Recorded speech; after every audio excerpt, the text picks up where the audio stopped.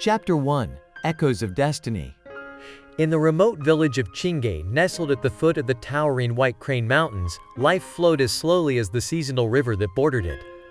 For Noah Zhao, the mountains were ancient sentinels, their peaks like the jagged edges of a worn-out scroll, painting a backdrop of silent strength against his humble beginnings.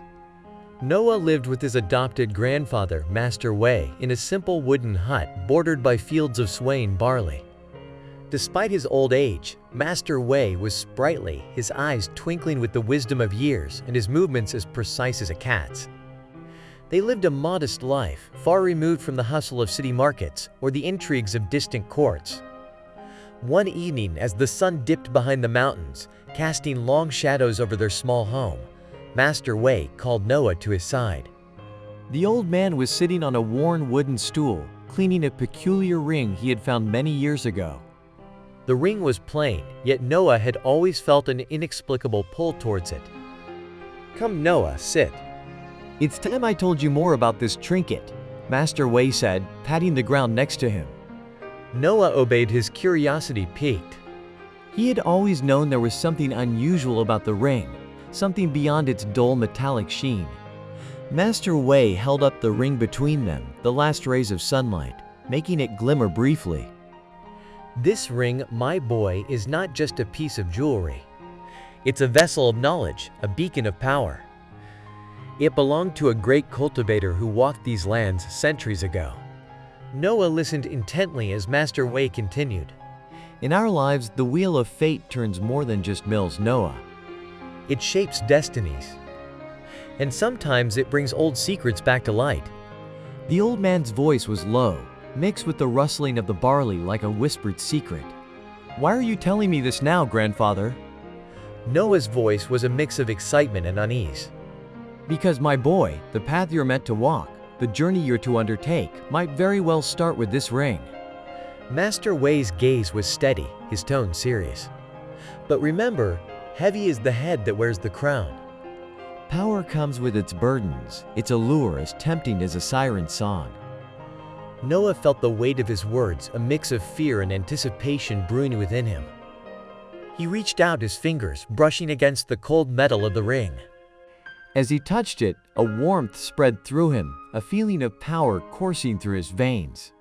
That night, after their meal of rice and salted fish, a commotion arose at the edge of the village. The two hurried outside to see what the matter was.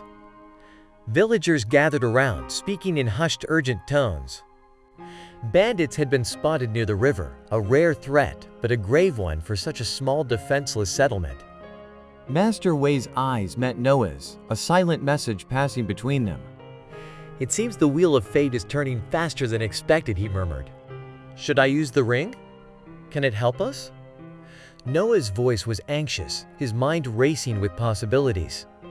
Using power wisely is like drinking from a river. One must know when to stop before it leads to a flood, Master Wei advised, caution lacing his words. He squeezed Noah's shoulder. "Tonight, we defend with what we know, with courage as our companion." Armed with nothing but simple tools and the courage that Master Wei spoke of, Noah stood ready to protect what was theirs. As the shadows grew longer and the night deepened, he felt the ring's warmth on his finger, a silent promise of the power it held and the secrets it kept. The night air was tense as the villagers prepared for the worst. Noah, standing beside Master Wei, felt a surge of determination. This was his home, these were his people, and he would stand between them and any threat. The true test of his destiny was just beginning, and the journey ahead loomed large, filled with the echoes of ancient power and the whispers of fate. Chapter 2: The Stirring of Winds. Under the veil of night, Qing seemed to hold its breath as the threat of bandits loomed at the edges of the village. Noah Zhao, his heart pounding in his chest, clutched a farmer's sickle, the only weapon he could muster on such short notice. Beside him, Master Wei stood calm and serene, a stark contrast to the nervous energy that buzzed through Noah. The bandits, ragtag and ruthless, crept closer, their shadows merging with the dark forms of the trees that lined the river. The villagers, though few, had gathered their meager weapons, pitchforks and axes, ready to defend their homes and families. Noah felt the weight of the ring on his finger, its warmth now a constant presence, a silent ally against the coming storm. Remember, Noah, the tongue is no sword, but words can still cut deep. Master Wei whispered, observing the approaching figures. Tonight, let your actions speak louder than any words could. As the bandits neared their leader, a burly man with a scar running down his cheek shouted, "Hand over your valuables, and we might spare your hovels." His voice was rough, like gravel being crushed underfoot. The villagers tightened their grip on their tools, fear and resolve mingling in the dim light of the torches they held. Noah stepped forward, the sickle in his hand trembling slightly. "We have nothing for you but trouble if you continue this path," he called out, his voice stronger than he felt. The bandit leader laughed, a sound as cold as the wind that swept down from the mountains. "A pup still wet behind the ears wants to teach us lessons?" he mocked, stepping forward menacingly. Master Wei, moving with a swiftness that belied his age, stood beside Noah. "Sometimes a spark is all it takes to light a fire," he said, his eyes locked on the leader. "Leave now and avoid the flame." For a moment, tension crackled in the air, the villagers holding their breath, waiting for the bandits' response. But it was clear the bandits underestimated the resolve of a village united. With a grunt, the leader signaled his men and they charged. The clash was immediate and chaotic. Noah, heart racing, moved as he had been taught in the fields, swift and sure. The ring's warmth surged with each movement, guiding his actions. He was a whirlwind of desperation and determination, parrying a knife here, dodging a club there. Master Wei, meanwhile, was a force unto himself. His age seemed to melt away as he defended with the prowess of a seasoned warrior, his strikes precise and his dodges graceful. It was as if the years had honed rather than hindered him, each move a testament to a life steeped in discipline. The battle raged to the sound of clashing tools and shouts, filling the night. But the villagers' courage, ignited by Noah and Master Wei's bravery, began to turn the tide. Step by step, the bandits were driven back, their confidence crumbling under the unexpected resistance. Finally, with a decisive swing of Master Wei's staff, the bandit leader was disarmed and fell to the ground, his followers quick to retreat after seeing their leader bested. The villagers, though tired and some wounded, cheered their victory, their spirits lifted by the defense of their homes. As the adrenaline faded, Noah felt the ring pulse on his finger as if approving of his bravery. "You did well, Noah," Master Wei said, clapping him on the back. "But remember, the calm after the storm is just as important as the courage during it." The next morning, as the sun rose over the village, casting light on the aftermath, Noah and Master Wei surveyed the damage. It was minimal, but the message was clear. The world beyond their fields was dangerous and unpredictable. "We need to prepare you, Noah. The ring has chosen you, and your path must now go beyond the fields of Qingye," Master Wei announced, his gaze distant. "We'll begin your formal cultivation training." The road ahead is fraught with danger, as many layers as an onion, each peeling away to reveal more than the last. Noah nodded, feeling the weight of his destiny. The bandit attack was but the first test, a mere whisper of the challenges to come. With the ring as his guide and Master Wei as his mentor, he was to step further onto the path of cultivation, a journey that promised both power and peril. As they walked back to their hut, the morning light washed over them, painting the village in hues of hope and resilience. Noah knew that the road ahead would be arduous, but he was ready to walk it one step at a time, his spirit as unyielding as the mountains that guarded their home. Chapter 3. Threads of Fate. The morning after the bandit raid, the village of Qingxi stirred under a blanket of soft golden sunlight, yet the peace was a thin veil over the lingering tension. Noah, having hardly slept, sat outside the hut. He shared with Master Wei, watching the villagers repair the minor damages inflicted by the night's chaos. Master Wei joined him carrying 2 cups of steaming tea. "A storm may uproot trees, but it can also clear the path," he said, handing a cup to Noah. The steam curled up into the air, mingling with the faint mist that rose from the dewy earth. Noah took the cup, his thoughts heavy. "I feel as though last night has indeed cleared a path, but one that leads into unknown darkness," he replied, his eyes tracing the horizon where the mountain stood stark against the morning sky. That is the nature of paths, Noah. They begin and end in the unknown, Master Wei remarked, taking a sip of his tea. And as you step forward, remember, every man is the architect of his own fortune. The ring has chosen you, and so has the path of cultivation. We must prepare diligently. The preparation began that very day. Master Wei's training was rigorous and unrelenting. Noah learned to harness the initial bursts of energy from the ring, channeling it through his body in ways that heightened his senses and quickened his reflexes. Each session left him exhausted, yet exhilarated, feeling a step closer to understanding the profound depths of his destined path. But it wasn't just physical prowess that Master Wei insisted on developing. The mind must be cultivated with the strength of the body, he often said. They spent hours discussing the philosophies of cultivation, the responsibilities that came with power, and the importance of wisdom. Power without wisdom is like a river without banks, floods and destroys. Master Wei explained one afternoon as they sat by the river, watching the water flow gently by. This became a regular part of their routine, where physical training met spiritual and intellectual engagement. Weeks turned into months, and Noah's skills grew. The once difficult exercises became easier, and the energy from the ring now flowed through him with less resistance. It was during one of these training sessions on a crisp morning, with the air as clear as crystal, that an unexpected visitor arrived in Qingye. A lone figure robed in the azure hues of the distant azure cloud sect approached the village. The villagers, now wary of strangers, watched cautiously as the figure stopped before Noah and Master Wei, who were practicing near the outskirts. "I am Ming Yu, an envoy from the Azure Cloud Sect," the visitor announced, her voice calm and her demeanor composed. "I come seeking the one who has awakened the energy of the ancient ring." Noah and Master Wei exchanged glances. The news of the ring's activation had spread far quicker than they had anticipated. Master Wei nodded slightly, giving Noah the cue to respond. "I am he," Noah said, stepping forward. "I am Noah Zhao, and this is my Master Wei." Ming Yu observed him with keen eyes. The path of cultivation is fraught with perils, young cultivator.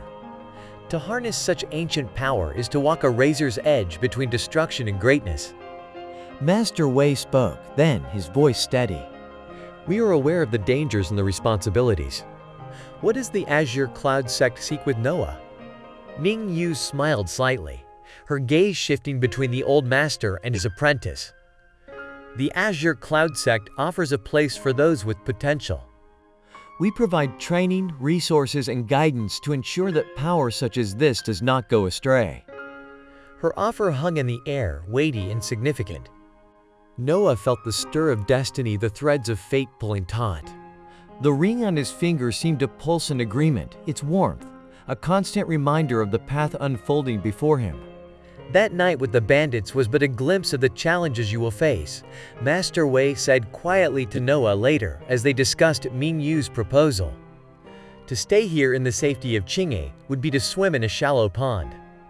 The Azure Cloud Sect could be your ocean. But remember, even the calmest ocean has its depths and currents, Noah replied, his thoughts a whirlwind. The decision to leave was monumental, not just for the training, but for the journey. It represented growth, of danger, and of discovery. After much deliberation, Noah decided to accept the offer. Packing his few belongings, he prepared to depart Qingye, the village that had shaped him under the watchful eyes of the White Crane Mountains. With a heart both heavy and hopeful, he embraced Master Wei, the man who had been more than a grandfather, more than a teacher. "You're ready, Noah."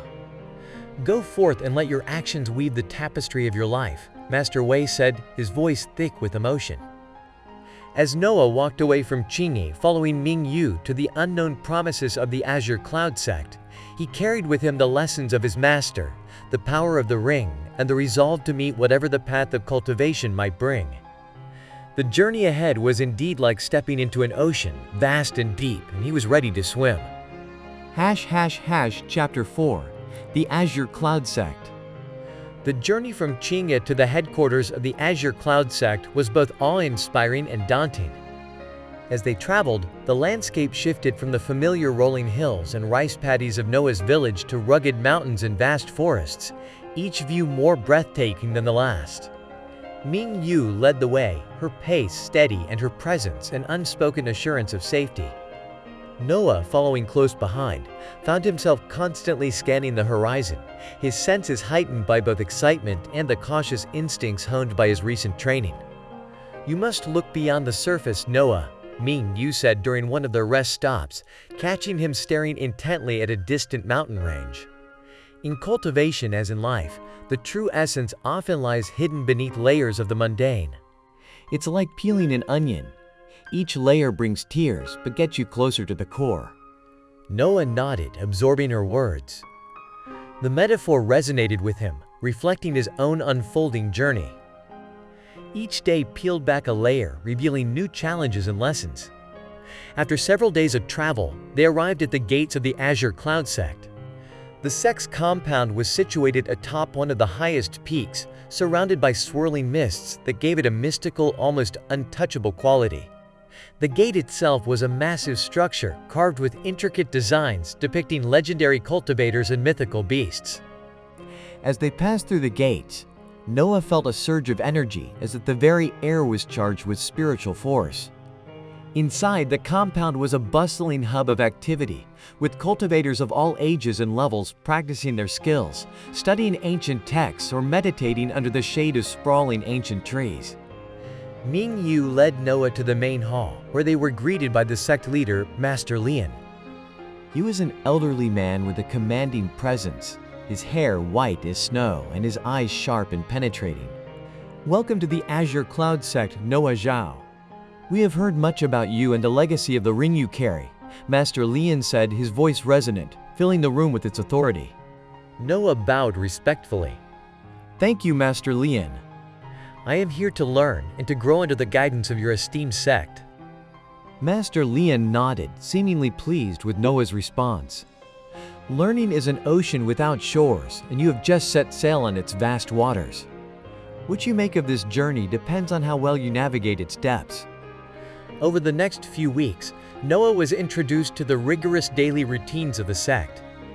His training intensified, focusing not only on cultivating his physical strength and energy, but also on mastering the spiritual and philosophical doctrines that underpinned the sect's teachings.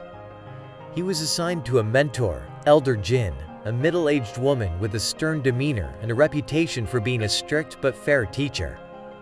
Under her guidance, Noah began to learn about the higher levels of cultivation, delving into advanced techniques that tapped into the deeper powers of the ring. "Remember, every tool is a weapon if you hold it right," Elder Jin told him during a particularly grueling training session. She was teaching him how to channel the ring's energy to enhance his combat techniques. Noah struggled at first, the energy sometimes overwhelming him, but gradually he began to gain control. His body adapted, his mind sharpened, and his spirit deepened. His training wasn't just confined to physical and energy manipulation. He was also taught how to read ancient scripts and understand the lore of the cultivation world. This knowledge broadened his perspective, providing context to the path he was walking and the powers he was wielding. It was during one of his lessons on ancient lore that Noah stumbled upon a text that spoke of a prophecy concerning a ring bearer who would rise to either save or doom the cultivation world. This discovery sent a chill down his spine, adding a weight to his role that he had not fully anticipated. One evening, after a long day of backbreaking training and enlightening lessons, Noah sat beside a tranquil pond within the sect's grounds.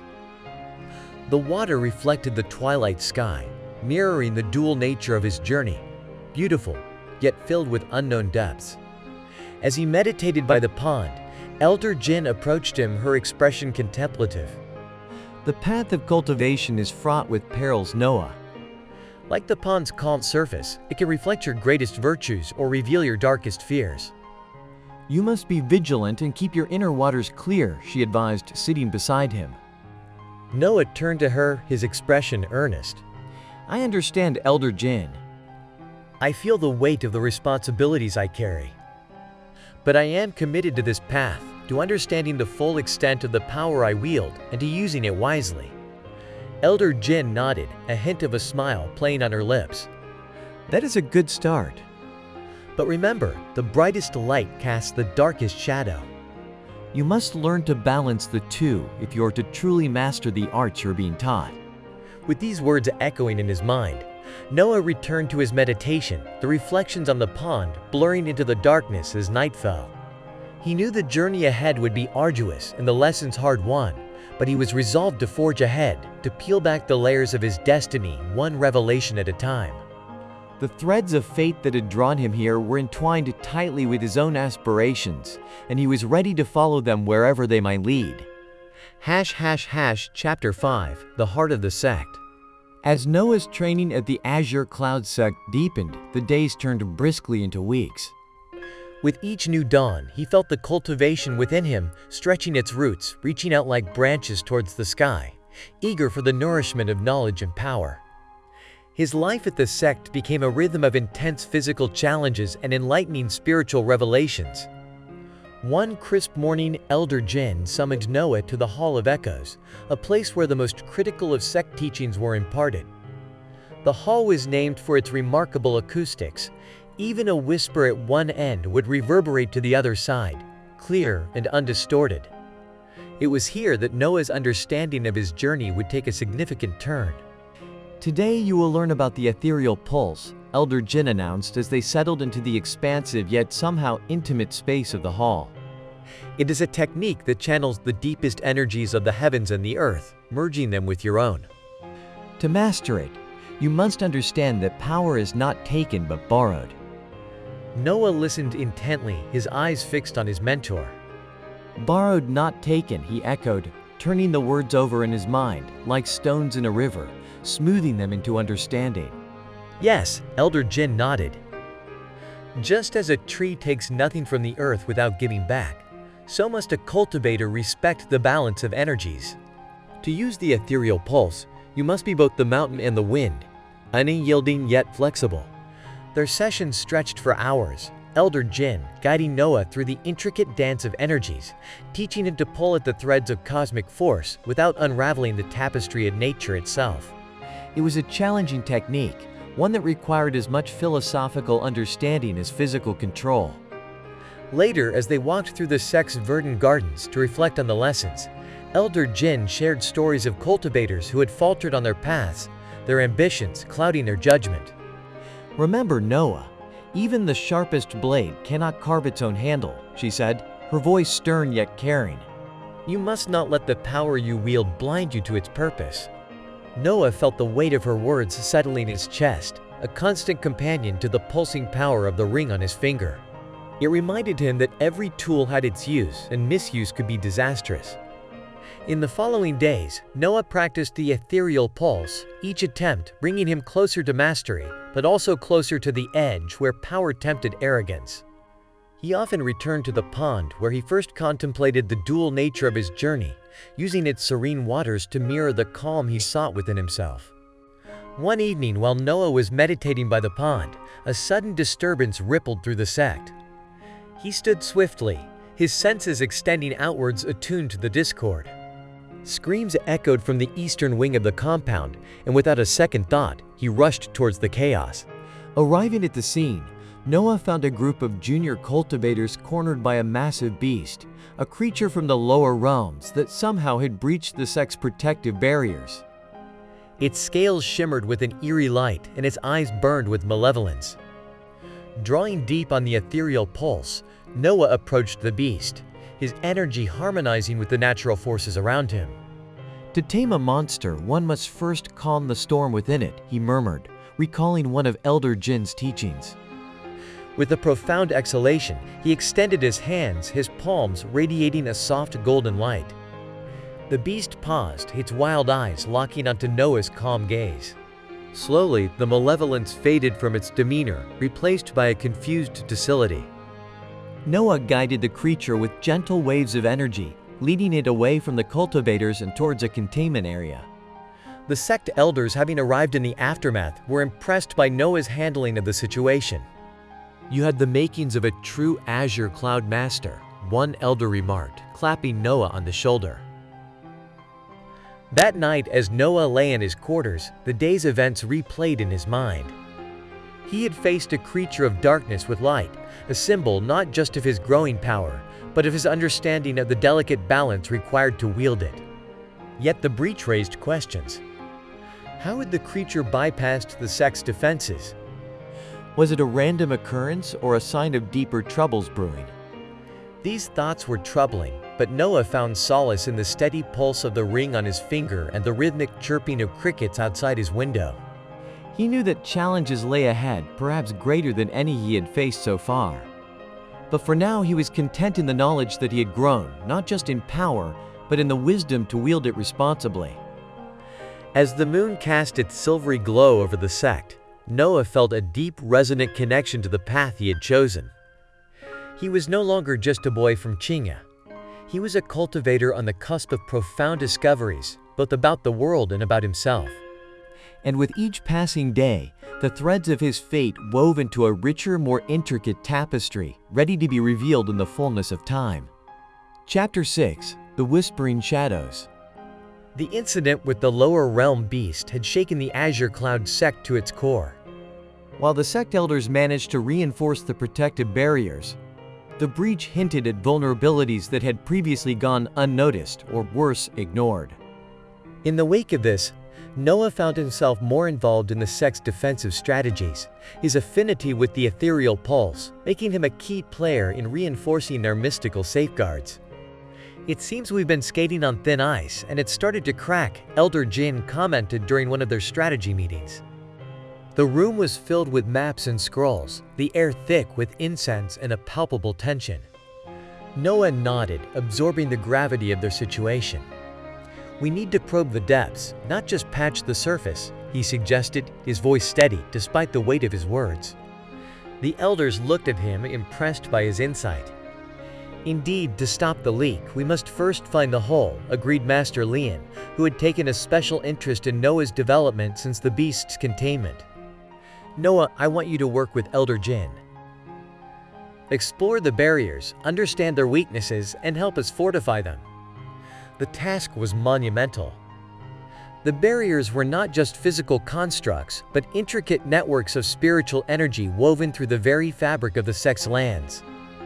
Noah and Elder Jin spent days, then weeks examining scripts, consulting ancient texts, and meditating at the barrier's core nodes to sense any disruptions in their flow. During this intense period, Noah's understanding of spiritual energies deepened. He learned to feel the subtle vibrations of the earth, to listen to the whispers of the wind, and to see the unseen colors of the aura that the world exuded. It was during one such meditation session at a core node that Noah felt a strange disturbance, slight, almost imperceptible fluctuation in the barrier's energy. "There's a whisper here that doesn't echo the rest," Noah said, his brow furrowed as he concentrated on the sensation. Elder Jin, who had been observing him closely, leaned in. "Show me," she instructed. Noah guided her through his perception, describing the anomaly in the energy flow. Together they traced the disturbance to a forgotten old shrine within the sect's boundary. The shrine was covered in overgrowth, its presence nearly erased by time and neglect.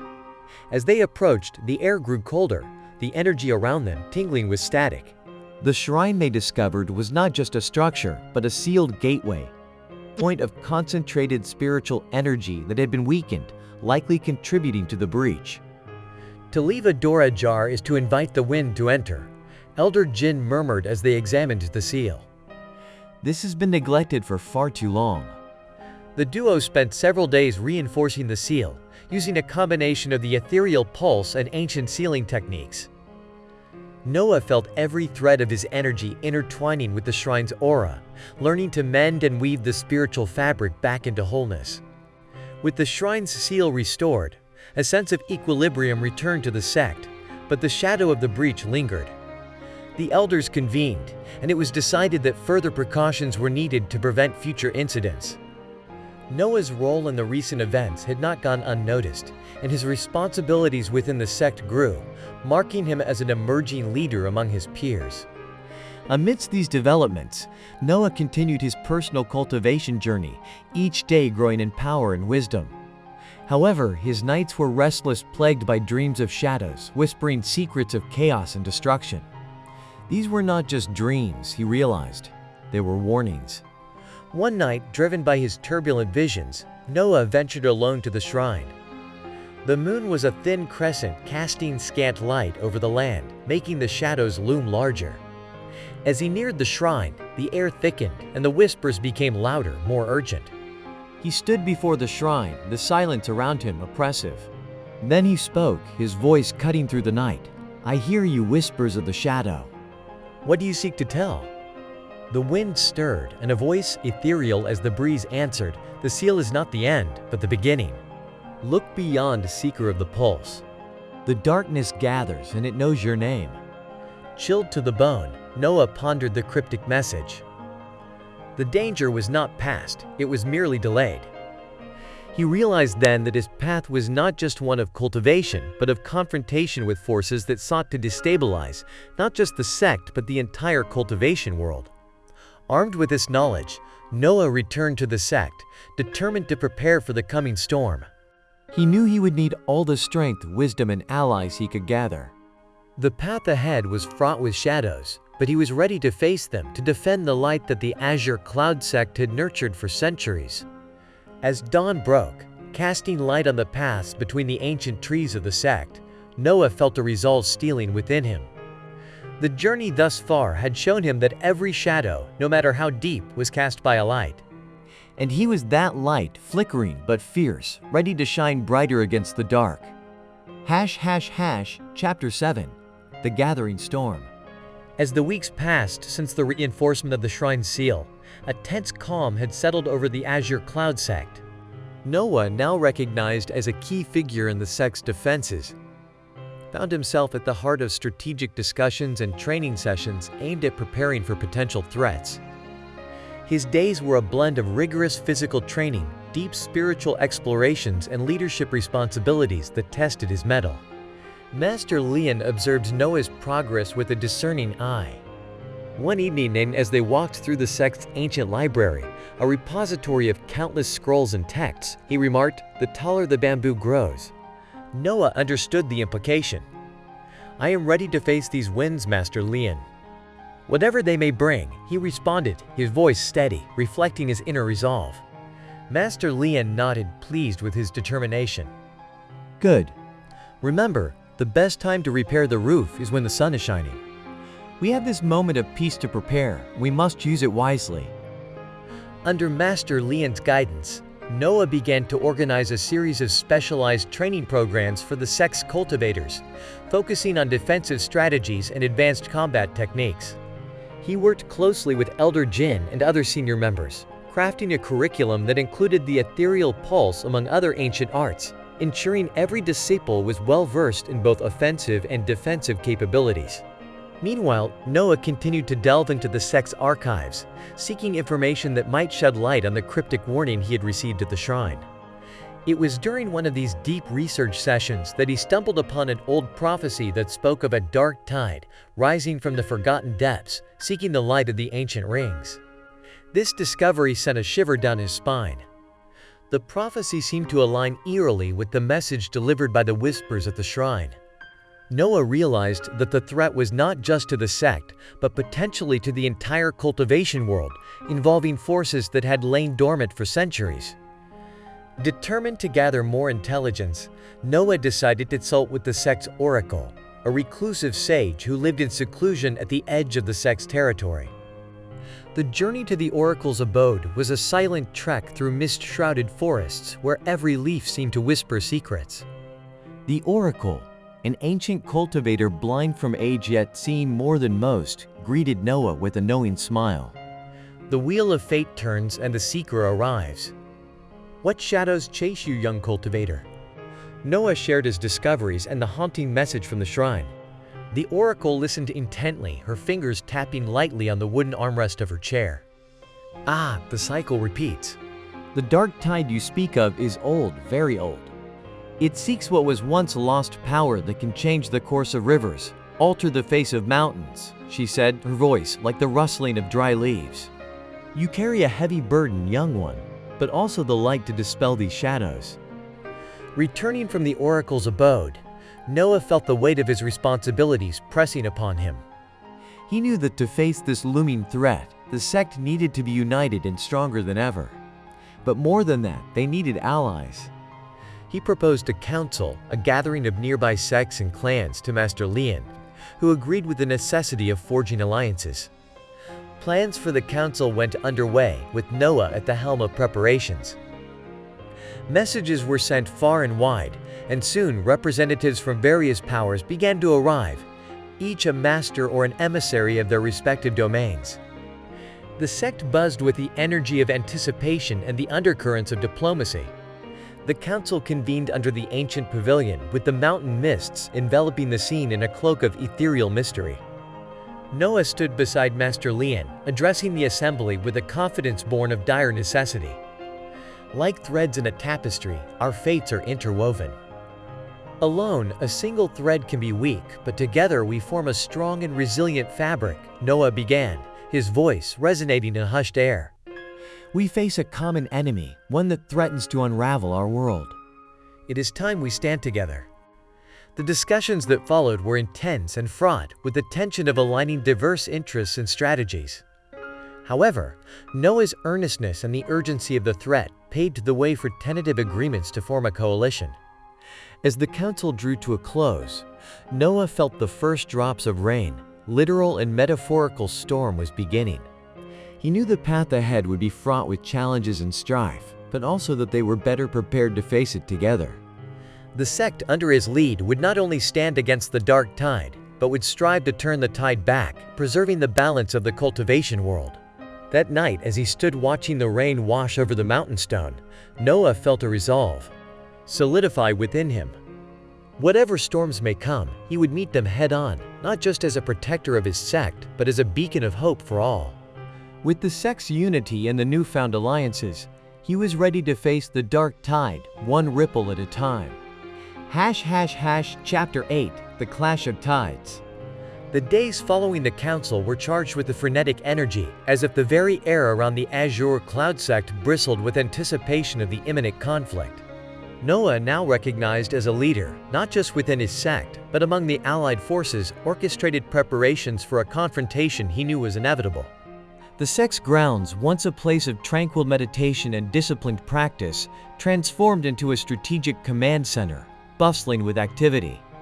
Eyes sharp as a hawk's everyone, Noah commanded during one of the strategy meetings, his voice cutting through the murmur of conversations. We must see not only the danger that approaches, but also the opportunity it brings for us to stand united. As the sun dipped below the horizon, one chilly evening, a scout rushed into the meeting hall, his face pale with urgency. "They've come," he gasped out of breath. The dark tide, it's not just a metaphor. They're like a wave sweeping through the valley towards us. The assembled leaders exchanged grim looks.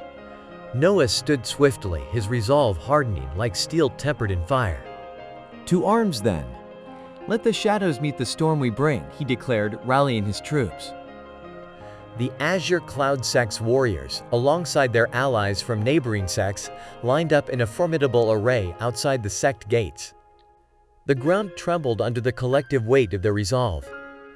Noah, at the forefront, drew on the ethereal pulse, feeling the energy coursing through him, a beacon against the darkness. As the enemy forces appeared, it was clear that this was no ordinary foe. Shadows, twisted and writhed, forming shapes of monstrous creatures and fearsome warriors, their eyes glowing with a sinister light. At their lead was a figure draped in a cloak of swirling darkness, his presence chilling the air around him. The heart of their power, Noah muttered, eyeing the cloaked figure. "That's our target." The battle commenced with a roar, both sides clashing with a ferocity that shook the heavens. Noah led his troops with precision, his cutting through the chaos like a sword through silk. "Hold the line. Push them back," he shouted, his voice, a rallying cry that spurred his allies onward. Energy blasts and martial arts techniques lit up the night, creating a tapestry of light and shadow that danced across the battlefield. Noah found himself in the thick of the action, his mastery of the ethereal pulse allowing him to weave through the enemy ranks, disrupting their formations and sowing confusion. Like a rock in a river, we stand firm." He yelled to his troops, bolstering their spirits as they held their ground against the onslaught. The cloaked figure, seeing Noah's effectiveness, turned his malevolent attention towards him. With a gesture, he unleashed a torrent of dark energy, a wave meant to sweep Noah away. But Noah stood his ground, channeling the ethereal pulse to erect a barrier of shimmering light around him. The brighter the light, the deeper the shadow. Noah thought grimly, countering the dark waves with bursts of pure energy. The battle around them seemed to pause, the focus narrowing to the duel between light and darkness. They exchanged blows that echoed with the power of ancient forces, each strike a contest of wills. Noah, fueled by his determination to protect his home and allies, tapped deeper into the ring's ancient energy, pushing his limits. "You cannot hold back the tide forever," the cloaked figure taunted, his voice, a cold wind that whipped across the battlefield. "True, but I can turn the tide against you." Noah retorted, his spirit burning fiercely. With a mighty cry, he unleashed the full force of the ethereal pulse, a radiant explosion of light that pierced the darkness. The cloaked figure faltered, his form wavering under the assault. Seizing the moment, Noah pressed forward, his movements a blur of speed and precision. With a final powerful thrust, he broke through the dark energy, striking directly at the heart of the enemy's power. The cloaked figure screamed, a sound like cracking thunder, before dissolving into shadows that evaporated like mist under the morning sun. With their leader defeated, the remaining dark forces wavered and then began to retreat, melting away into the night from which they had emerged. Breathing heavily, Noah watched as the last of the shadows disappeared, the immediate threat repelled. Around him, his allies cheered, their voices a tumultuous sea of relief and victory. But Noah knew this was only the beginning. The dark tide might return, and they needed to be ready. Turning to face his fellow warriors, his eyes alight with the fire of leadership and victory, Noah declared, "Today we held the line. Tomorrow we prepare for the next wave. For as long as the night lasts, so too will our vigilance." As the dawn crept over the horizon, painting the sky with streaks of gold and crimson, the sect began to count its blessings and its losses. They had won the battle, but the war was far from over. Yet, with Noah leading them, they felt a renewed sense of hope. The path ahead was fraught with shadows, but as long as they stood together, light would always find a way. Chapter 9: The Bonds That Bind. In the aftermath of the battle, the Azure Cloud sect was a whirlwind of activity. The victory had been significant, but it had come at a cost. Wounded warriors needed tending, defenses required strengthening, and spirits needed lifting. Noah, amidst his leadership responsibilities, found himself deep in reflection about the path ahead. Master Leon approached him one morning as he surveyed the damage along the sect's eastern wall. "A smooth sea never made a skilled sailor," Master Leon remarked, watching the reconstruction efforts. "This battle has tested us, tempered us in fire. We must learn from it." Noah nodded, his gaze lingering on a young disciple who was helping to repair a shattered training dummy. "Yes, Master. We've held the storm at bay, but the clouds still linger on the horizon." "Indeed," Master Leon agreed. "And remember, the strength of the wolf is the pack.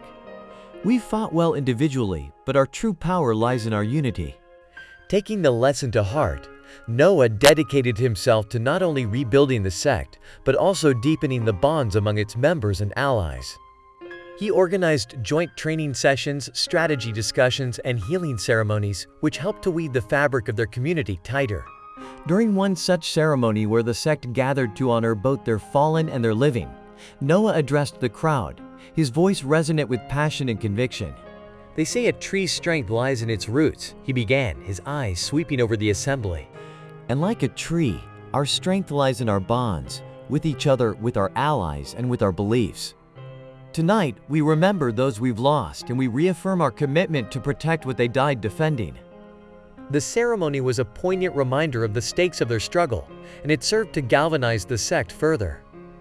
The following days saw an increase in volunteer patrols, more diligent practice sessions, and a renewed spirit of camaraderie. But peace was a fleeting guest.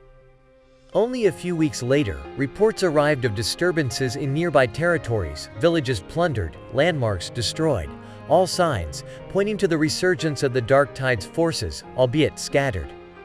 "We must not wait for the wolf to come to our door. We must meet it in the field," Noah declared during an emergency meeting. Deciding on a proactive approach, he planned a series of strikes against the Dark Tide's known strongholds, aiming to cut off their resources and diminish their ability to regroup. Noah led the first raid himself, alongside a select group of the sect's most skilled warriors. They moved under the cover of night, like shadows themselves, towards an enemy camp located in a dense forest north of their sect. As they neared the camp, the air thick with the scent of pine and impending rain, Noah felt the familiar surge of adrenaline. "Remember, stay sharp as a hawk's talons," he instructed his team. "We strike fast, strike hard, and vanish like mist." The raid was swift and fierce. They descended on the camp with the ferocity of a storm, taking the enemy by surprise. Combat was intense and brief, a clash of shouts, clashes, and the clash of energy against energy. Noah fought with a clarity of purpose, his every move calculated to disarm and disable. They succeeded in dismantling the camp, gathering crucial intelligence on the Dark Tide's movements and plans. As dawn broke, they retreated back to the sect, weary but victorious. This raid was the first of many, each one designed to slowly but surely erode the enemy's foothold in the region. Back at the sect, Noah reviewed the information gathered from the raids. Maps, documents, and intercepted messages painted a grim picture of a vast shadowy network, its threads woven deeply into the fabric of the cultivation world. It was a daunting enemy, but Noah was undeterred. "We carve our destiny with the chisel of our actions," he said to his inner circle of advisors. "We've been reactive for too long. Now we shape our future with proactive strikes." The sect's strategy evolved under Noah's leadership. They became more agile, more cunning, and more unified. Noah's reputation grew, not just as a powerful cultivator, but as a visionary leader, one who could inspire and direct with equal skill. Yet as the sect grew stronger, so too did the darkness seem to gather more densely. A report arrived one evening, brought by a breathless scout, that a massive force was amassing to the west, larger and more organized than any they had yet faced. Noah convened his advisors, his expression grim but resolute. "The tide rises once again, and it threatens to overwhelm us," he announced. "But we will meet it as we have before. Prepare for battle not as separate streams, but as a single unstoppable river." As preparations for the impending confrontation began, Noah stood alone for a moment, looking out over the sect's grounds, now bustling with activity. He knew the coming battle would be a turning point one way or another. But whatever the outcome, he was ready to stand firm, to protect his home and his people, and to lead them through the storm, come what may. Chapter 10.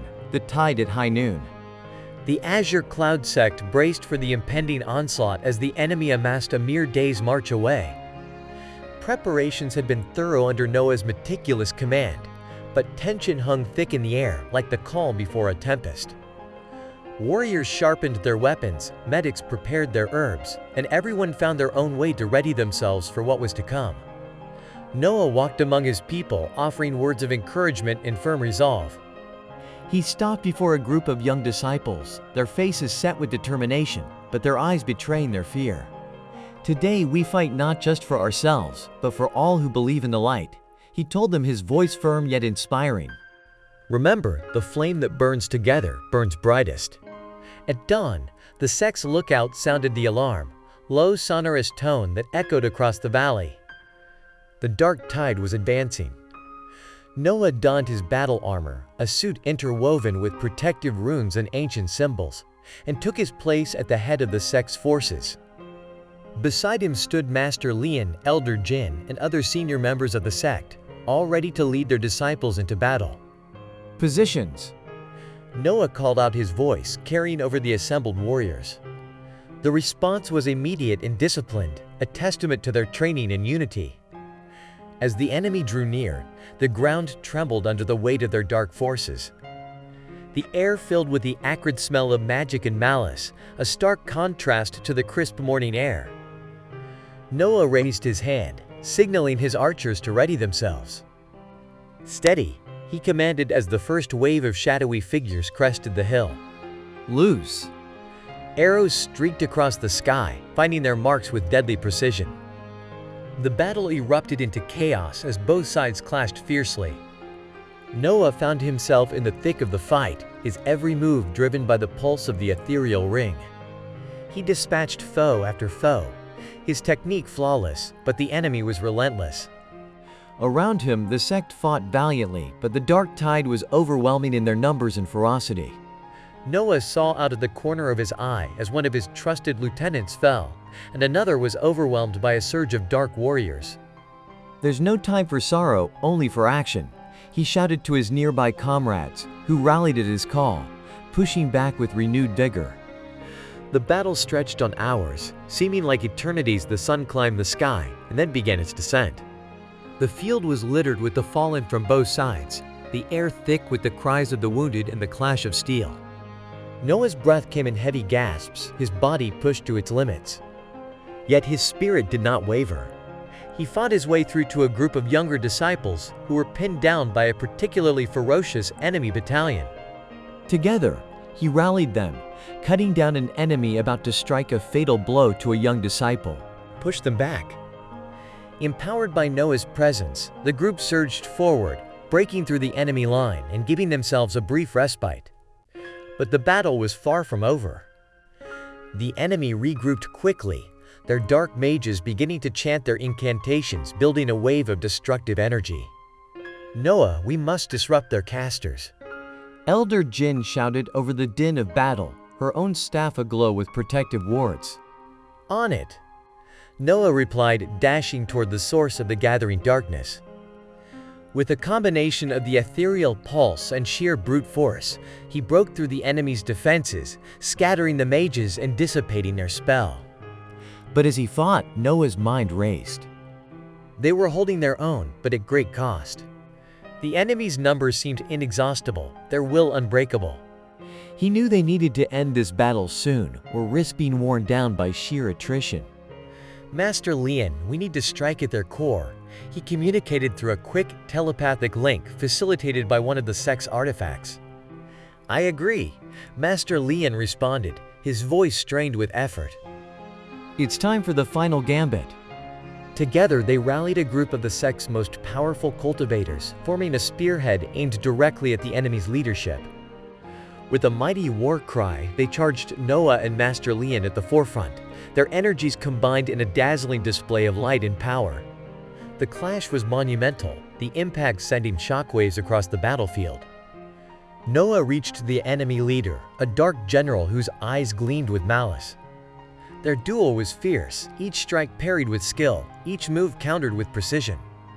With a final, powerful thrust, fueled by everything he had learned and all he fought for, Noah pierced the general's defenses, striking him down.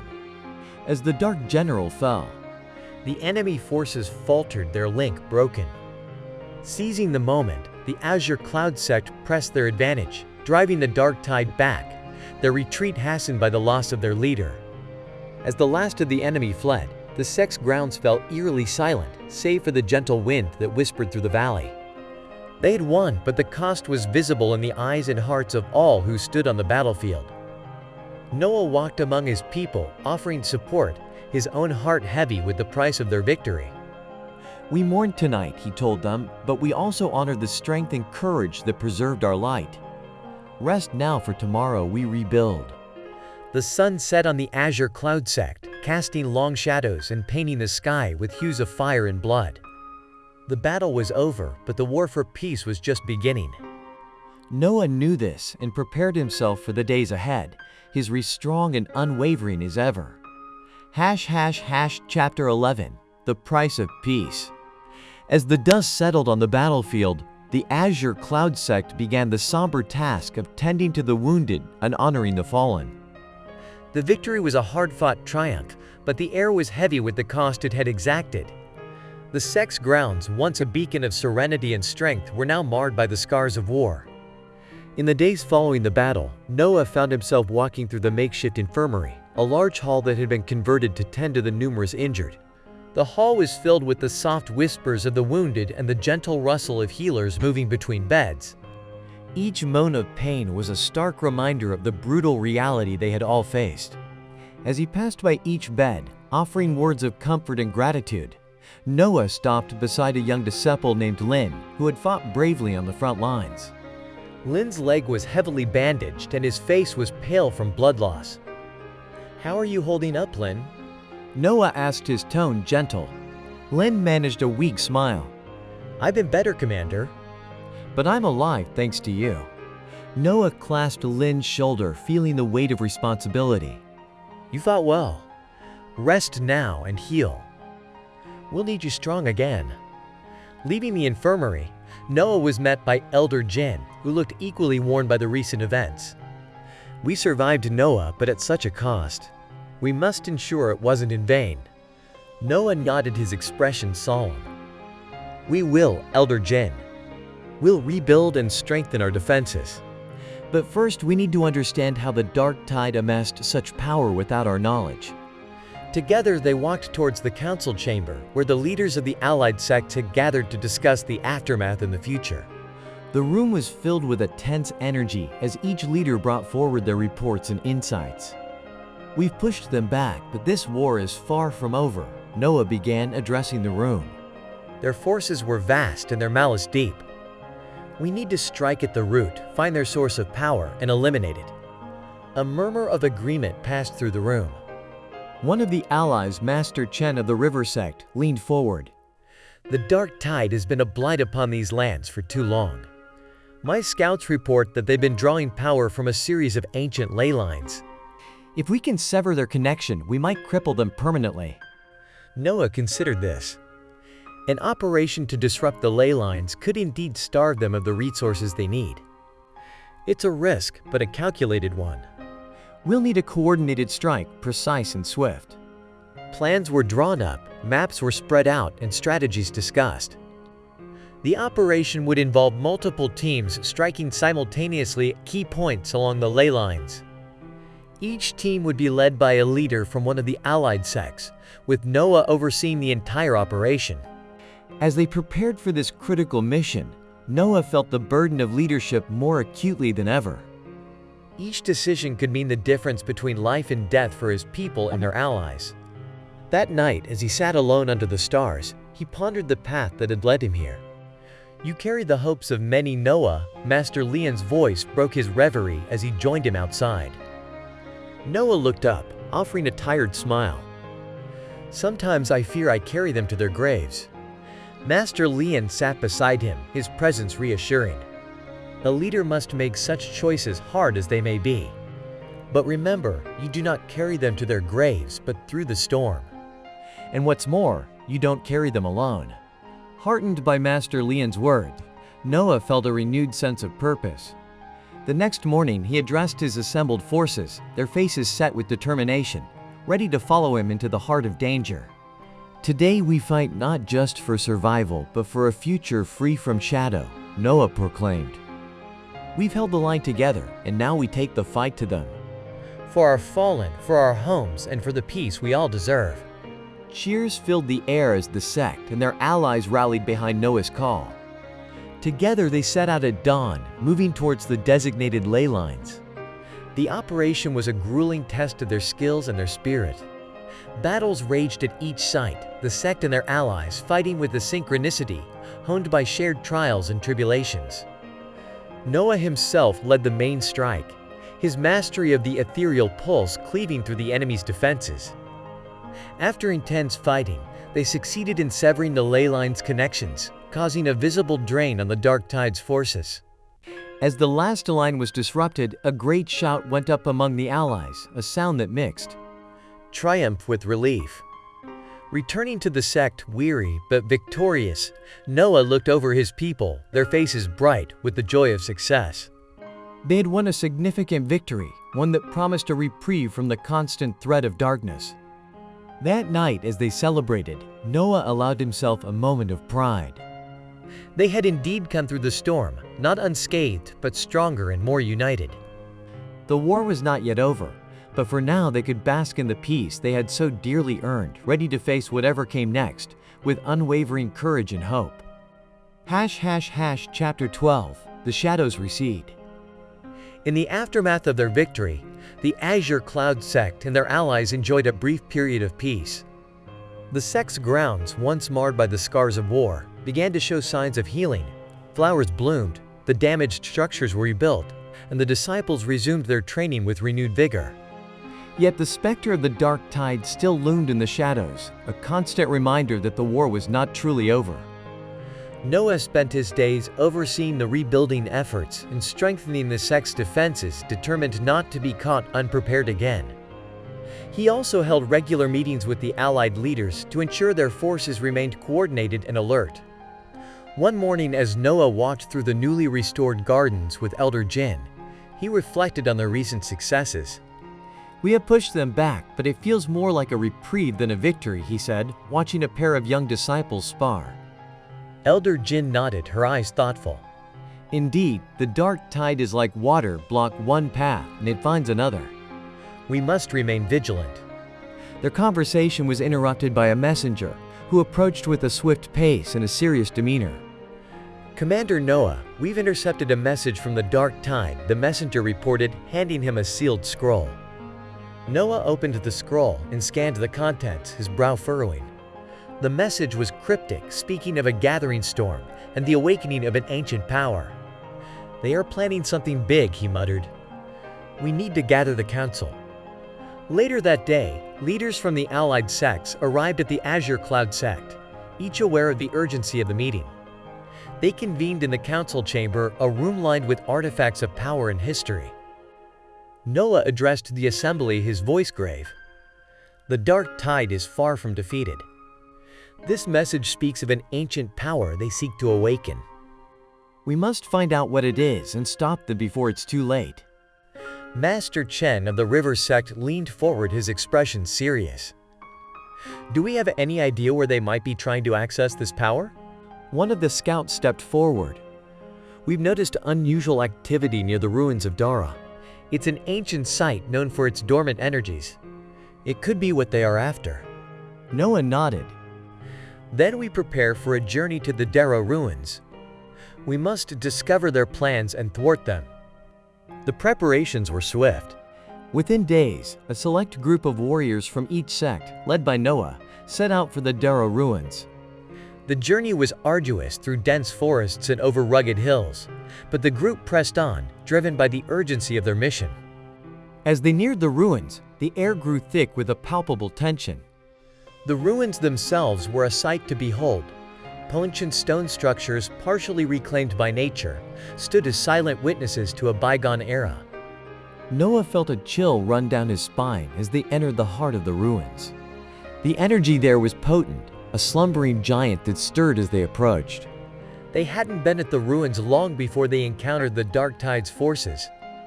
A fierce battle erupted, with Noah and his allies fighting desperately to prevent the enemy from reaching the core of the ruins. "Keep them back," Noah shouted, his sword clashing against a dark sorcerer's staff. "Don't let them reach the center."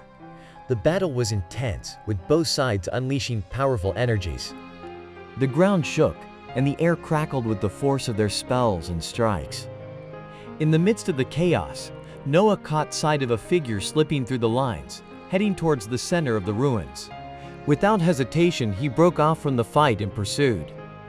The figure was cloaked, their identity hidden, but their purpose was clear, as they began an incantation before an ancient altar. Noah tackled them to the ground, disrupting the spell. "Who are you?" he demanded, pinning the figure beneath him. The figure laughed, a sound that sent shivers through Noah. "You're too late, Noah of the Azure Cloud. The awakening has begun." Noah's heart sank as he felt the energy around them swell, a sign that something terrible was about to be unleashed. He looked around desperately, realizing the battle around them had paused, everyone sensing the change. Gathering his strength, Noah focused his energy, preparing for whatever was coming. "Whatever comes, I will stop it," he vowed, standing to face the threat. The energy at the core of the ruins exploded outward, a shockwave of power that knocked everyone to the ground. As the dust settled, a figure emerged from the ruins, being of immense power, its eyes glowing with an ancient and malevolent light. Noah stood firm, though he knew this was the battle of his life. For the azure cloud, 4. All we protect, I will not falter, he declared, stepping forward to meet his foe. The final confrontation was about to begin, and the fate of the cultivation world hung in the balance. Noah knew he might not survive, but he was determined to fight until his last breath for the peace and safety of all. Chapter 12. The shadows recede. In the aftermath of their victory, the Azure Cloud sect and their allies enjoyed a brief period of peace. The sect's grounds, once marred by the scars of war, began to show signs of healing. Flowers bloomed, the damaged structures were rebuilt, and the disciples resumed their training with renewed vigor. Yet the specter of the dark tide still loomed in the shadows, a constant reminder that the war was not truly over. Noah spent his days overseeing the rebuilding efforts and strengthening the sect's defenses, determined not to be caught unprepared again. He also held regular meetings with the allied leaders to ensure their forces remained coordinated and alert. One morning, as Noah walked through the newly restored gardens with Elder Jin, he reflected on their recent successes. "We have pushed them back, but it feels more like a reprieve than a victory," he said, watching a pair of young disciples spar. Elder Jin nodded, her eyes thoughtful.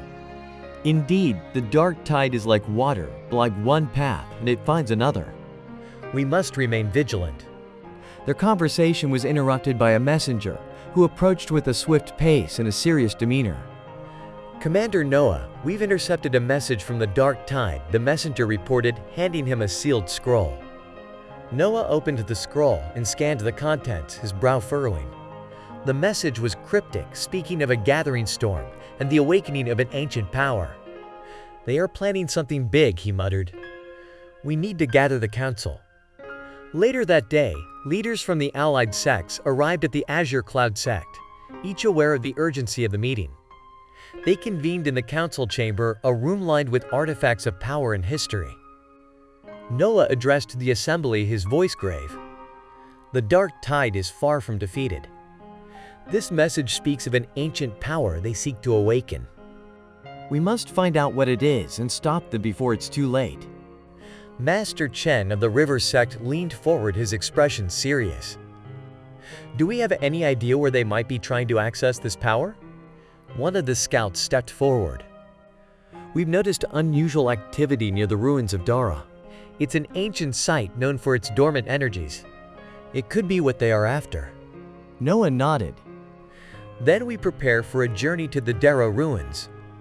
We must discover their plans and thwart them." The preparations were swift. Within days, a select group of warriors from each sect, led by Noah, set out for the Dara ruins. The journey was arduous through dense forests and over rugged hills, but the group pressed on, driven by the urgency of their mission. As they neared the ruins, the air grew thick with a palpable tension. The ruins themselves were a sight to behold.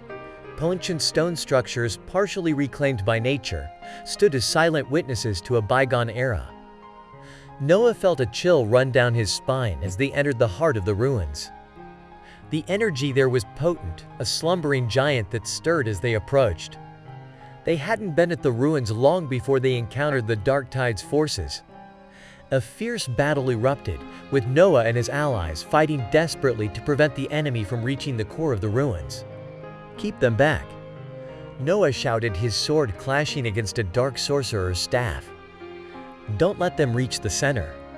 The battle was intense, with both sides unleashing powerful energies. The ground shook, and the air crackled with the force of their spells and strikes. In the midst of the chaos, Noah caught sight of a figure slipping through the lines, heading towards the center of the ruins. Without hesitation, he broke off from the fight and pursued. The figure was cloaked, their identity hidden, but their purpose was clear, as they began an incantation before an ancient altar. Noah tackled them to the ground, disrupting the spell. "Who are you?" he demanded, pinning the figure beneath him. The figure laughed, a sound that sent shivers through Noah. "You're too late, Noah of the Azure Cloud. The awakening has begun." Noah's heart sank as he felt the energy around them swell, a sign that something terrible was about to be unleashed. He looked around desperately, realizing the battle around them had paused, everyone sensing the change. Gathering his strength, Noah focused his energy, preparing for whatever was coming. "Whatever comes, I will stop it," he vowed, standing to face the threat. The energy at the core of the ruins exploded outward, a shockwave of power that knocked everyone to the ground. As the dust settled, a figure emerged from the ruins, being of immense power, its eyes glowing with an ancient and malevolent light. Noah stood firm, though he knew this was the battle of his life. "For the azure cloud, for all we protect, I will not falter," he declared, stepping forward to meet his foe. The final confrontation was about to begin, and the fate of the cultivation world hung in the balance. Noah knew he might not survive, but he was determined to fight until his last breath for the peace and safety of all. Chapter 13, The Awakening. As the dust settled around the Dara ruins, the menacing figure that emerged loomed over Noah and his allies. This new adversary, emanating ancient and dark energies, stared them down with a chilling aura of malice. Noah, gripping his sword tightly, knew this battle would test every ounce of his training and resolve. The entity spoke in a voice that echoed through the crumbling stone of the ruins. "I am Orath, the guardian of Dara, bound by ancient pacts to awaken only in the direst of times. Who dares disturb my slumber?" Noah stepped forward, raising his weapon not in aggression but in a defensive stance. "I am Noah Zhao of the Azure Cloud Sect. We came to stop the dark tide from harnessing forbidden powers." "We meant no disrespect to this sacred ground." Orath's gaze intensified, scrutinizing Noah and his group. "Your intentions matter little. The dark tide has partially awakened me for their vile purposes. Now I must complete what they started or forever be a prisoner to their will." Elder Jin, ever wise, spoke up. "There might be another way, Orath. "Help us defeat the dark tide, and we can find a way to release you from your bindings without causing further destruction." Orath paused, considering her words. "And why should I trust you mortals?" "Because we fight not for conquest or power, but to maintain balance and peace," Noah responded earnestly. "Help us, and we uphold the old pacts in spirit, if not in letter." The Guardian seemed to ponder this proposal for a tense moment, then nodded slowly. "Very well. I will aid you in this battle. But know this, should you falter or deceive me, the wrath of Dara will be upon you." With Orath's tentative alliance secured, Noah and his allies prepared for the confrontation with the dark tide, now bolstered by their imminent arrival. The sect leaders communicated their strategy quickly amongst each other, their plan clear. They would strike at the heart of the dark tide's forces with Orath's help to end their threats. As the enemy approached, a sea of dark energy and malevolent intent, the allied forces stood ready. Orath, channeling the ancient energies of the ruins, prepared to unleash a formidable power not seen by the world in centuries. The battle commenced with the dark tide charging fiercely, unaware of the Guardian's allegiance with Noah. As they clashed, Noah found himself in the thick of combat, his blade a blur as he parried and struck with lethal precision. Beside him, Orath unleashed waves of energy that devastated the enemy ranks. His power, a stark contrast to the dark forces he battled. "Keep pressing forward," Noah shouted to his troops, his voice cutting through the cacophony of battle. "For every fallen friend, for every scar we bear, fight to bring an end to this darkness." Amidst the fray, Noah spotted the dark tide's leader, a figure cloaked in shadow, directing the battle from behind their lines. Gritting his teeth, Noah made a decisive move, cutting a path through the enemy to reach their commander. The leader, sensing his approach, turned to face him, dark energies swirling menacingly. "You are a fool to face me alone, young Noah," the leader hissed, preparing to strike. But Noah was not alone. With a roar, Orath joined him, standing formidable by his side. "He is not alone. The power of Dara stands with him," Orath declared, the ground trembling with his might. Together, Noah and Orath clashed with the dark tide leader, their battle fierce and unforgiving. The leader was powerful, but the combined strength of Noah and the Guardian began to overwhelm him. As they fought, Noah realized the leader was drawing power from a dark amulet, its glow intensifying with the battle's ferocity. Remembering the teachings of his sect about such artifacts, Noah knew what he had to do. With a powerful cry, he focused his energy and struck at the amulet, shattering it with a bright burst of light. The leader screamed, his power waning rapidly without his dark source. Seizing the moment, Orath delivered a final crushing blow, ending the leader's tyranny once and for all. As silence fell over the battlefield, the remaining dark tide forces, leaderless and broken, fled into the shadows from whence they came. The allies, though weary and battered, cheered their hard-won victory. Noah, breathing heavily, turned to Orath. "Thank you, Guardian." "Your aid has saved many lives today." Orath nodded, his ancient eyes reflecting a profound sadness. "I have fulfilled my part. Now I must return to my slumber, Guardian of Dara, once more." As Orath returned to the heart of the ruins, his form fading until only the stones marked his presence, Noah felt a profound sense of gratitude and loss. The victory was theirs, but the cost had been great, and the peace they had fought for felt as fragile as ever. Gathering his allies, Noah prepared for the journey back to the Azure Cloud sect. The war was over, but the task of rebuilding and healing was just beginning.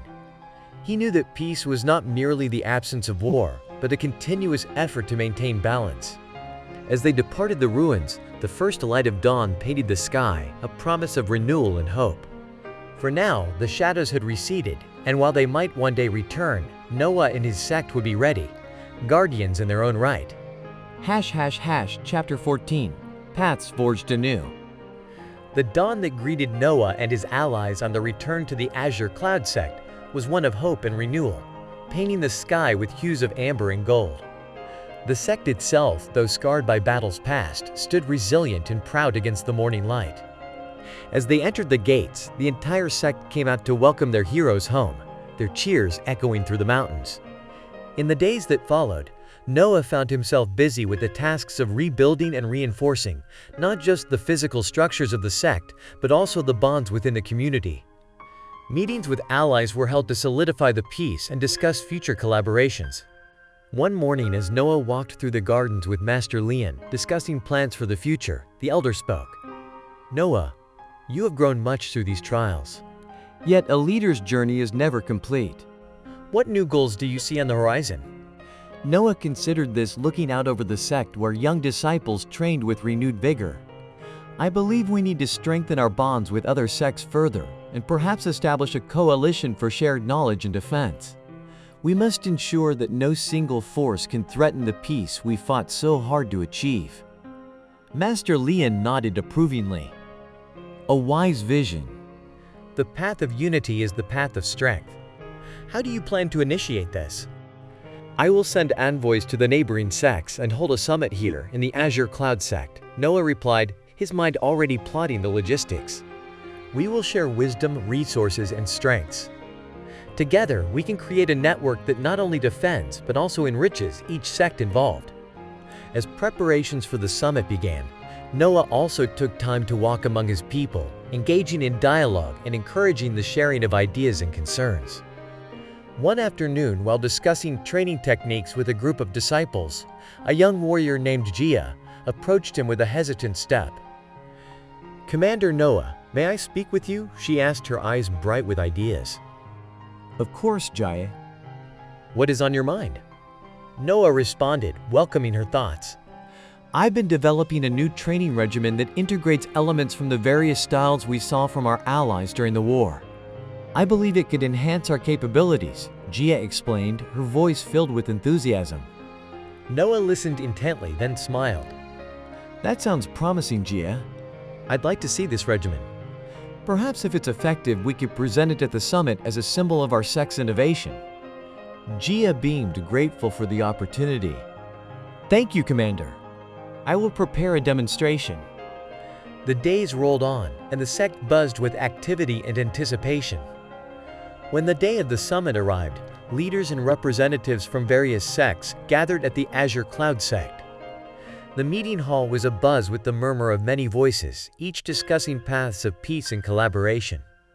Noah opened the summit with a speech, standing before the assembly with a presence that commanded attention. Welcome, friends and allies, to the Azure Cloud Sect. Today we gather not just in friendship, but in partnership to forge a future where we stand stronger together than apart. The speech was met with applause, and the summit progressed with discussions, debates, and presentations.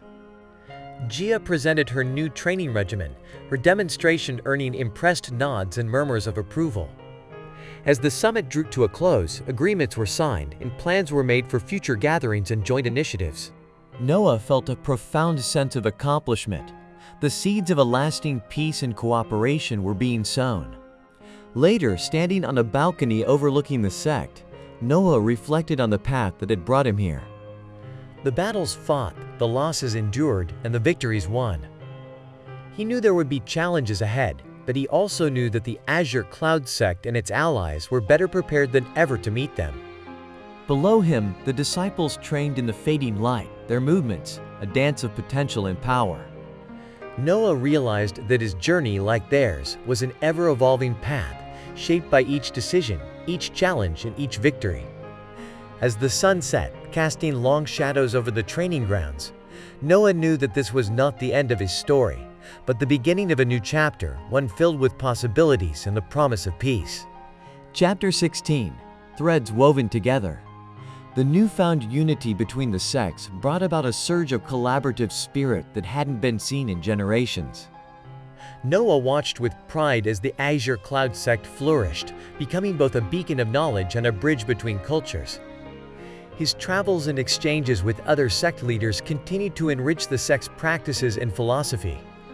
One cool morning, Noah and Elder Jin walked through the garden discussing the recent integration of techniques from the river sect. "It's like weaving a tapestry," Elder Jin observed, looking at the disciples practicing by the pond.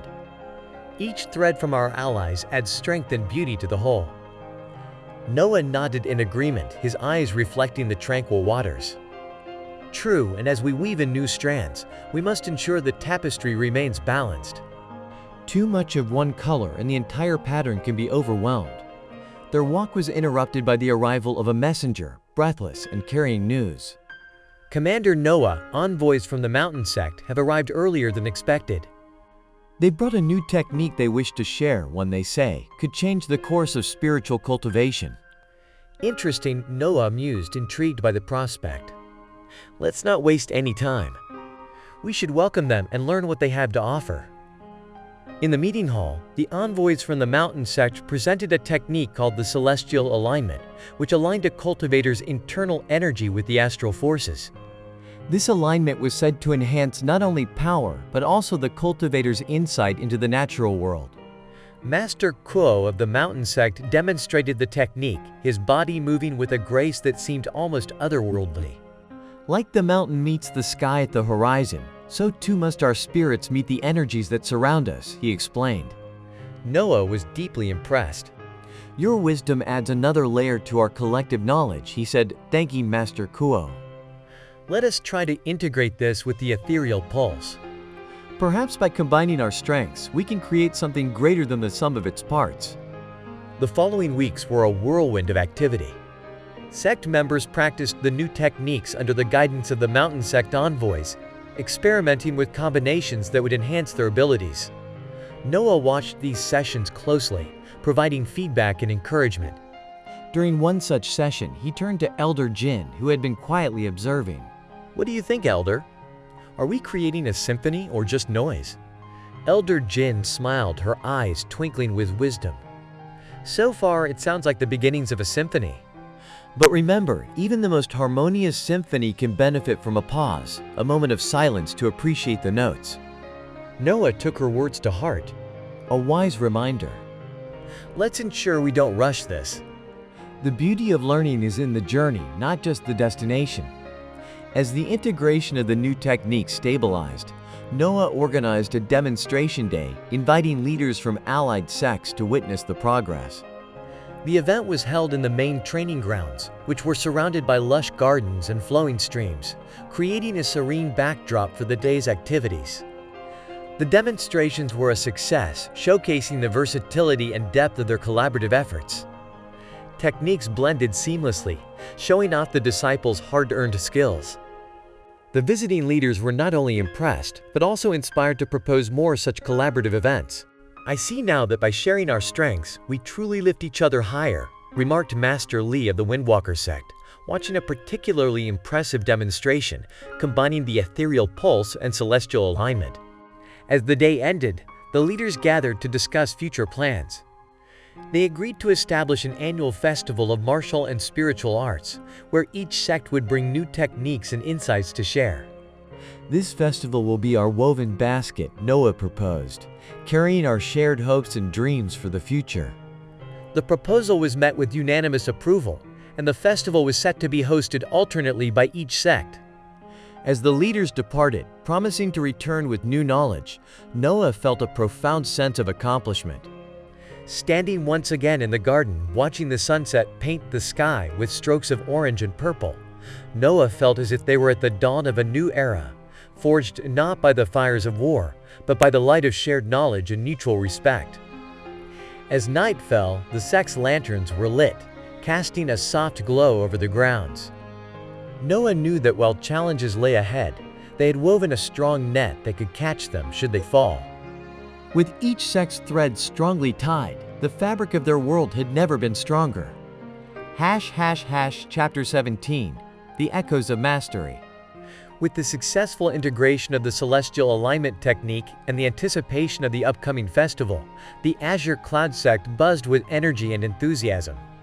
Noah, always looking for ways to advance and unify the diverse practices of the allied sects, saw an opportunity to develop a new skill that could symbolize their collective progress and shared future. As the sect's grounds echoed with the sound of diligent training and lively exchanges, Noah convened a special meeting with his top disciples and the envoys from the allied sects. The meeting took place in the open pavilion overlooking the training fields, where the breeze carried the scent of blooming jasmine and the sounds of nature.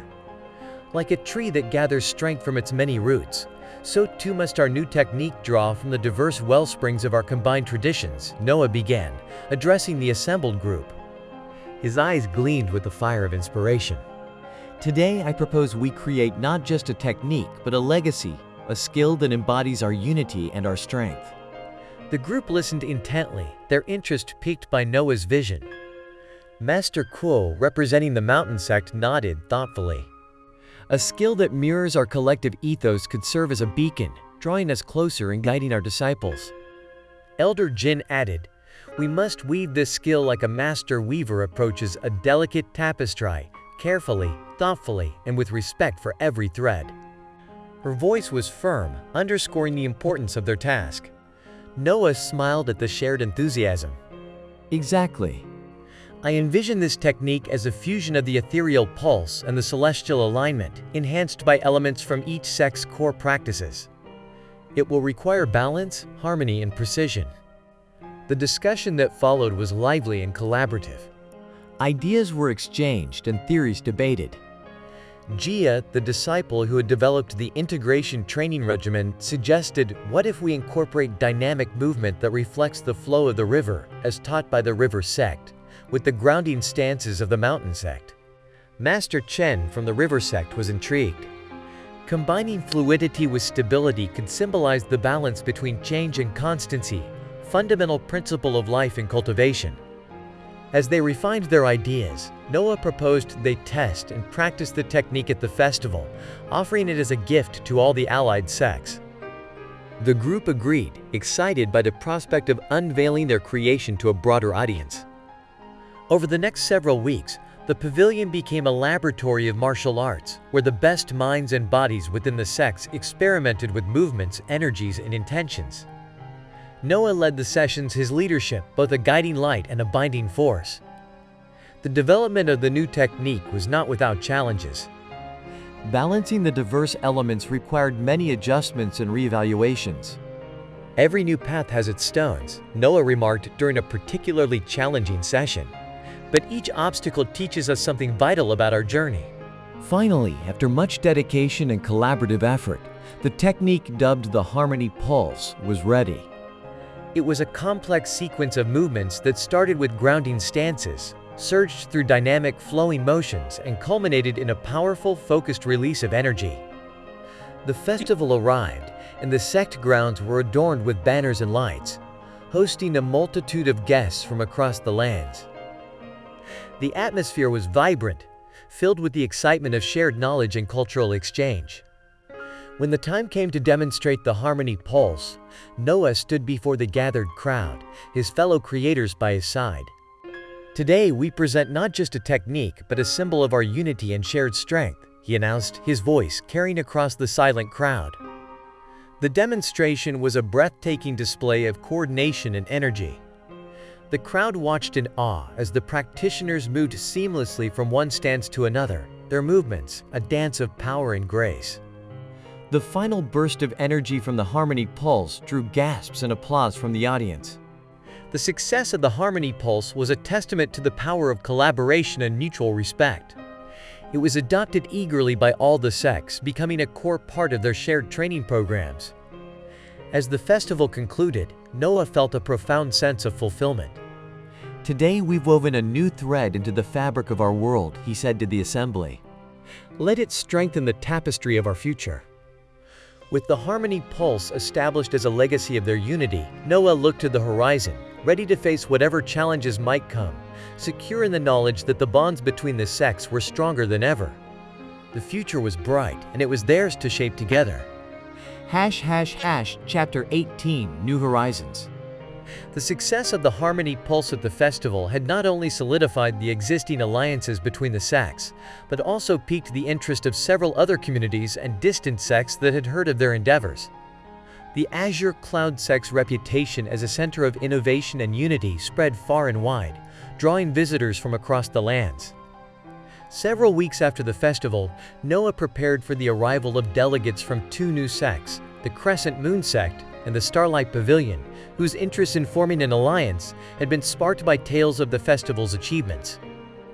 "New friends bring new energy, much like fresh streams refresh the mightiest rivers," Noah remarked to Elder Jin as they walked through the newly erected guest quarters, ensuring everything was in place for their visitors. Elder Jin nodded, her eyes reflecting the calm wisdom that had always guided her. "Indeed, Noah. And just as new streams can alter the course of rivers, these new friendships might open paths we'd never dreamed of walking." Their conversation was interrupted by the arrival of the delegates. The first to step through the gates was Master Han of the Crescent Moon sect, a graceful figure with an air of serene confidence. Following him was Lady Inara of the Starlight Pavilion, whose bright eyes and warm smile lit up the room.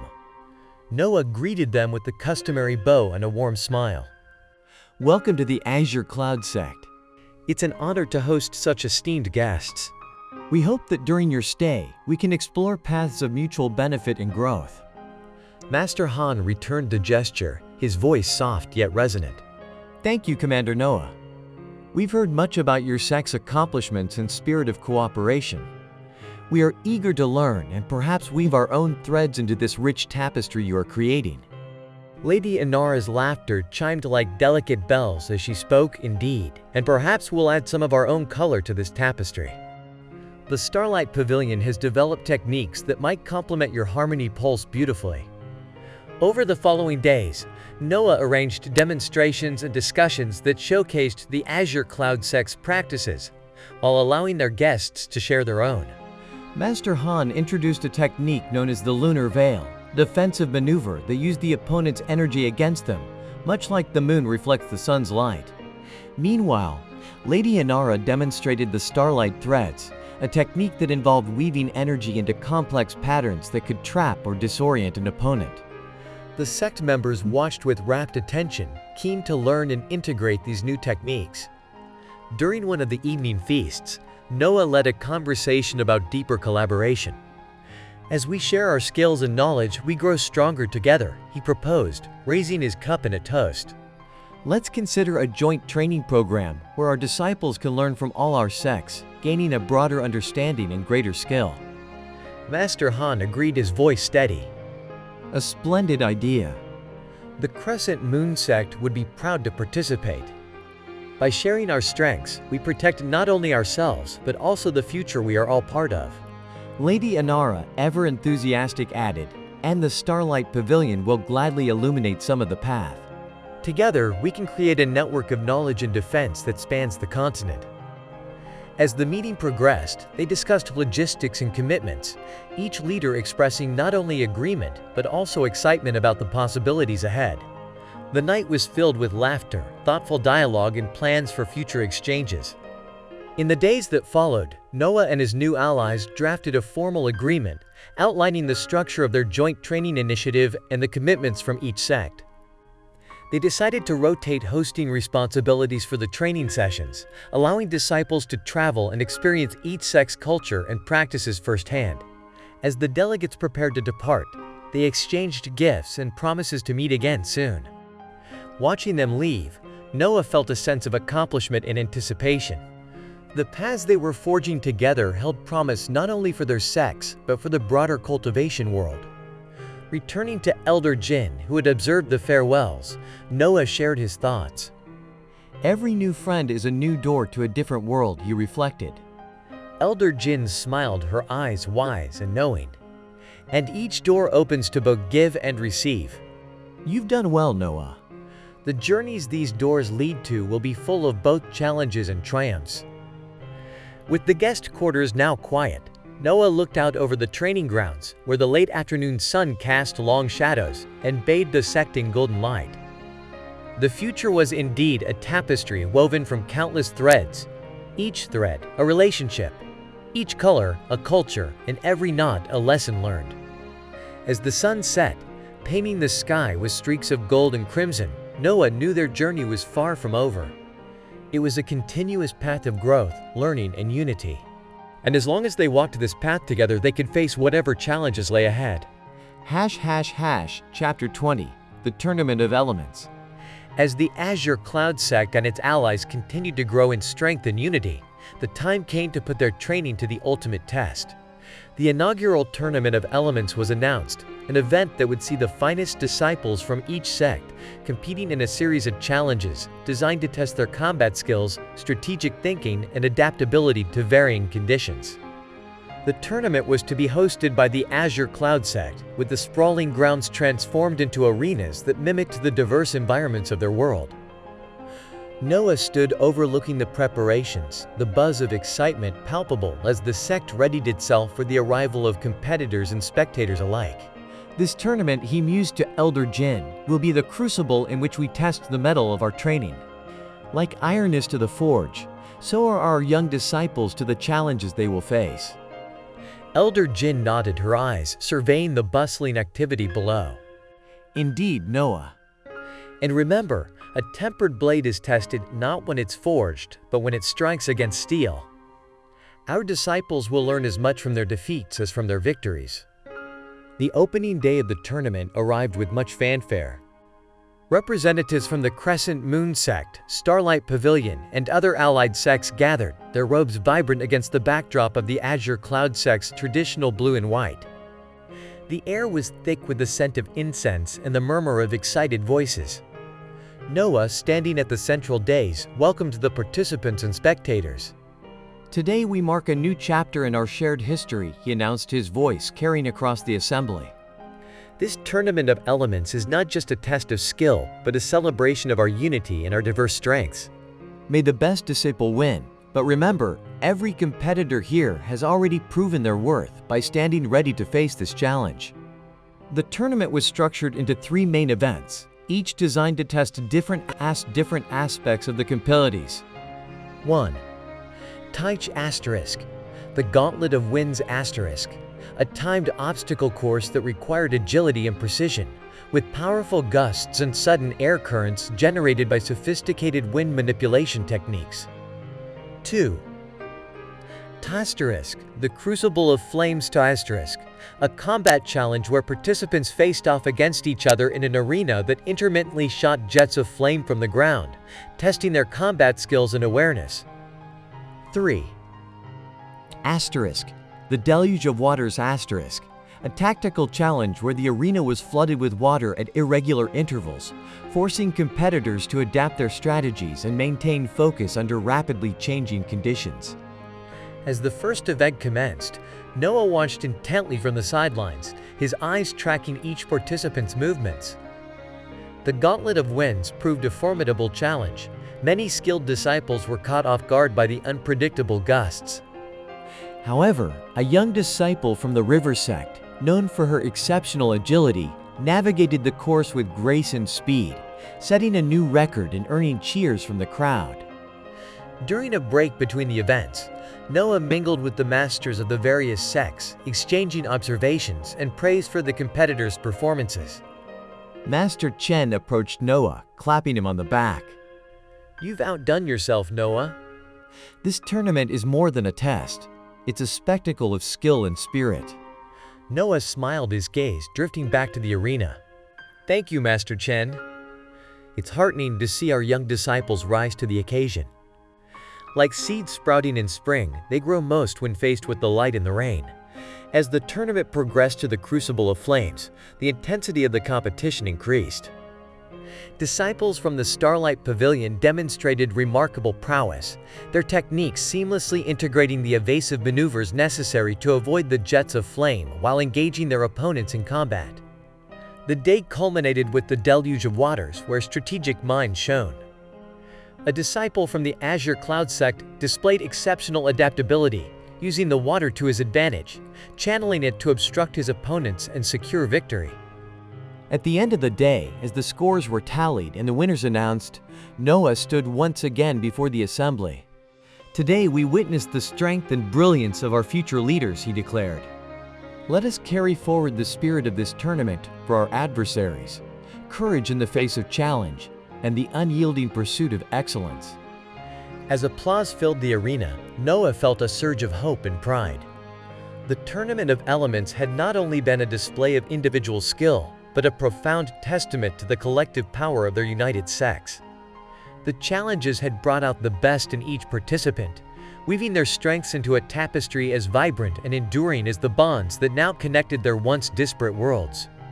Chapter 21, The Forge of Harmony.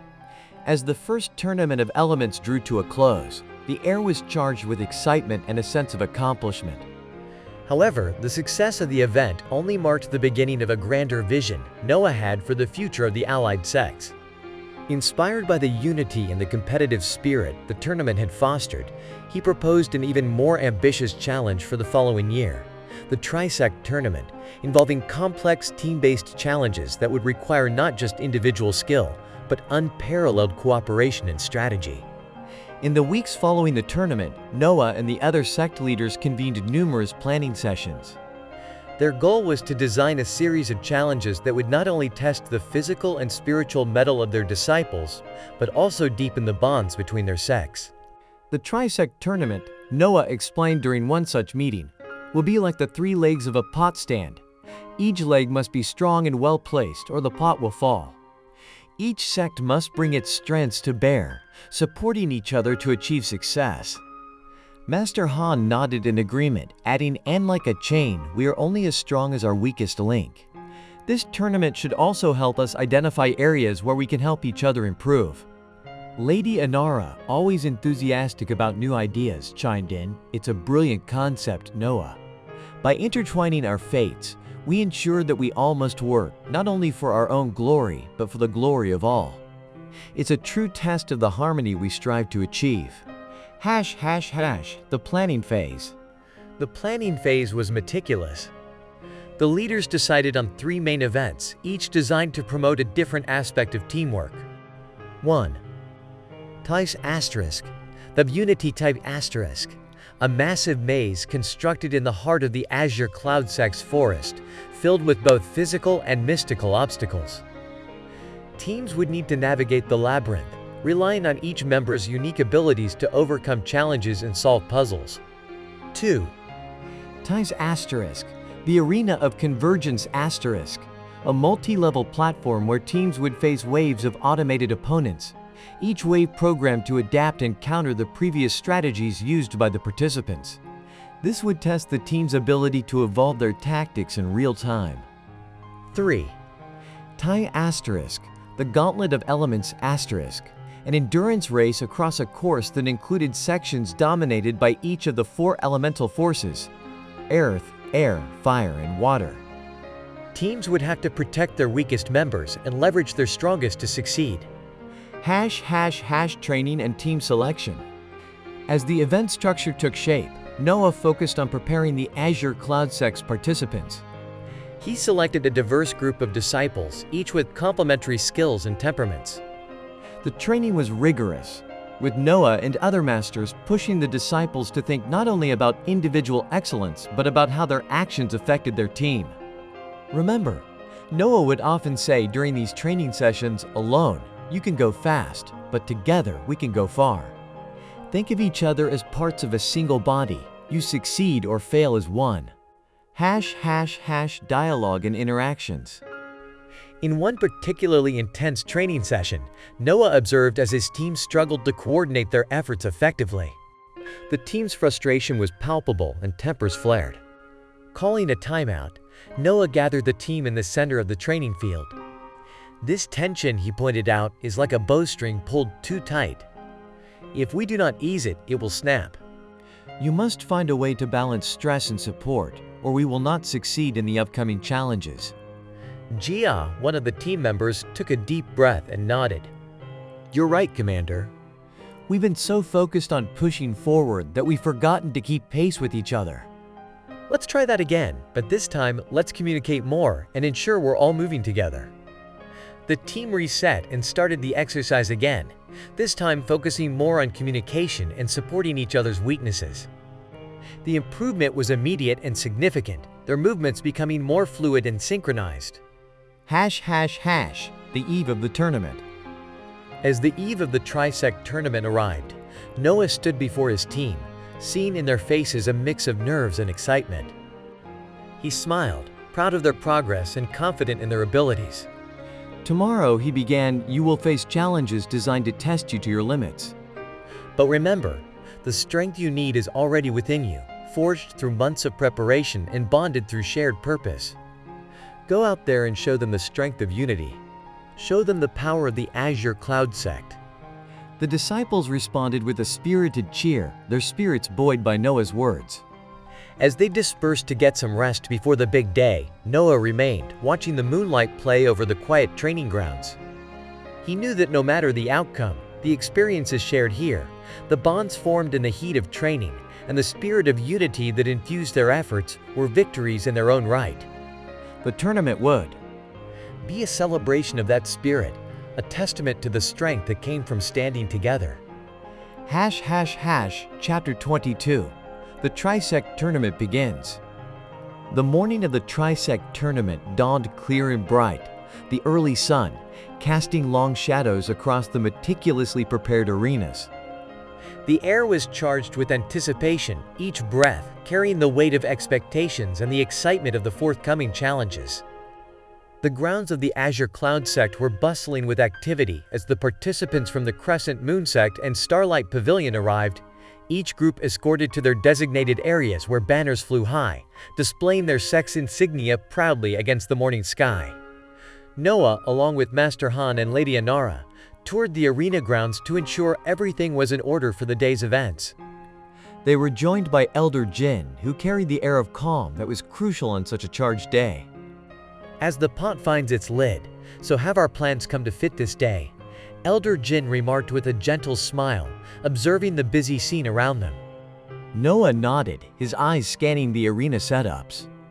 True, Elder Jin, and let's hope our lid holds tight against the brewing storm of competition. Their first stop was at the Labyrinth of Unity, where teams would soon navigate the complex maze filled with both physical and mystical challenges. The labyrinth was an intricate network of paths bordered by high hedges, with surprises hidden at various turns to test the team's problem-solving skills and unity. Master Han, examining the entry point of the labyrinth, commented, "The maze is like the mind." Each turn, each corner holds a thought, a strategy waiting to be unveiled. It will be fascinating to see how our disciples navigate these challenges. Next, they moved to the Arena of Convergence, a massive circular platform outfitted with dynamic obstacles and combat dummies. Here, the teams would face automated opponents designed to adapt and evolve based on the actions of the competitors. Lady Inara, her gaze fixed on the mechanical devices dotting the arena, said, "This will be the crucible where steel will sharpen steel. Our disciples' adaptability will be key here." Finally, they arrived at the Gauntlet of Elements, the most physically demanding of the challenges. The course stretched across a landscape that transitioned from fiery pits to pools of water, patches of ice to gusty wind zones. As the smith tempers steel with fire and water, so shall our disciples be tempered today, Noah stated, watching as the final preparations were made. This course will not only test their physical prowess, but also their endurance and spirit. With the arenas inspected and the start time approaching, Noah and the other leaders gathered the participants for a final briefing. The disciples from all sects, adorned in their respective colors, listened intently as Noah addressed them. Today marks not just a competition, but a celebration of our shared paths and united spirits, Noah began, his voice resonant and clear. You will face challenges designed not to break you, but to build you, to strengthen the bonds between our sects. Remember, the honor of one is the honor of all. Let your spirits be high, your minds sharp, and your hearts open. The disciples responded with a resounding cheer, their energies aligned with the spirit of the tournament. As the tournament commenced, the first teams entered the labyrinth of unity. Spectators gathered around the viewing areas, their cheers and shouts filling the air as teams worked together to overcome obstacles. One particularly tricky section involved a series of gates that could only be opened by solving riddles based on the philosophies of each sect. It was here that the true spirit of unity was tested, as disciples had to combine their knowledge and insights to advance. At the arena of convergence, the scene was one of intense tactical battles. Teams maneuvered through the dynamic battlefield, adapting to the evolving threats posed by the combat dummies. Strategy was paramount, and quick thinking was rewarded as teams learned to anticipate and counter the increasingly complex patterns of attack. Meanwhile, at the Gauntlet of Elements, physical endurance and elemental mastery were on full display. Disciples raced through the challenging course, supporting each other through each zone. The sight of a team helping a struggling member through the icy section, their unity overcoming the slippery obstacle, drew loud applause from the onlookers. Throughout the day, Noah, Master Han, Lady Inara, and Elder Jin moved among the arenas, observing, cheering, and sometimes offering words of encouragement or advice. Their presence was a reminder of the deeper purpose of the tournament, the cultivation of bonds and the celebration of shared growth. As the sun began to set, casting a golden glow over the sect grounds, the day's events drew to a close. Tired but exhilarated, the disciples gathered in the central square, where Noah addressed them once again. Today, you all have shown the strength, not just of warriors, but of true cultivators of the spirit, he said, his voice carrying across the crowd. The challenges were many, but your courage was greater. Let tonight be a celebration of all you have achieved. And all we will continue to achieve together. The evening ended with a feast under the stars, where disciples and masters alike shared stories, laughter, and plans for future gatherings. The tournament had been a resounding success, not just in the prowess displayed, but in the deeper connections that had been forged. As Noah looked around at the joyful gathering, he felt a deep contentment. The seed sown today would grow into strong trees under whose shade many would find shelter. This tournament was just the beginning. Chapter 23, Bonds Forged and Tested. The aftermath of the Trisect tournament left a palpable shift in the dynamics within the Azure Cloud sect and its alliances. As the bonds between the sects strengthened, so too did the complexities of their relationships. The success of the tournament brought new alliances and friendships, but it also sowed the seeds of envy and rivalry among certain factions. Noah, aware of the delicate balance of power, worked diligently to foster unity and understanding among all parties. Yet he knew that not every smile is born of warmth. Some are edged with knives, a lesson his mentor had once imparted that now resonated more than ever. Several weeks after the tournament, during a routine training session, Noah noticed a tense exchange between Lin, a promising disciple of the Azure Cloud sect, and Jian, a skilled cultivator from the Crescent Noon sect. The session, meant to enhance collaborative skills, instead highlighted emerging fractures. Approaching the pair, Noah's presence immediately tempered their heated discussion. A sharp tongue can cut deeper than a sword, he admonished gently yet firmly. What stirs this storm between you? Jian, his pride wounded, was quick to respond. Lin accuses us of holding back during the joint exercises. He claims we fear showing our full potential. Lin's expression was one of frustration. It's not just about today. There have been several instances where your people seem to undermine our efforts. If we are to be allies, we must be open and honest in our intentions. Noah listened intently, understanding the underlying issues that such accusations could bring to the surface. Trust is like a mirror, he said, looking between the two. Once cracked, it shows things differently. Let us not allow misunderstandings to shadow our respect for one another. Deciding that more structured mediation was needed, Noah arranged a meeting with the leaders of the sects involved. In the quiet of the council room, flanked by representatives from each sect, Noah addressed the growing concerns. We stand at a crossroads, Noah began, his voice calm but authoritative. Paths converge and diverge, influenced by our choices. We must decide if we will let petty rivalries lead us astray or if we will rise above them. Master Han, representing the Crescent Moon sect, acknowledged the tension. It is true that competition can sometimes breed contempt. We must be vigilant to ensure it does not poison our camaraderie. Lady Anara, ever the peacemaker, suggested, perhaps what we need is a new challenge, one that requires us to rely on each other unequivocally. A shared goal that reminds us of our interdependence. The meeting concluded with a resolution to initiate a series of cooperative missions involving mixed teams from each sect. These missions, designed to address various external threats to their lands, would require close collaboration and mutual trust. As the first of these missions was planned, Noah took it upon himself to mentor the teams personally. Under his guidance, the mixed groups trained rigorously, their initial wariness giving way to a grudging respect and eventually genuine camaraderie. However, not all were pleased with the growing unity. A small faction within the Starlight Pavilion, led by a charismatic yet ambitious cultivator named Zhen, began to sow seeds of dissent. Zhen, feeling overshadowed by the Azure Cloud sect's leadership, whispered criticisms and doubts that slowly began to find receptive ears. One evening, as the moon cast a silver glow over the training grounds, Noah overheard a covert meeting between Zhen and a few disillusioned disciples from various sects. Like the moon pulls the tides, we must pull the strings of change if we are to ensure our sects do not become mere satellites to the Azure Cloud sun, Zhen argued persuasively. Noah stepped into the moonlight, his appearance startling the group. Remember, the moon's beauty shines brightest when it reflects the sun's light, he countered softly, yet with an underlying strength. Why lurk in shadows when we can walk in the sun together? Zhen, caught off guard but quick to regain composure, met Noah's gaze. Not all who wander in the night wish for the day, he retorted, his tone respectful yet defiant. Recognizing the depth of the brewing discontent, Noah knew that the path ahead would require more than just diplomacy. It would need true leadership and possibly confrontation. As the disciples dispersed, leaving Noah under the cool gaze of the moon, he pondered the delicate threads of loyalty and betrayal weaving through the fabric of their alliances. The challenges ahead would test not just their skills, but the very bonds that held them together.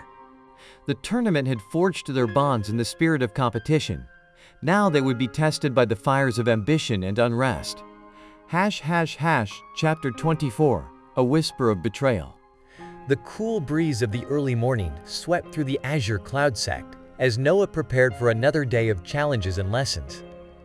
Despite the peaceful appearance, undercurrents of discord and the whispered conversations from the previous night weighed heavily on his mind. The task ahead was not merely to train warriors in the art of combat, but to forge them into a cohesive unit bonded by trust and mutual respect. As he walked towards the training grounds, Noah was joined by Elder Jin, who seemed to sense his troubled thoughts. A heavy heart is like a boat taking on water. It needs to be lightened before it can sail smoothly, she remarked, her voice as calm as the still surface of a pond. Noah nodded, grateful for her wisdom.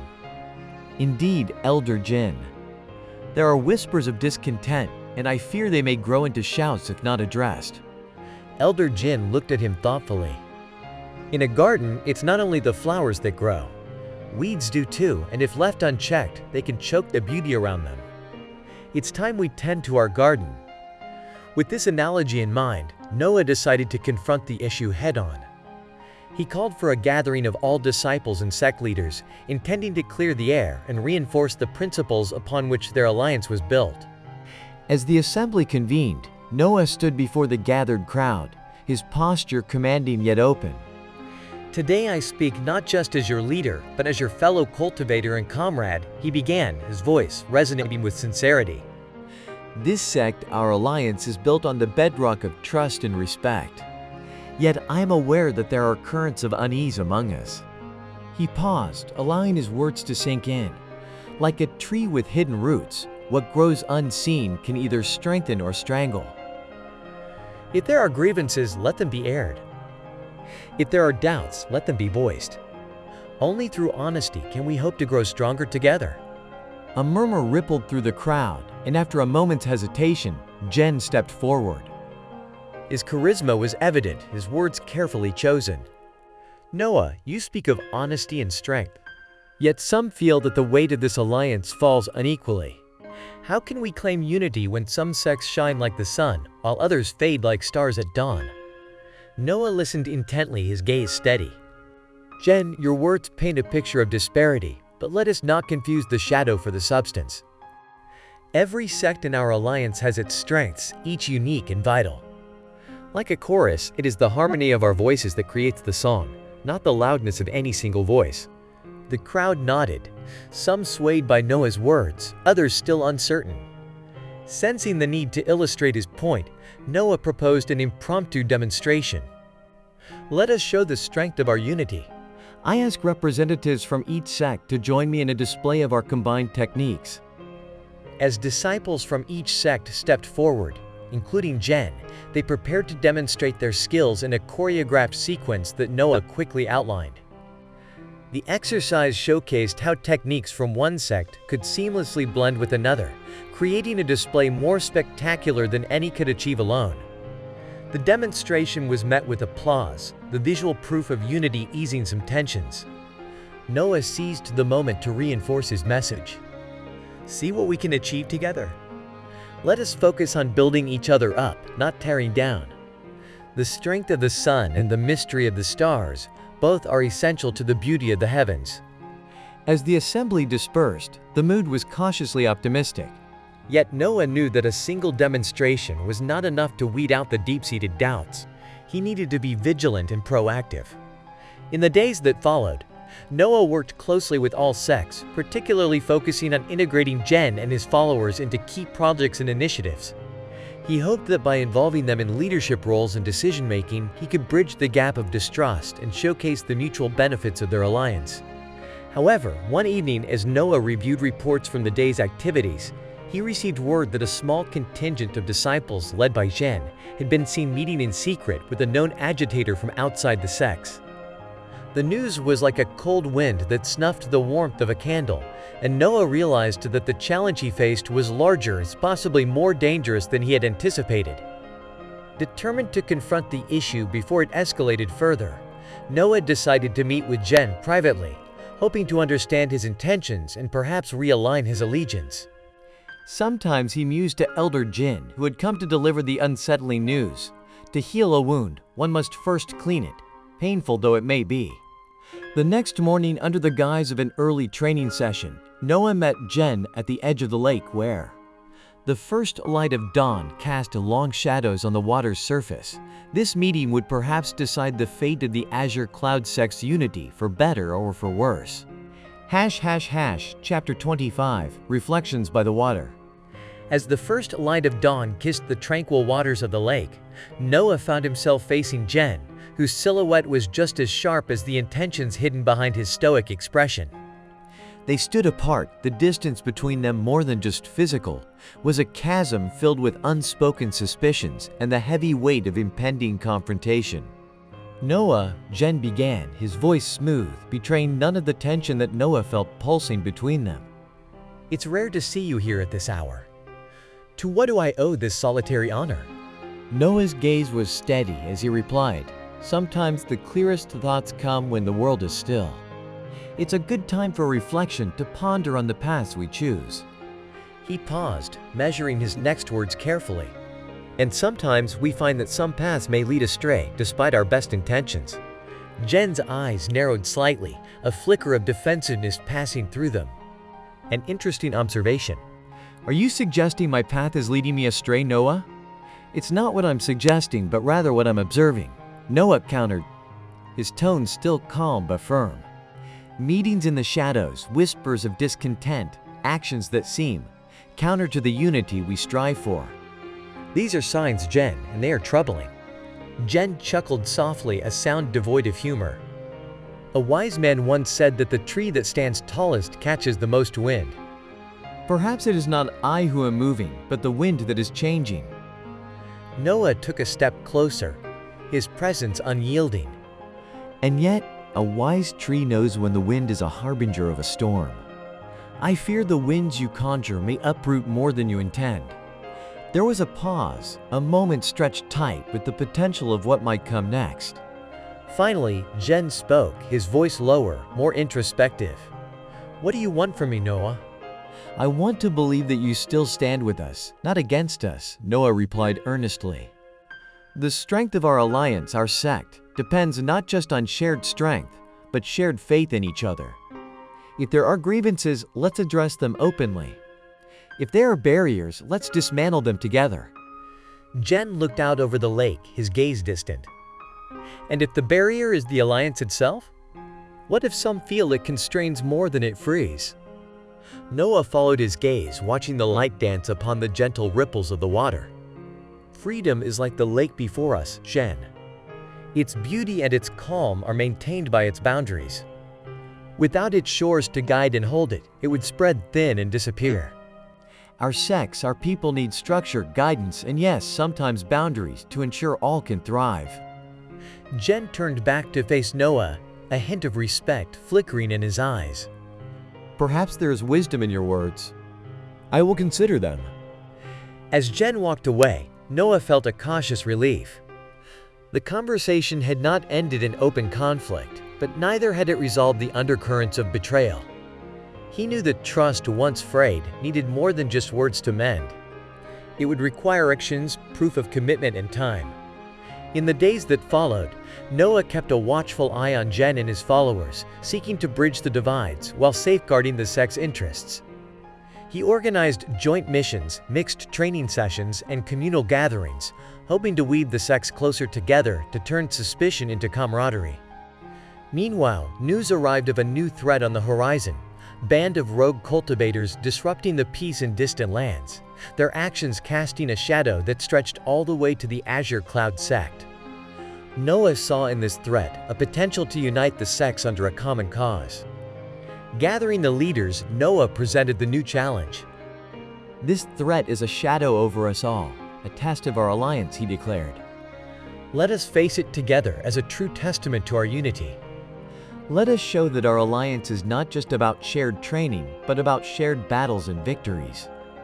The leaders agreed, and preparations began for what would be a significant test of their alliance's strength and fidelity.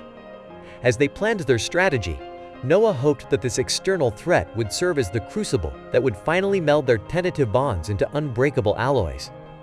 But as the sect readied itself for the upcoming challenge, Noah remained vigilant, aware that within the ranks, the seeds of dissent still lingered, their sprouts waiting for the right moment to emerge. The true test of their unity was still to come.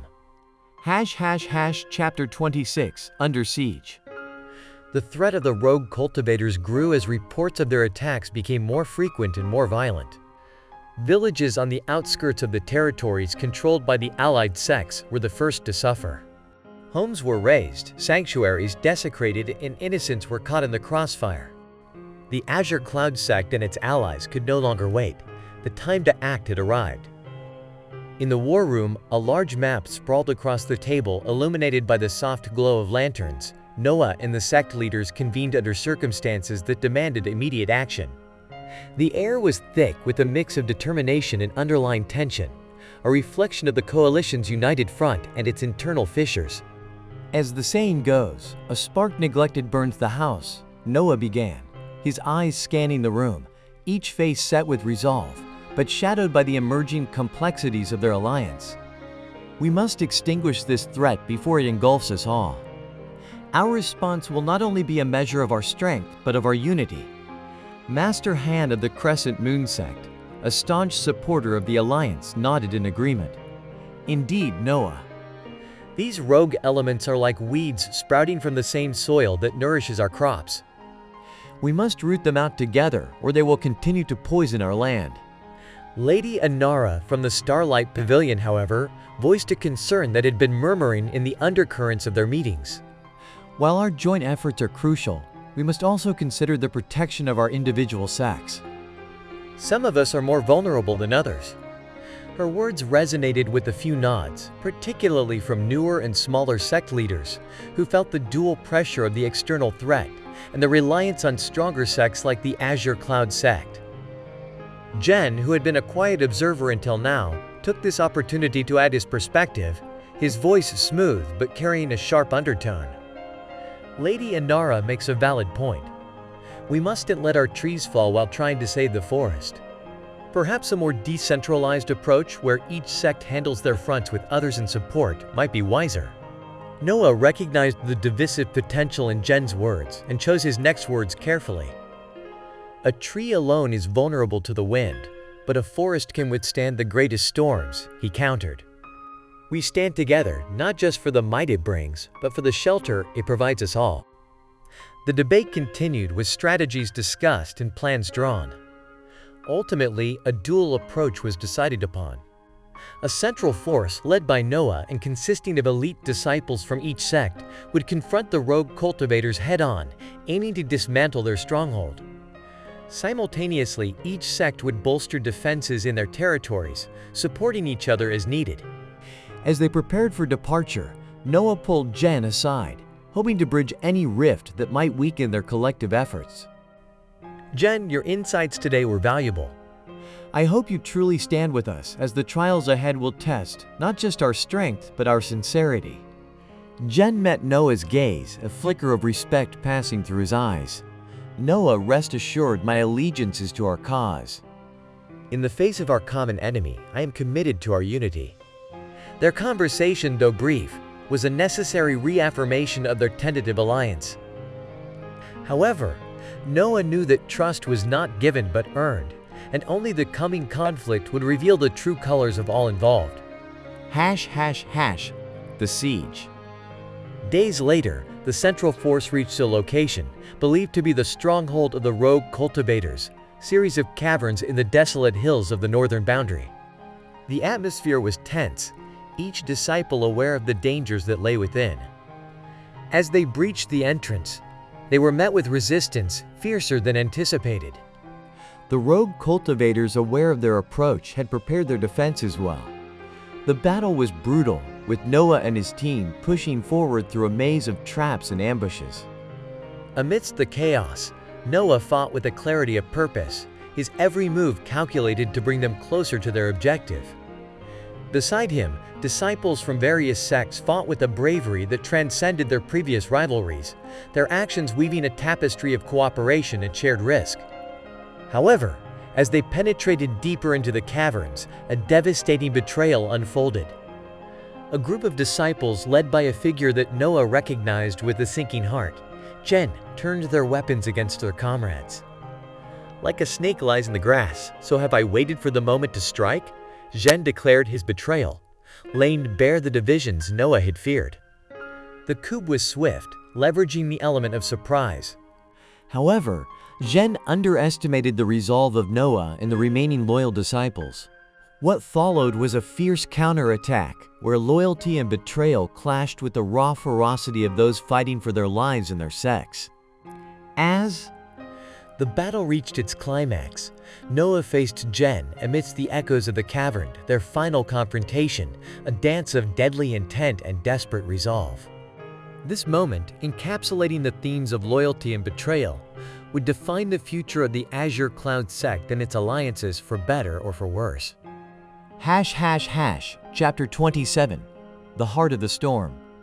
In the shadowy depths of the cavern, the clash of steel echoed like the tolling of a fateful bell, marking the turning point of a conflict that had been brewing in whispers and now roared aloud. Noah faced Jen, their swords, a blur of motion, each strike, a line drawn between betrayal and loyalty. "You've chosen your path, Jen," Noah said, parrying a vicious thrust.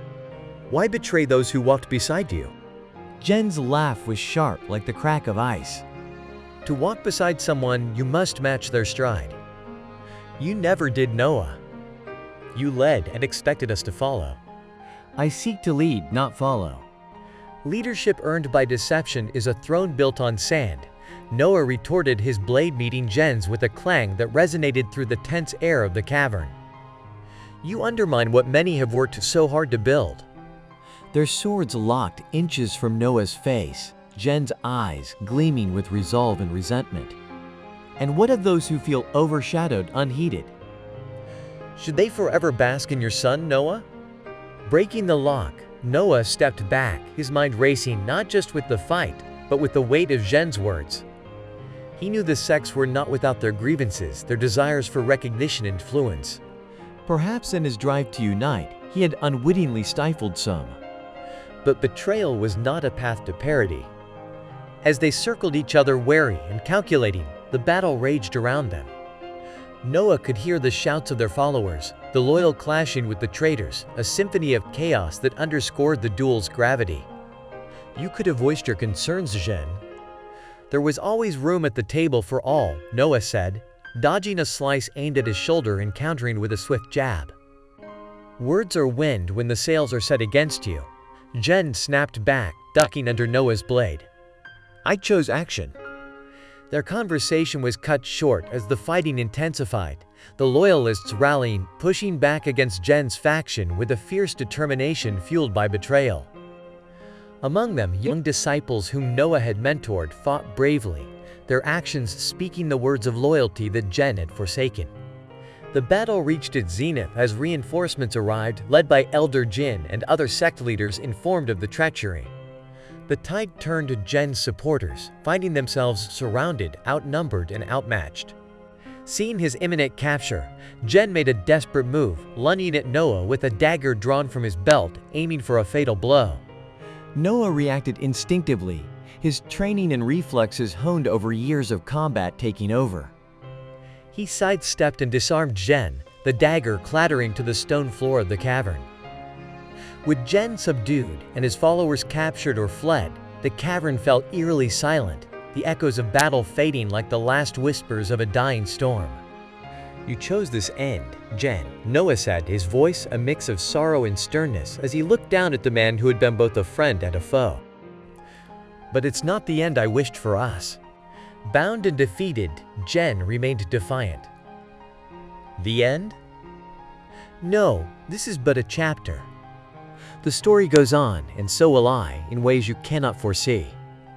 As Jen was led away, Noah stood amidst the remnants of the battle, the weight of leadership heavy on his shoulders. He knew this victory was not just a cessation of conflict, but a signal to all that the path of unity was fraught with obstacles, some seen, some unseen. In the aftermath, as the sects regrouped and tended to their wounded, Noah convened a council. The cavern, once a site of betrayal, became a place of reconciliation. He addressed the gathered leaders and disciples, his voice resonant with the lessons learned. Today we face the ugliness of betrayal, but also the beauty of loyalty. Let us move forward, not with hearts hardened by suspicion, but with eyes open to the needs and ambitions of all. Let us bind the wounds of this conflict with the salve of understanding and respect.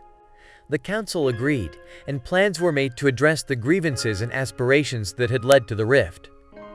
Noah knew the road ahead would be long and winding, but he was committed to navigating it with transparency and inclusivity. As the sects left the cavern, a sense of cautious optimism filled the air. a collective resolve to forge a future where unity was not just an ideal, but a reality, tempered in the forge of trials and strengthened by the resolve to do better together. Chapter 28, The Threads of Trust. The dust settled in the cavern, now silent, a stark contrast to the echoes of the battle that had raged within its walls. As the members of the Azure Cloud sect and their allies returned to their respective territories, each carried with them the weight of recent events and the task of rebuilding trust among their ranks. Noah, back at the Azure Cloud sect, found himself grappling with the aftermath of Zhen's betrayal. The incident had opened old wounds and revealed hidden fissures within the seemingly solid foundation of their alliance. Determined to restore unity and prevent such fractures from deepening, Noah initiated a series of dialogues across all levels of the sects. One crisp morning, as the first light of dawn painted the skies in hues of orange and pink, Noah met with his core council, including Elder Jin and representatives from each allied sect. They gathered in the open courtyard where the air was fresh and the environment conducive for open discussions. As the old saying goes, a single tree does not make a forest, Noah began, his gaze sweeping across the faces of his council. We've stood strong because we stood together. But the roots of distrust once buried can threaten even the tallest tree. Master Han, representing the Crescent Moon sect, nodded in agreement. Indeed, Noah. The recent events have shown us that our roots are intertwined, but not as deep as we thought. We need to cultivate them further, ensure they are deep enough to withstand any storm. Lady Anara, her spirit always inclined towards healing, added, and like a gardener tends to his plants, we must tend to our people. It's not just about strengthening our defenses, but nurturing our core trust in each other. The discussion that followed focused on strategies to rebuild trust and reinforce the bonds between the sects. Ideas flowed freely, from joint training programs that mixed disciples from different sects to cultural exchanges that would allow members to understand each other's traditions and values better. As the council meeting drew to a close, Noah announced a new initiative, the Bonds of Harmony. This program would involve sending disciples to live and train in different sects for a period, promoting a deeper understanding and appreciation of each sect's strengths and philosophies. In this way, Noah explained, we not only weave our strengths together, but also our spirits. Let us not be islands in a shared sea, but ports in a vibrant network. The initiative was met with unanimous approval, and preparations began to implement it across the sects. Meanwhile, Noah sought to address the underlying tensions that had allowed Zhen's betrayal to fester. He organized smaller, informal gatherings with disciples from all sects, sessions where conversations about fears, aspirations, and grievances were encouraged. These gatherings often ended with shared meals or joint meditations, slowly knitting the fabric of their community tighter. One evening during one of these gatherings, a young disciple from the Starlight Pavilion hesitantly raised a concern. Commander Noah, if I may, it sometimes felt that the larger sects overshadow the smaller ones. How can we ensure that every voice is heard, not just the loudest? Noah listened intently, acknowledging the validity of the concern. Valid point, and thank you for raising it. Let's think of our alliance as a choir. The harmony we create can only be as beautiful as the contribution of each voice, no matter how soft. We must adjust our ears to hear every note, every nuance. This approach based on empathy and inclusiveness gradually began to heal the rifts. As trust was rebuilt, so too was the strength of their alliance, proving that unity was not a static condition but a dynamic and ongoing process. Months passed, and the Bonds of Harmony program began to show results. Disciples returned from their exchanges with new skills, broader perspectives, and stories of friendships that crossed sect boundaries. These stories were shared in a new monthly gathering, the Circle of Tales, which quickly became a favorite event within the community. As Noah watched a young disciple from the Azure Cloud sect animatedly share her experiences training with the Crescent Moon sect, he felt a profound sense of accomplishment. The seeds of understanding and cooperation they had planted were now blossoming, filling the once uncertain gaps with the lush greenery of trust and mutual respect. Yet, even as they celebrated these successes, Noah remained vigilant. The lessons of the past had taught him that peace was as delicate as it was precious. The threads of trust they wove needed constant tending, for the shadows of betrayal, though now distant, were never completely gone. The future was hopeful, yet the wise knew to watch both the light and the dark. Chapter 29, Echoes of Unity.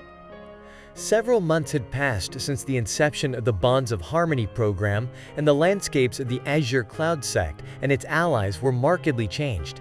Not just in the mingling of different robes and insignias across training yards, but in the mingling of ideologies and techniques that had enriched each sect's culture and prowess.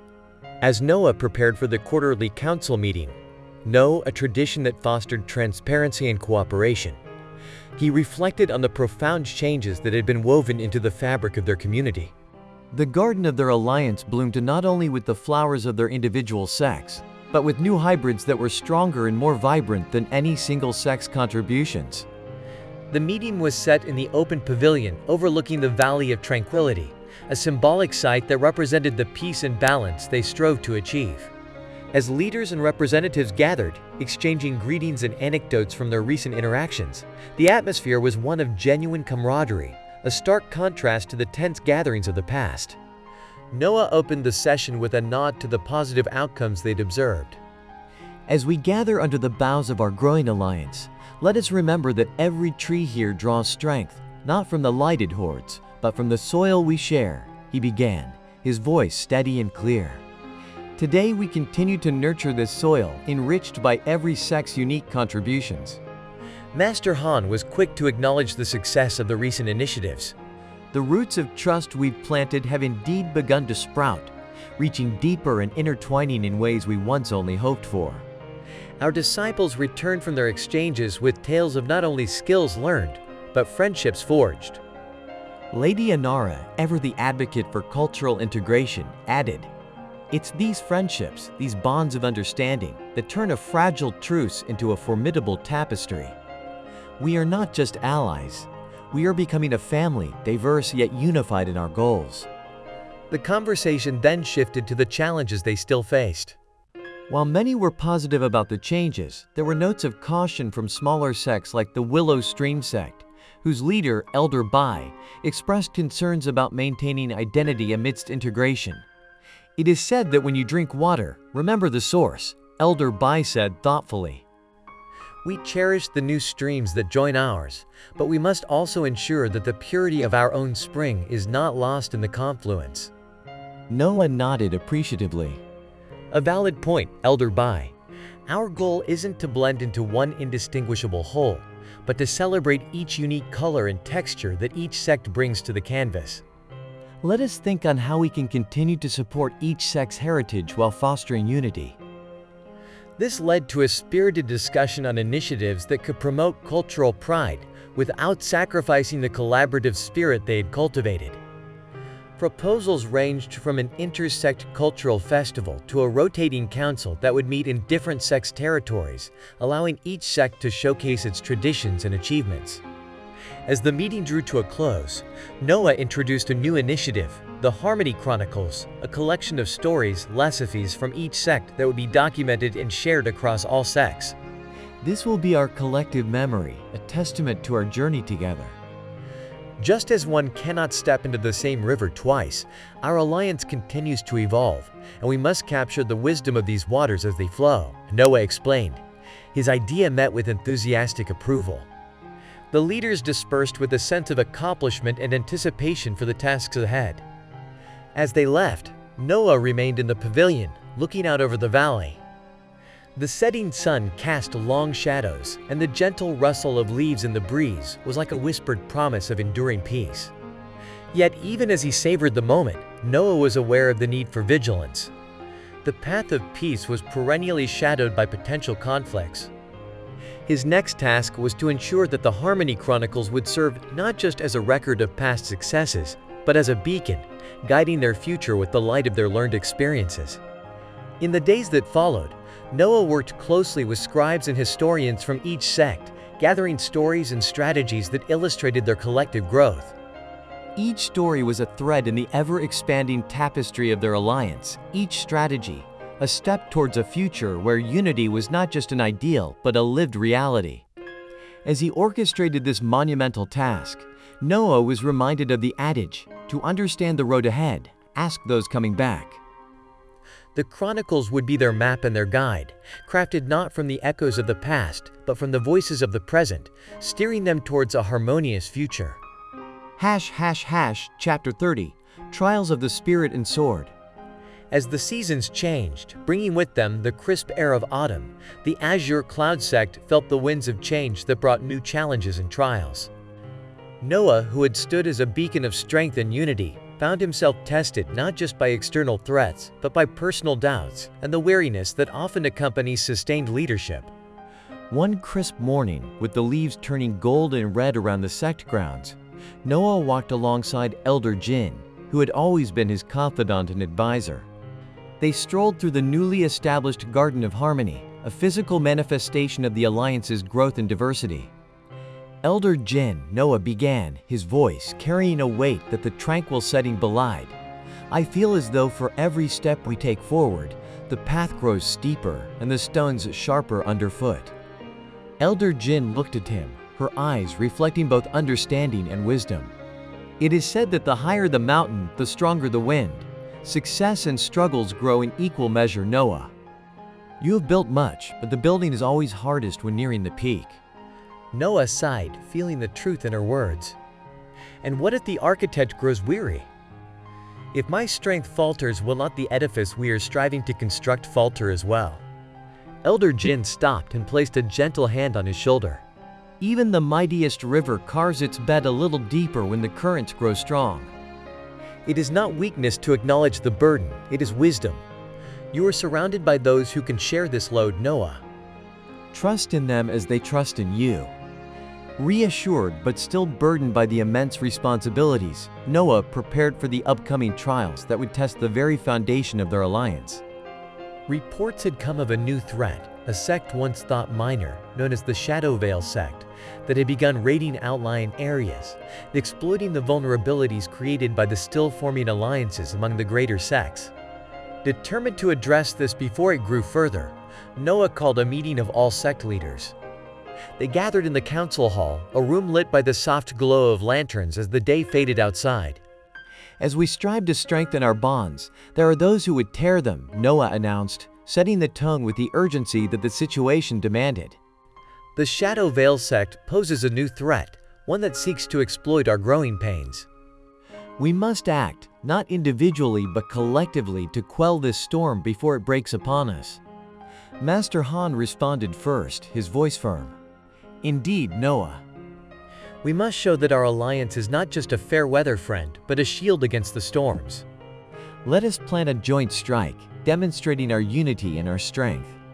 Lady Inara, ever thoughtful, added, while our combined might is formidable, we should also seek to understand this enemy.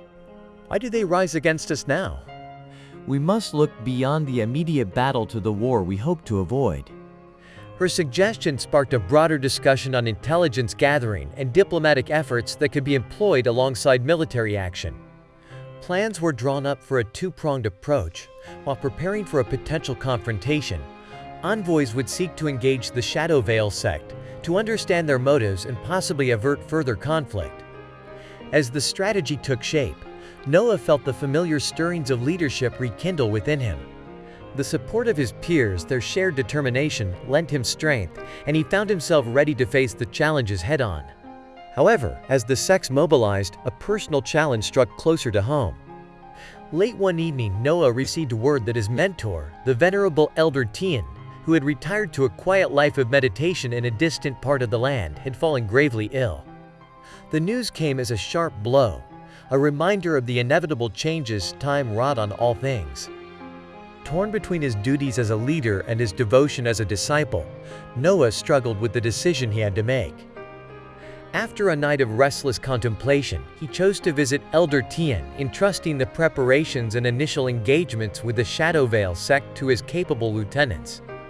Accompanied by Elder Jin, Noah journeyed to the humble abode of Elder Tian, nestled at the base of the Whispering Mountains. The journey was long and gave Noah ample time to reflect on the lessons he had learned from his mentor, lessons that now more than ever seemed essential to remember. Elder Tian taught me that the strength of a leader is not measured by how they wield power, but by how they serve others, Noah shared with Elder Jin as they neared their destination. I must be there for him as he was for me. As they arrived, the reunion was bittersweet. Elder Tian, though weakened by illness, greeted Noah with a smile that spoke volumes of the peace he had found in his solitude. Noah, boy, you have come at a time when the leaves fall and the cycle nears completion, Elder Tian said weakly, his voice still imbued with a calm authority.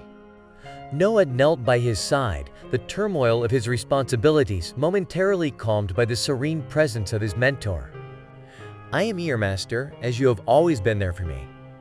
The lessons Noah gleaned from those final conversations with Elder Tian would steel him for the looming conflict with the Shadow Veil sect and beyond, reminding him that the true test of his leadership was not just his ability to conquer, but his capacity to care. As he prepared to return to his sect, strengthened by the wisdom imparted, Noah was ready to face whatever storms lay ahead, knowing that the deepest strength comes from the heart. Chapter 31, The Gathering Storm. Noah returned from his visit with Elder Tian, feeling the weight of his mentor's wisdom and the imminent threat of the Shadow Veil sect hanging heavily upon him. His resolve, however, was solidified, not just to lead, but to nurture and protect his alliance as Elder Tian had taught him. Upon his return to the Azure Cloud sect, he was met by Elder Jin, who looked gravely concerned. The Shadow Veil has made bold moves in your absence, Noah. They've struck at several of our allied outposts, testing our defenses and resolve. It seems they are probing, looking for weaknesses in our unity. As they walked together towards the council chamber, Noah reflected aloud. It's like trying to hold water in open hands when threats slip through the smallest cracks. We must tighten our grip, reinforce our unity, and turn our collective strength into an impenetrable barrier. In the council chamber, representatives from each sect were gathered, their expressions a mixture of determination and anxiety. Noah took his place at the head of the table, feeling the familiar mantle of leadership settle around him. Friends, the storm we anticipated is upon us, Noah began, his voice steady and commanding. The Shadow Veil seeks to divide and conquer, to turn our strengths into vulnerabilities. But as the oak stands strongest in the face of the tempest, so too shall we. Master Han immediately stepped in, his tone urgent.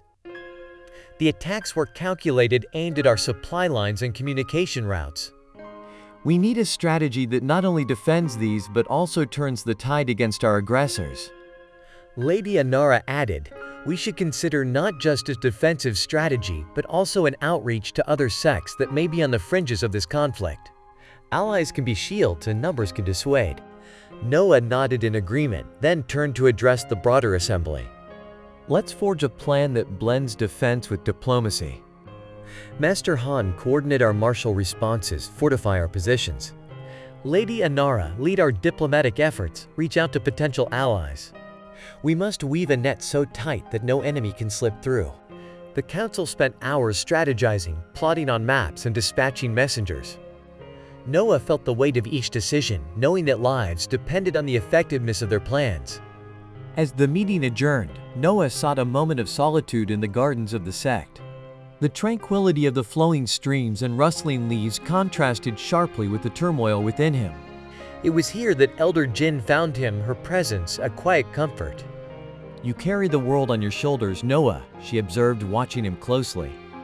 Remember, the strongest spine can bend, it need not break. Share this burden, let others help steady the load. Her words reminded him of the importance of reliance on his counsel and the strength that came from collective effort. Reinvigorated by her counsel, Noah returned to his duties with renewed vigor, overseeing the training of the troops and the fortification of their defenses. Over the next few days, reports came in of movements by the Shadow Veil sect. They were amassing a significant force, likely preparing for a major strike.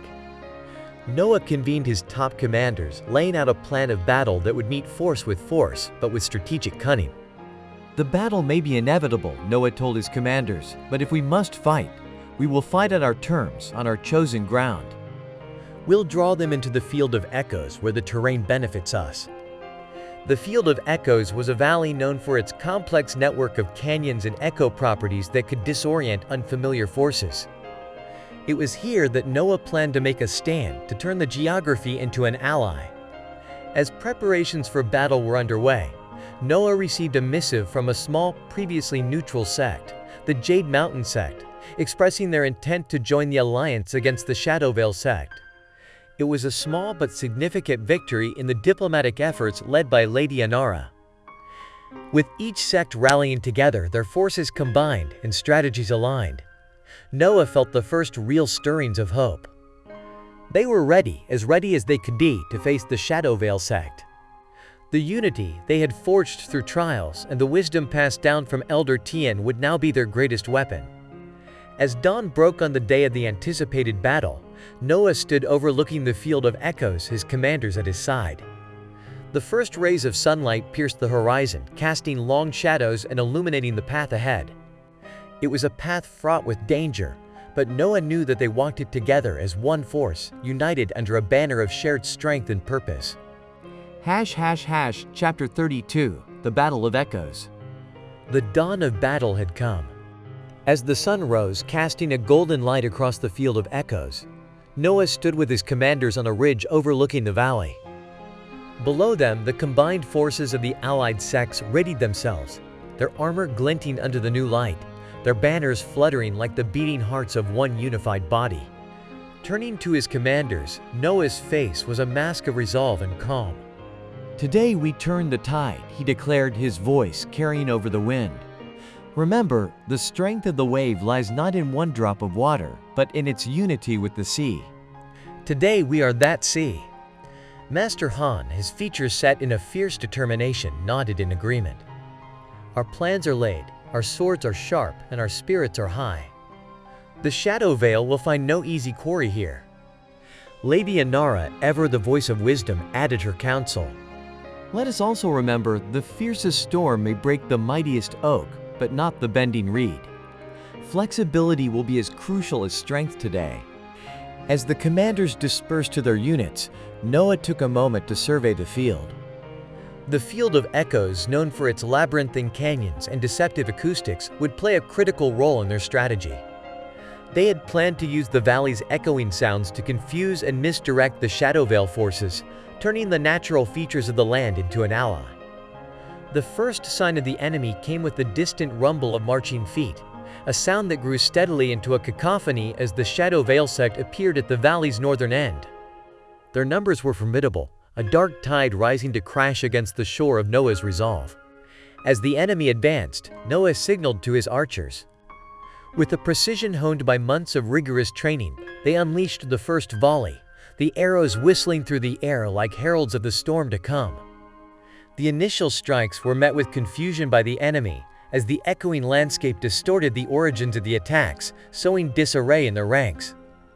Utilizing the moment of chaos, Noah ordered the charge. The allied forces moved as one, their feet thundering on the ground, their war cries bouncing off the canyon walls, creating a terrifying chorus of valor and defiance. The battle was joined with a clash of steel and shield, each exchange of blows ringing out like the strokes of fate being written in real time. Noah fought at the forefront, his blade, a flash of silver in the sunlight, each movement a statement of his leadership and his commitment to the cause. In the midst of battle, a group of Shadowvale elite guards broke through the front lines, their leader, formidable warrior known as Kael, making straight for Noah. The duel that ensued was a clash of titans, each fighter a master of their craft. You fight well, Kael grunted, swinging his massive sword down in a deadly arc that Noah barely dodged.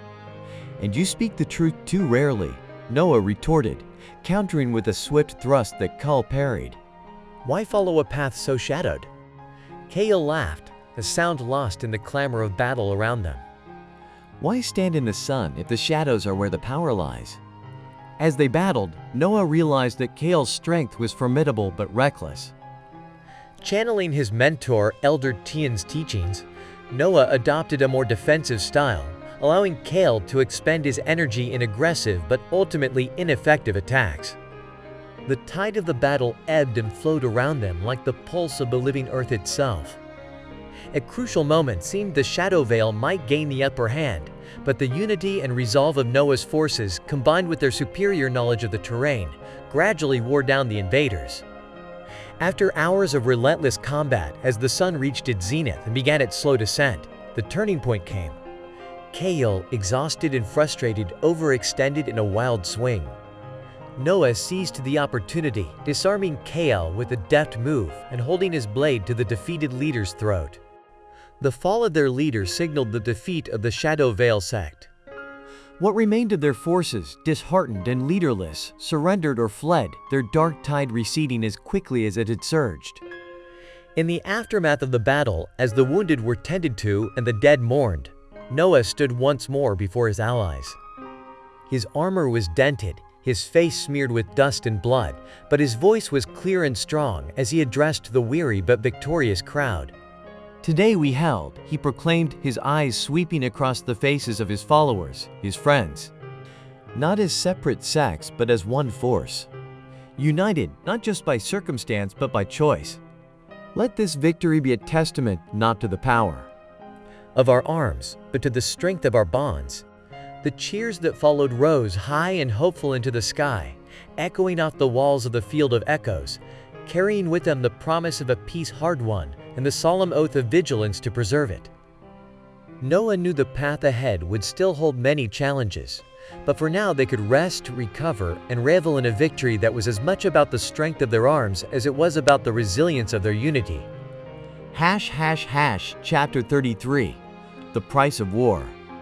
After the decisive victory in the Field of Echoes, Noah's alliance had momentarily silenced the threat of the Shadow Veil sect, but the victory was not without its cost. As the days passed, the extent of the loss became apparent, not just in lives, but in the spirit of those who survived. Noah, bearing the responsibility as the leader, felt each loss acutely, the weight pressing down on him like the heavy air before a storm.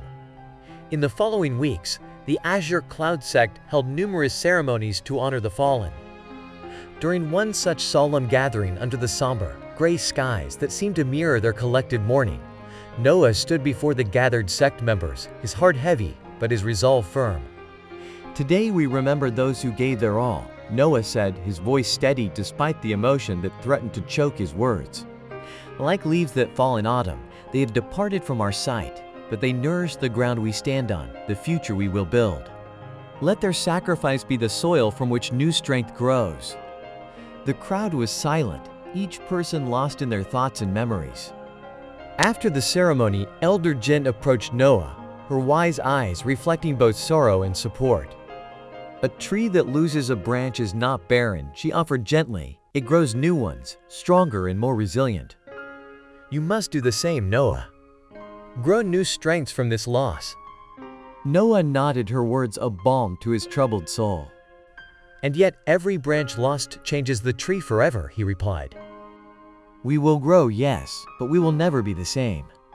And perhaps that is as it should be. Determined to prevent such losses from happening again, Noah focused on strengthening the defenses and intelligence networks of the alliance. He met frequently with his commanders and allies, planning strategies that would protect their lands and people without resorting to unnecessary conflicts. During one strategy meeting, Master Han proposed a proactive approach. To wait for the storm to hit is to invite disaster, he said, his voice resolute. We must reach out, extend our roots into areas we know are vulnerable to influences like those of the Shadow Veil. Prevention is the best defense. Lady Anara supported the idea, adding a diplomatic angle. And let us weave alliances not just for defense, but for growth. Shared knowledge, shared resources. These are the ties that bind more tightly than mutual fear of a common enemy.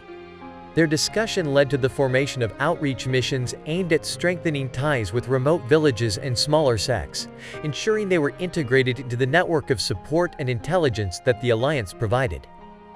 Noah saw this not only as a means of securing their defenses, but as a way to build a community that could stand together against any threat.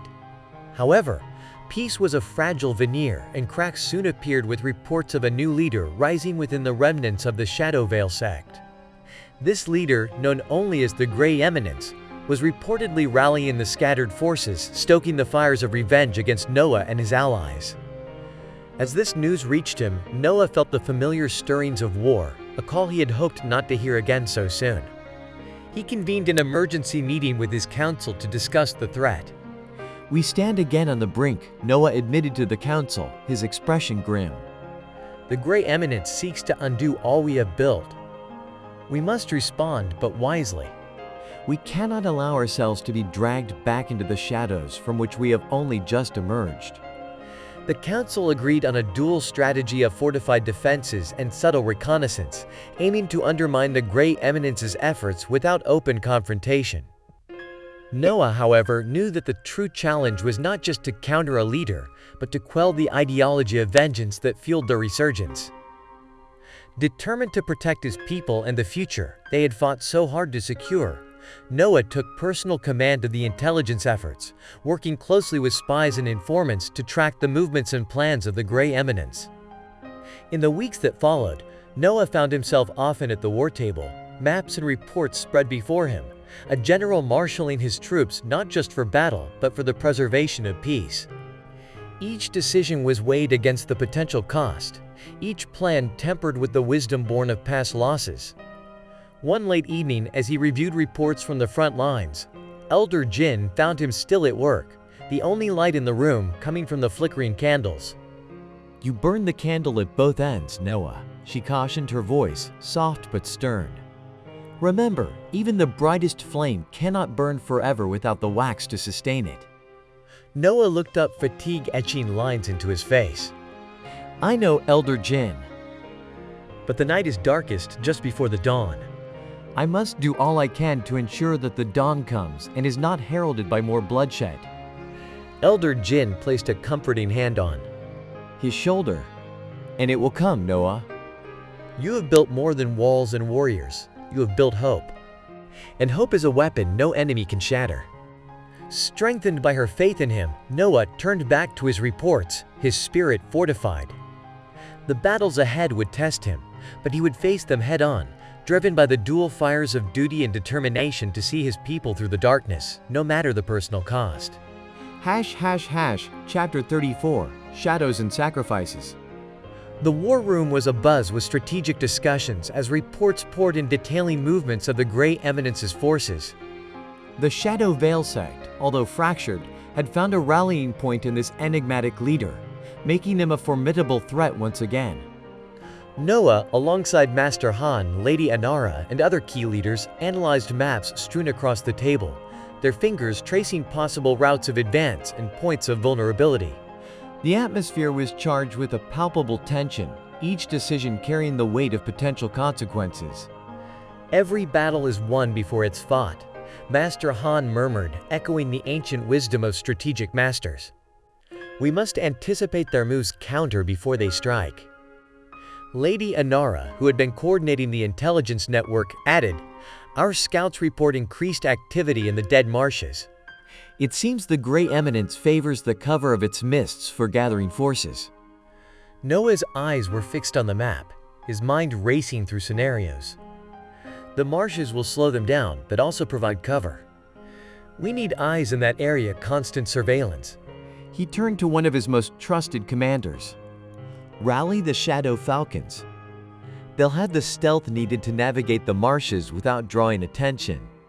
As preparations were underway, Noah felt the burden of leadership heavier than ever. The stakes were high, not just for his sect, but for all the allied communities depending on his decisions.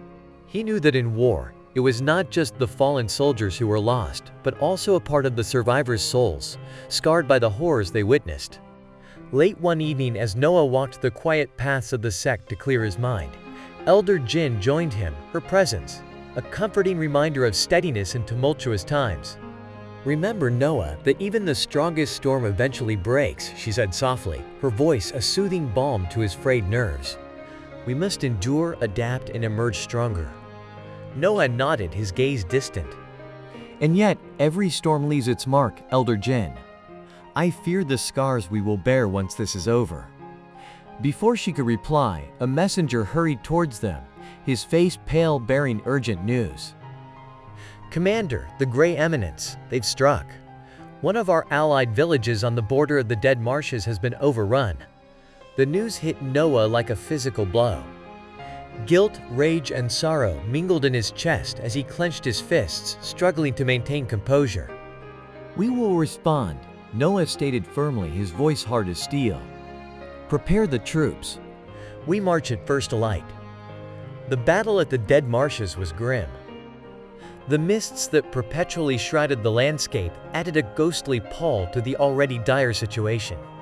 Noah's forces arrived to find the village smoldering, the survivors, few huddled and frightened. Leading his troops into the marshes, Noah was a figure of wrath and resolve, each step forward, a defiance of the creeping despair that threatened to take hold. The Shadowvale's forces, expecting an easy conquest, found instead a formidable opponent. The battle raged through the day, the murky waters of the marshes turning darker with the blood of the fallen. Noah fought on the front lines, his sword a blur, his heart a stone against the onslaught of emotions. As dusk fell, with both sides weary and battered, a sudden vicious counterattack by the Gray Eminence's elite guards turned the tide. Caught off guard, Noah's forces scrambled to respond. Amidst the chaos, a young disciple named Mira, whom Noah had mentored, saw a deadly strike aimed at Noah from behind. With no thought for her own safety, Mira threw herself in the path of the attack, the force of the blow, throwing her to the ground, mortally wounded. Noah, turning at the last moment, dispatched the attacker with a fierce, anguished cry, then fell to his knees beside Mira. As he held the dying disciple in his arms, her blood mingling with the marsh waters, Noah's eyes met hers, and he saw there a reflection of all he had fought to protect. Her sacrifice, her bravery ignited in him a fierce sorrow, but also an unbreakable resolve. "We will not let this be in vain," he whispered to her, to himself, to the skies above. Mira's final words were a faint murmur, "Protect them." She died as the stars began to appear, her light fading as the night took hold. The battle eventually ended in a harrowing victory for Noah's forces, but the cost was etched deeply in Noah's soul. Returning to the sect, he was quieter, the weight of the losses and the sacrifice of lives, like Mira's, tempering his spirit into something harder and more resolute. As he stood before her grave days later, vowing to honor her memory and the memory of all who had fallen, Noah's path was clear. He would end this conflict, not just to win, but to ensure that such sacrifices were not needed again. The war had become more than a struggle for territory or power. It was a fight for the very soul of his people, a battle to secure a future where peace was not just a fleeting dream, but a lasting reality. Chapter 35, The Fires of Resolve. In the weeks that followed the bitter victory at the Dead Marshes, Noah's spirit, although weighed down by loss, was forged anew in the fires of determination. The Azure Cloud sect, along with its allies, rallied under his leadership, their shared grief becoming the bedrock of a renewed and fierce resolve to bring an end to the conflict with the Shadowvale sect. The council chamber buzzed with strategic planning as Noah, flanked by Master Han, Lady Inara, and other leaders, laid out the next phase of their campaign. The map spread out before them was marked with various points, a reminder of the battles fought and those still to come. As the tree bends in the wind, so must we remain flexible in our strategy, Noah began, his voice echoing in the hallowed room. The Shadowvale thinks us broken by grief, weakened by our losses. We will show them that our resolve is only strengthened, our tactics honed sharper by the trials we've endured. Master Han, his brow furrowed in concentration, pointed to a strategic pass that controlled access to several key regions. If we can secure the Iron Pass, we cut off their main supply route. It's a choke point that could turn the tide in our favor. Lady Inara, always with an eye for the broader implications, added, "Securing the pass would not only give us a tactical advantage, but also a morale boost." It sends a message to all spirits are unbroken and our cause is just. Noah nodded in agreement, his gaze steely. "Prepare the forces. We move on the Iron Pass at first light." This will be a decisive blow, one that will pave the way for peace. As the preparations for the new offensive began, Noah spent his evenings walking the grounds of the sect, his path illuminated by the soft glow of lanterns. It was during one such walk that he encountered Elder Jin, her presence as reassuring as ever. "Even the mightiest river starts as a trickle in the mountains, Noah," she said, her voice a gentle reminder of the need for patience and persistence. You have set many streams in motion. Soon they will converge into a force, powerful enough to reshape the landscape. Noah looked towards the starlit sky, pondering her words. And yet, each stream carries with it the risk of overflowing and breaking its banks. We must channel this force carefully lest we cause more harm than good. Elder Jin smiled, her eyes twinkling in the lantern light. True, but remember, it is not the calm seas that reveal the strength of a vessel. You have weathered storms before, and you will weather this one. Heartened by her confidence, Noah returned to his quarters to rest, but sleep eluded him. Instead, he reviewed reports and wrote letters to the families of the fallen, each word a testament to his commitment to their loved ones' memories. The battle for the Iron Pass was fierce and unforgiving. Noah led from the front, his presence on the battlefield, a rallying cry for his troops. The clash of steel and the cries of war filled the air, a grim symphony of conflict that stretched throughout the day. As the sun began to set, casting long shadows over the battlefield, the tide turned in their favor. Noah's forces, driven by the dual fuels of grief and determination, pushed forward with relentless energy. By nightfall, the Iron Pass was theirs, a hard-won victory that came at the cost of more lives, each loss a heavy stone added to Noah's burden. In the aftermath, as they tended to the wounded and honored the dead, Noah stood atop the pass, looking out over the land that had seen too much bloodshed. He felt the weight of every decision, every command that had led to this moment.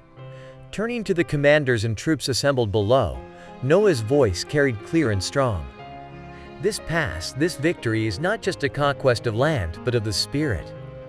We hold not just a strategic position, but a beacon of hope. Hope that we are one step closer to peace.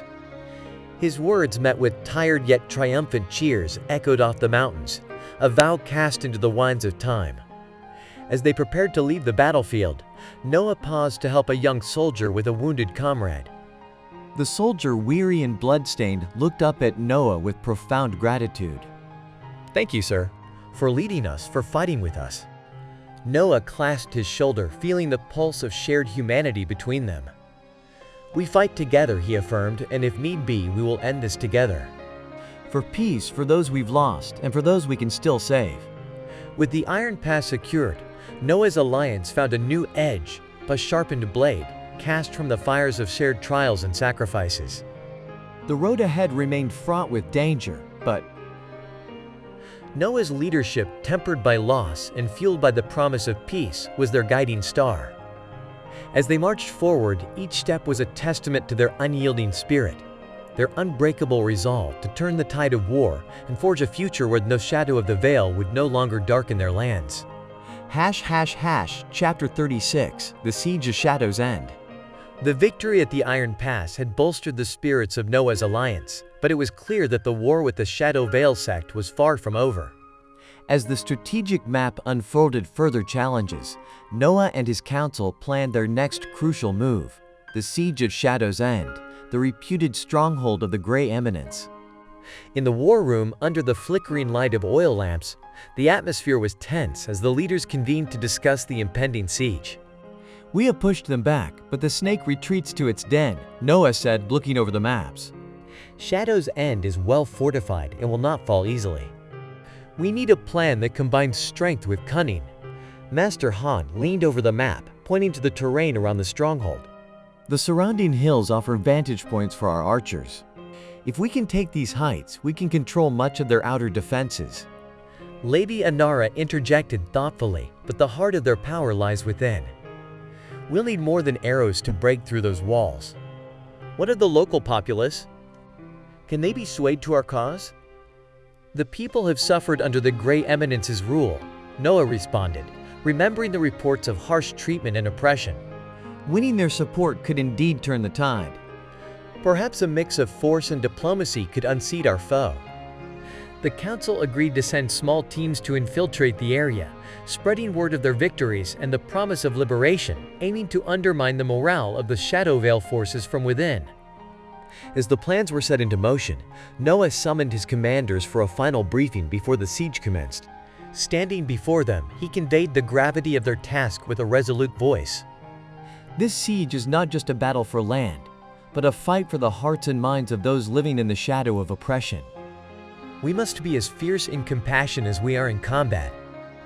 The commanders, steel in their eyes and determination in their hearts, nodded in agreement, each understanding the dual nature of their mission. Days later, as the siege began, Noah was on the front lines, observing the initial skirmishes. The air was thick with tension, the sounds of battle echoing through the hills like thunder. He watched as his archers took position on the heights, their arrows raining down on the enemy fortifications. However, the Shadow Veil sect was not without their own strategies. Counterattacks were swift and brutal, testing the resolve of Noah's forces at every turn. Amidst a particularly fierce skirmish, Noah received word that one of the infiltrating teams had been captured. Rushing to the makeshift command post, he found Lady Anara waiting with a grim expression. Noah, the team sent to sway the locals has been taken. The Grey Eminence is using them as a shield against our attacks, she reported, her voice strained with urgency. Noah's jaw tightened. Prepare a rescue operation. We cannot allow our people to be used so callously. Their lives are not bargaining chips. As night fell, a rescue team moved stealthily through the enemy lines under the cover of darkness. Noah, unable to stay behind, joined them, his presence, a silent statement of his commitment to every life under his command. The rescue was harrowing, a silent dance of shadows and whispers. They navigated the labyrinthine outskirts of Shadow's End, finally reaching the holding cells just before dawn. The operation, fraught with danger, was successful, but not without cost. Several of his brave rescuers fell during the escape, their sacrifice a stark reminder of the war's brutal reality.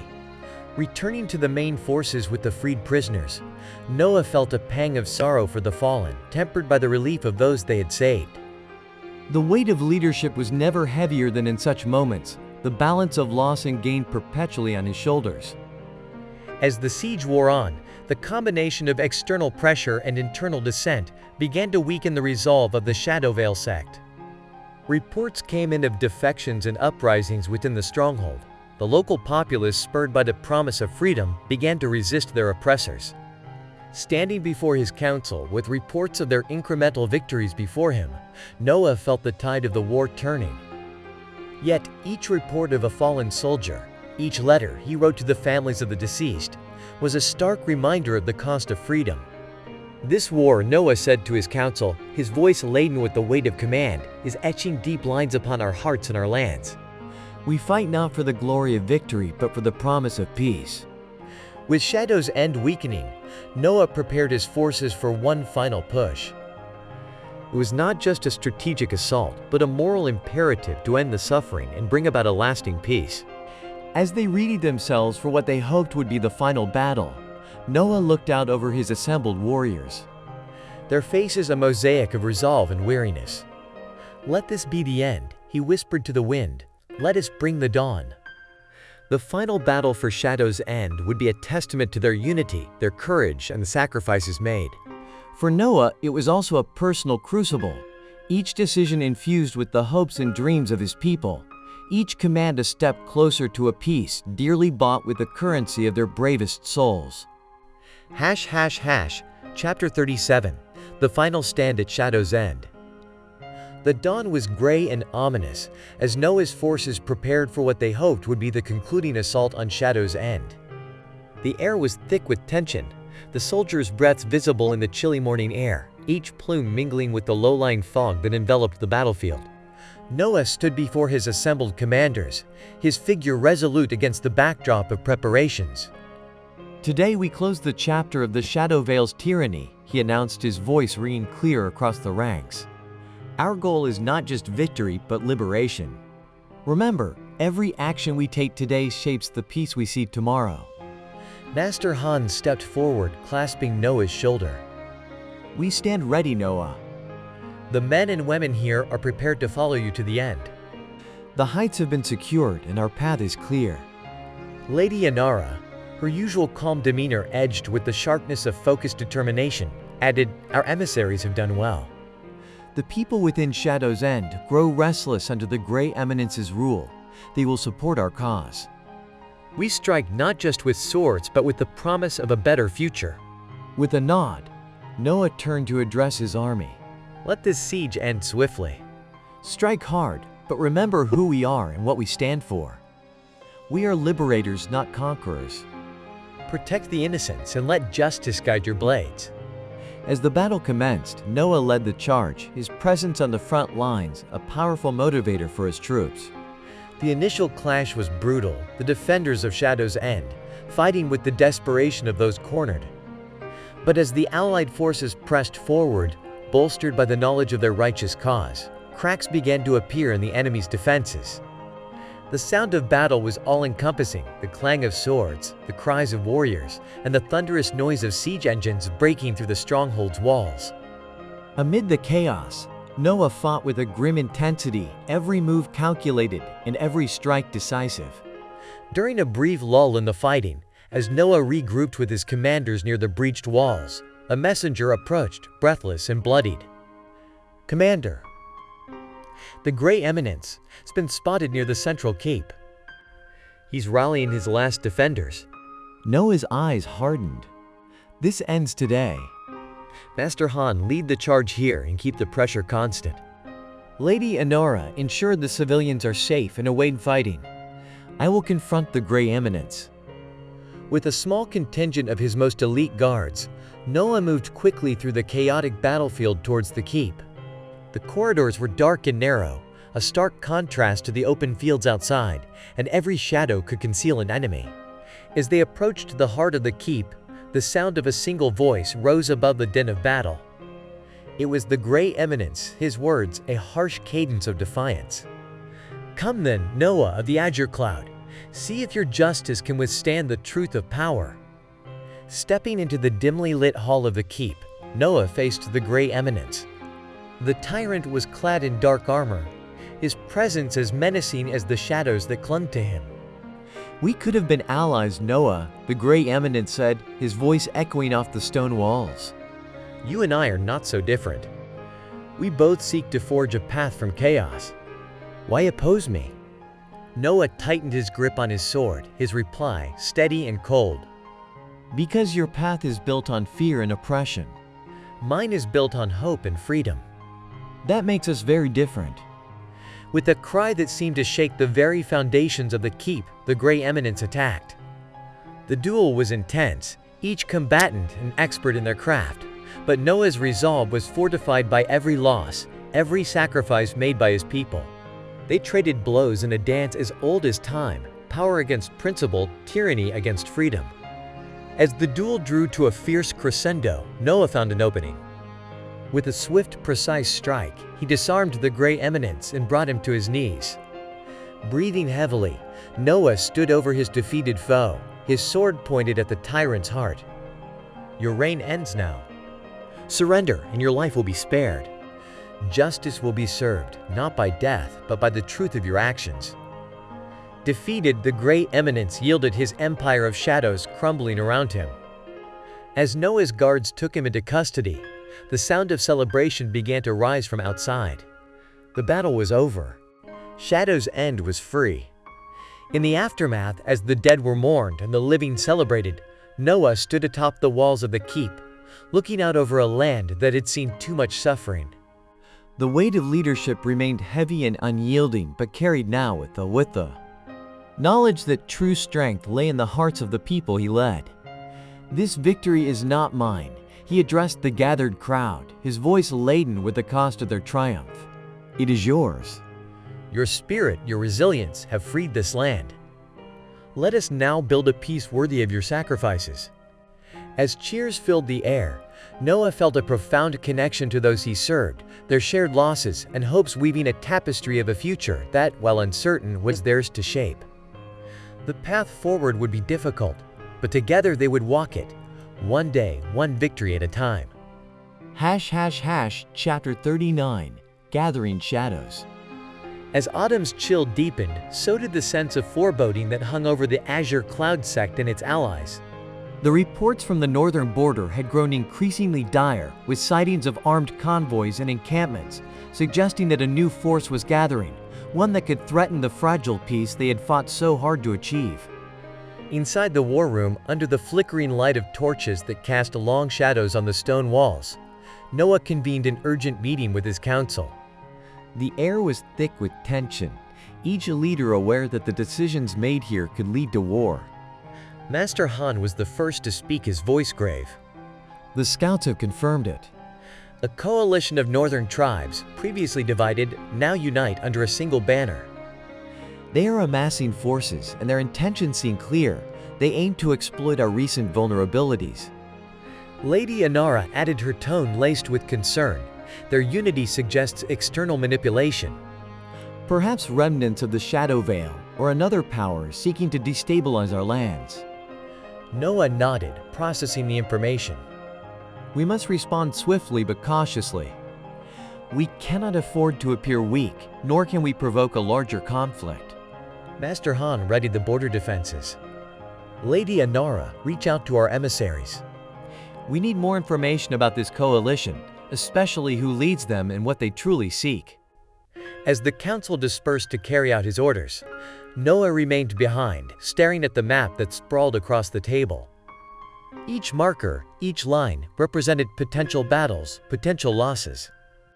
He felt the weight of every decision, knowing lives hung in the balance. Later that evening, as Noah walked through the garden to clear his head, he was joined by Elder Jin, whose presence always seemed to offer clarity. "You face the winds of war with a heavy heart," she observed, watching him closely. Noah sighed, the cool air forming clouds with his breath. "War never leaves us, Jin. It lurks in the shadows, waiting for moments of weakness." How many more must suffer before we find lasting peace? Elder Jin stopped beside a gnarled old tree, its branches twisted but strong. "This tree has weathered many storms, Noah. Each scar tells a story of survival." Like this tree, our people have grown resilient, their scars a testament to their strength. You must lead them not out of fear of more scars, but with the hope of growth. Her words resonated with Noah, grounding him as they always did. Thank you, Elder. We will prepare for the storm, but we will also seek paths to avoid it. The following day, Noah met with his military commanders, detailing the defensive measures they would implement along the border. As they strategized, a messenger arrived, breathless and anxious. "Commander Noah, an envoy from the Northern Coalition, requests an audience. They are at our gates under a flag of truce." Noah's eyes narrowed. "Let them in." It seems we may learn more of our enemy sooner than expected. In the council hall, Noah and his advisors faced the Northern envoy, a stern woman with sharp eyes named Elara. "I come on behalf of the Northern Coalition," she began, her voice firm. "We seek no conflict with your lands. Our gathering is defensive, prompted by fears of your expansion." Noah listened intently, then responded, "Our actions have always been for peace." Your fears are misplaced, but your preparations stir our own concerns. What assurances can you offer that your intentions are peaceful? Ilara's gaze met Noah's, a silent acknowledgement of the stakes. "We propose a summit, a meeting of leaders to discuss our mutual security concerns." Perhaps together we can dispel these shadows of doubt. Noah considered her proposal carefully. A summit could be beneficial. I will attend along with my advisors. "Let us seek understanding before we draw swords." As Elara departed, Noah felt a cautious trickle of hope. Perhaps this summit could avert war. Perhaps diplomacy could quench the fires before they spread. But as he prepared for the journey, Noah could not shake the feeling of unease. War had taught him to trust cautiously, and he prepared for all possibilities, both the olive branch and the hidden dagger. As Noah and his retinue rode northward to the summit, the landscapes around them bore the scars of past conflicts, a silent reminder of what was at stake. Ahead lay a meeting that could shape the future of their lands, either securing a new peace or plunging them back into the depths of war. Noah rode forward, his resolve as firm as the armor he wore, ready to face whatever awaited. Chapter 40, The Summit of Shadows. The journey north to the proposed summit was fraught with the tension of the unknown. Noah, accompanied by Master Han, Lady Inara, and a contingent of trusted guards, rode through the increasingly barren landscapes, the chill of the approaching winter, mirroring the cold uncertainty of their mission. As they approached the designated meeting site, a neutral area known as the Gray Plains, the barren fields seemed to stretch endlessly, a stark reminder of the desolation that prolonged conflict could bring. Upon arrival, Noah surveyed the area. Temporary structures had been erected, flags representing the various northern tribes fluttering in the cold wind, alongside the banners of the Azure Cloud sect and its allies. "It feels like we are stepping into the dragon's den," Master Han muttered, his hand resting on the hilt of his sword as he eyed the encampments warily. Noah nodded, his expression composed but alert. "Perhaps, but remember, sometimes the dragon be reasoned with. Stay sharp but keep your minds open." They were greeted at the camp by Alara, who seemed just as guarded yet diplomatic. "Commander Noah, welcome. We hope this summit will clear the mists of distrust between us," she said, extending a hand in greeting. Noah clasped her hand, his grip firm. "That is also our hope, Alara." "Let us talk and see what peace we might find." The summit commenced in a large tent, the atmosphere thick with the tension of many leaders who had spent years eyeing each other across battle lines. Noah took a seat at the round table, designed to remove any head of the table to imply equality among the attendees. Alara opened the discussion, her voice echoing slightly in the tent. "We are gathered here not to confront, but to converse. Our people watch us, waiting to see if we will lead them to war or walk them towards peace." Noah responded, his tone measured and clear. "The Azure Cloud sect and its allies seek only peace and stability. We have no desire for further conflict. However, peace requires trust, and trust must be built on transparency and mutual respect." A northern chieftain, a burly man with a scarred face, leaned forward, his eyes narrowing. "Your forces are stationed near our borders, Noah. If peace is truly your aim, why do your warriors shadow our lands?" Noah met his gaze without flinching. "Our forces are positioned defensively and will remain so unless provoked. They are but a caution, not a threat." "I propose a mutual withdrawal of troops from the border as a sign of good faith from both sides."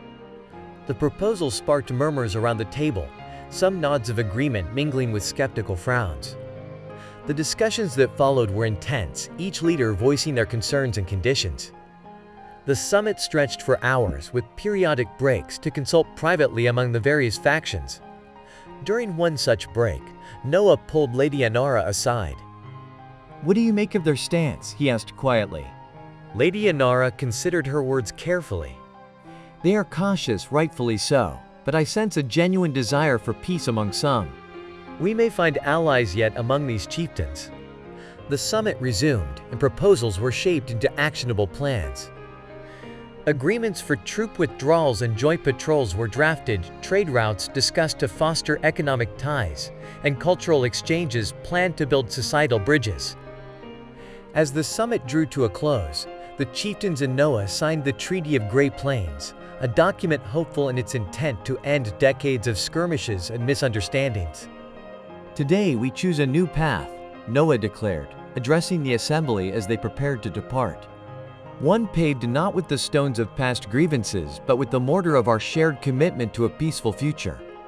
The leaders disbanded with cautious optimism, the former enemies now potential partners in peace. As Noah and his retinue made their way back to their territory, he felt a tentative hope. Yet the weight of leadership remained heavy on his shoulders. The peace they had brokered was fragile and the future uncertain. The journey home was quiet, each member of his party lost in their thoughts, pondering the new era they might have ushered in. But as they neared their borders, a scout hurried towards them, his expression grim. "Commander, you need to see this," he said, handing Noah a message. Noah's eyes scanned the document and his heart sank. Despite their diplomatic efforts, a faction within the northern tribes, dissatisfied with the peace agreement, had launched a surprise attack on one of their border villages, exploiting the moment when defenses were low. The peace they had hoped to secure was already under threat. Noah's resolve hardened. "Turn the horses," he commanded grimly. "We ride to the village." The losses were not just a measure of the challenge they faced, but a stark reminder that peace would require more than treaties. It would demand vigilance, strength, and above all, the courage to stand firm in the face of renewed aggression. As they rode back, the shadows lengthened behind them, symbols of the looming conflict they would once again have to navigate. Chapter 41, The Battle of Broken Promises. The ride to the village was tense, each member of Noah's party braced for the worst. As they approached, the signs of conflict were unmistakable, rose in the distance, and the sound of distant combat echoed through the air, a grim symphony that grew louder with each passing moment. Upon arrival, the scene that unfolded was one of chaos and devastation. The village was under siege, its defenders desperately holding off the attackers, who were clearly from the faction that had rejected the Treaty of Great Plains. Noah dismounted swiftly, his expression grim as he took in the scope of the betrayal. "To arms!" he shouted, drawing his sword and rallying his guards. "Protect the villagers. Drive these traitors back." Master Han and Lady Inara were quick to join him, their own weapons ready as they coordinated the defense. "We must secure the eastern flank," Master Han yelled over the clash of steel. "That's where they're breaking through." Lady Inara nodded, shouting orders to the archers. "Cover the flank. Push them back." As Noah plunged into the fray, his heart heavy with the betrayal yet burning with a fierce resolve, he encountered the leader of the attacking force, a burly warrior known as Garen, who had openly opposed the peace talks. The two clashed amid the turmoil, their swords ringing out sharply. "You break a treaty signed in good faith, Garen," Noah shouted as he parried a vicious strike. "Why spill more blood?" Garen sneered, his face twisted with anger and disdain. "Your peace is a cage, Noah." "We won't submit to your rule disguised as compromise." Noah dodged another blow, his response cut through the air as cleanly as his sword. "It's not about rule, but about a future without endless war. You fight for power, not freedom." Their duel continued, each strike and parry a testament to their opposing visions for their people. Around them, the battle raged, Noah's forces gradually gaining ground as the village defenders rallied with renewed vigor, inspired by Noah's presence and the arrival of his reinforcements. Eventually, Noah managed to disarm Garen, forcing him to the ground. Standing over the defeated leader, he declared, "This is not the end I wished for, but it's the one you chose. Surrender now, and your men will be spared." Garen, breathing heavily, his defiance not yet quenched, spat at the ground before reluctantly throwing down his sword. "You win today, Noah, but the fire you seek to extinguish will spark again and again." As Garen and his men were taken into custody, Noah turned to survey the village. Buildings were damaged and the cost in lives was painfully evident. The villagers, though safe now, were shaken and mournful. Noah approached the village elder, a stoic woman named Mirella, who had led the defense until Noah's arrival. "You fought bravely," he said solemnly. "I'm sorry it came to this." "We aimed for peace, but were met with treachery." Mirella nodded, her eyes weary but resilient. "Peace is a difficult harvest, Commander. It grows slowly and is often blighted by the greed of men. But we stand with you. Your efforts are not in vain." As they organized aid for the wounded and support for rebuilding the village, Noah felt the waitership press down upon him. Each casualty, each tear shed by the villagers was a mark upon his soul, reminder of the cost of his duty. That evening, as they camped among the ruins, Noah spoke with his commanders about the next steps. "We've won a battle, but the war for peace continues," he began, his voice tinged with fatigue yet firm with purpose. "We must strengthen our defenses, yes, but also our resolve to build the peace we envision." Let the memory of this day fuel our commitment, not our despair. Master Han and Lady Inara agreed, their expressions set in determination. "We stand with you, Noah," Inara said, her voice steady. Today's pain is tomorrow's resolve. We'll keep building, keep fighting for what's right. As they planned under the stars, the village slowly finding peace in the night, Noah wrote in his journal, recording the events, the losses, and the small victories. Each word was a commitment, each sentence, a promise to those who had fallen and to those who still stood. The path to peace was lined with shadows, but also with the light of those who dared to walk it. Noah, despite the weight he carried, walked on, his resolve deepening with each step forward. Chapter 42 Revelations of the Ring.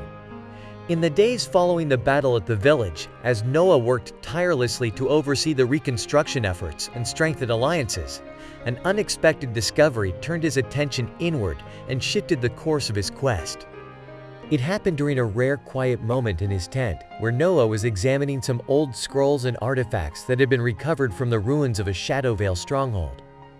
Among these items was an ancient ring, ornately crafted and seemingly inconspicuous, which he had set aside earlier. As he picked it up again, a subtle engraving on the inside of the band caught his eye, an engraving strikingly similar to the insignia of his family, which had always been a mystery part of his heritage. Master Han entered as Noah was scrutinizing the ring under the light.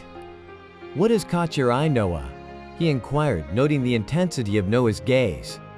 "This ring," Noah replied, holding it out to Han. "See the engraving. It matches the family insignia that my grandfather left me." I've never known what it represented until now." Master Han inspected the ring closely. "This is an ancient symbol, Noah. If this ring was with the Shadowvale, it might suggest that your lineage is entwined with theirs more closely than you might have realized." Noah felt a chill at the implication. "I need to understand how and why. My grandfather never spoke of any connections to the Shadowvale." "What secrets was he keeping?" "Perhaps it is time you visited the place of your grandfather's birth," suggested Master Han. "There may be records or elders there who know the history of your family." Deciding that the truth was necessary for him to lead with integrity, Noah made arrangements to visit his grandfather's ancestral village, a place he had heard of in stories but never seen. Lady Inara and a small contingent of trusted companions prepared to accompany him. The journey was long, taking them through verdant forests and over rugged hills to a secluded valley where the village lay hidden away from the common paths of travelers. As they approached, the sense of stepping back in time was palpable. Upon their arrival, the village elder, a wizened old man named Joran, greeted them warmly but with a hint of surprise. "It's been many years since we've seen the descendants of Aldrich," he said, referring to Noah's grandfather. "What brings you back after all this time?" Noah didn't mince words. "I seek the truth about my family, about this ring," he said, showing Joran the piece. "It has connections that I never knew, which may link back to the conflicts we face today." Joran's eyes widened slightly as he examined the ring. "Ah yes, the legacy of Aldrich. He was a man of great strength and great secrets." "Please tell me everything," Noah urged, a mixture of anxiety and anticipation tightening his voice. Joran invited them into his modest home and began to recount the tale. Aldrich was once a member of the Shadowvale, long before they became the Marauders you know today. They were defenders of our region, protectors against invaders. But as power grew, so did their ambition, and Aldrich could not condone the path they chose. He left, vowing to ensure his family would never fall into such darkness again. The ring was a symbol of his rank within them, Joran continued. He kept it as a reminder of what one must stand against, not just what one stands for. Noah absorbed every word, each piece of the story reshaping his understanding of his own legacy. "And the insignia?" he asked. It was his mark of leadership, a symbol that he hoped would inspire a different kind of strength in his descendants, bone based on justice and truth. Armed with this new knowledge, Noah felt a resolve deepening within him, not just to fight against the darkness, but to redefine what it meant to lead in the light. "Thank you, Joran," Noah said sincerely. "You've given me much to ponder and a renewed purpose." As they prepared to leave the village, Lady Inara spoke softly. "Sometimes understanding our past shapes our future more than any battle won or lost." Noah nodded, feeling the weight of his lineage not just as a burden now, but as a beacon. "Let's return," he declared. We have much work to do, and I have a legacy to honor, both the one left to me and the one I will leave behind. With a newfound clarity and a legacy redefined, Noah returned to his people, ready to lead not just with the strength of arms, but with the power of truths newly discovered. The journey had changed him, weaving the threads of his past into the fabric of his present, guiding him as he navigated the challenges ahead. Chapter 43: Legacy and Leadership. As Noah and his companions traveled back from the ancestral village, the revelations about his family's past and the origins of the ring stirred within him a complex mix of emotions. He felt a newfound connection to his grandfather, Aldrich, understanding now the weight of the decisions the man had made and the legacy he had passed on. Upon returning to the Azure Cloud sect, Noah wasted no time convening a meeting of his closest advisors and friends within the war room of the sect's main fortress. The walls, lined with weapons and banners of their victories, seemed to watch over them as they gathered around the ancient oak table that had seen many such discussions. "Noah, you seem different," Lady Inara observed as they settled into their seats. Did the journey bring you what you hoped? Noah looked around at the familiar faces, Han, Lady Inara, and several others who had been by his side through many battles. "It brought me more than I anticipated," he began, his voice carrying a new depth. I learned of my grandfather's true history with the Shadow Veil sect. He was once a leader within them when they were still guardians of our lands, not marauders. Master Han leaned forward, his interest piqued. That is a significant revelation. How does this affect us, Noah? How do you see this influencing your leadership? It reaffirms my commitment to lead with justice and to ensure our power is never misused as it was by the Shadow Veil, Noah replied, his determination clear. It also teaches us that the paths we choose deeply impact not just our lives, but those of generations to follow. And the ring? Lady Inara asked, nodding towards the piece that Noah now wore openly. Noah held up his hand, displaying the ring. This was a symbol of leadership within the Shadow Veil. Aldrich took it with him to remind himself of the dangers of power unchecked. I wear it now as a symbol of our commitment to use our power for the good of all. The discussion that followed was thoughtful and strategic, focusing on how they could integrate the lessons of the past into their current practices. They debated policies, military strategies, and governance, all through the lens of ensuring they did not repeat the mistakes of those before them.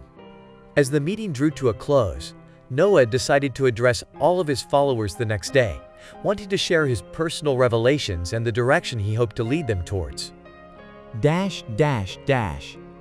The next morning, the central courtyard was filled with hundreds of Noah's followers, from seasoned warriors to young acolytes, all waiting to hear from their leader. Noah stepped onto the raised platform, the ring glinting on his finger in the morning sun. My friends, Noah began, his voice echoing across the silent crowd. I have recently returned from a journey into our past, one that has shed light on the shadows we face today.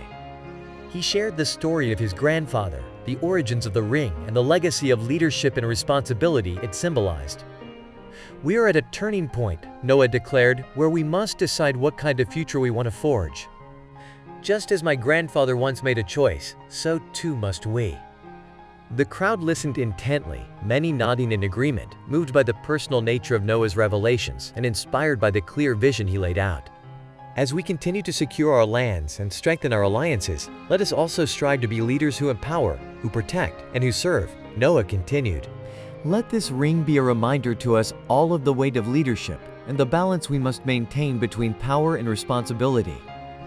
After the speech, as the crowd dispersed, many approached Noah to express their support and share their thoughts. It was clear that his words had struck a chord, igniting a collective desire to pursue a path of honor and integrity. As Noah stood there, interacting with his people, he felt a deep sense of purpose. The challenges ahead were numerous, but with the truths of the past as his guide and the support of his people, he was ready to face them. Each conversation, each word of encouragement reinforced his resolve to lead not just with strategies and commands, but with values and virtues. The day marked a new beginning for Noah and the Azure Cloud sect, beginning founded on the lessons of the past. aimed at creating a future where the darkness of yesterday would not overshadow the light of tomorrow. As the sun set on a day of revelations and renewed commitments, Noah felt ready to tackle the challenges ahead, guided by the legacy of his grandfather and the trust of his followers. Chapter 44: The Call of Alliance. In the weeks following Noah's revelation about his family's history and his public commitment to ethical leadership, a palpable shift occurred within the Azure Cloud sect and its allied territories. Inspired by Noah's transparency and driven by the collective desire for a stable future, efforts to strengthen both internal alliances intensified. However, as preparations for a new era were underway, urgent messages arrived from the eastern borders. Another coalition, this time of eastern tribes, spurred by the shifting powers, sought to test the strength and resolve of Noah's leadership. Noah convened an emergency meeting in the war room, gathering his top advisors and military commanders to strategize. The walls lined with maps and banners served as a stark reminder of the constant vigilance required to maintain peace. Master Han was the first to speak as they assembled around the large oak table. The eastern tribes see opportunity in our period of transition. They mistake our internal strengthening for weakness, he said, his voice marked by a trace of frustration. Lady Anara, ever the voice of diplomacy, added, "We must reach out to them, perhaps even invite their leaders to a council. If they understand our true intentions and the strength behind our words, we may avoid unnecessary conflict." Noah nodded thoughtfully. I agree with Anara. We should extend an invitation for dialogue. However, we must also prepare for the possibility that they will reject our offer. Master Han, ensure our defenses are prepared and our intelligence networks are focused on the eastern regions. As the meeting progressed, plans took shape. Noah tasked Lady Anara with the diplomatic outreach while coordinating with Master Han to oversee military preparedness. The following week, as the sun cast its first light over the sect's stronghold, Noah stood on the battlements watching the horizon. Beside him, Elder Jin joined her presence, a comforting constant. You seem troubled, Noah. What weighs on you? She asked, observing him closely. Noah sighed, his gaze still fixed on the distance. I am torn, Elder Jin, between the desire for peace and the necessity of preparation for war. Each decision feels like a step on a tightrope. Elder Jin nodded sagely. Leadership is often a dance between opposing forces. Balance is key, Noah. Trust in your steps, guided by the lessons of the past and the needs of the present. Their conversation was interrupted by the arrival of a messenger, who bowed deeply before handing Noah a sealed scroll. Noah opened it, scanning the contents quickly, his expression shifting from anticipation to concern. The eastern tribes have rejected our offer for dialogue, he announced, handing the scroll to Elder Jin. They demand concessions as proof of our sincerity, territories that are home to thousands of our people. That is a heavy demand, Elder Jin remarked, her eyes narrowing as she read the message. How will you respond? Noah looked back out across the lands that stretched below them. We will not yield to threats. Prepare for a council meeting.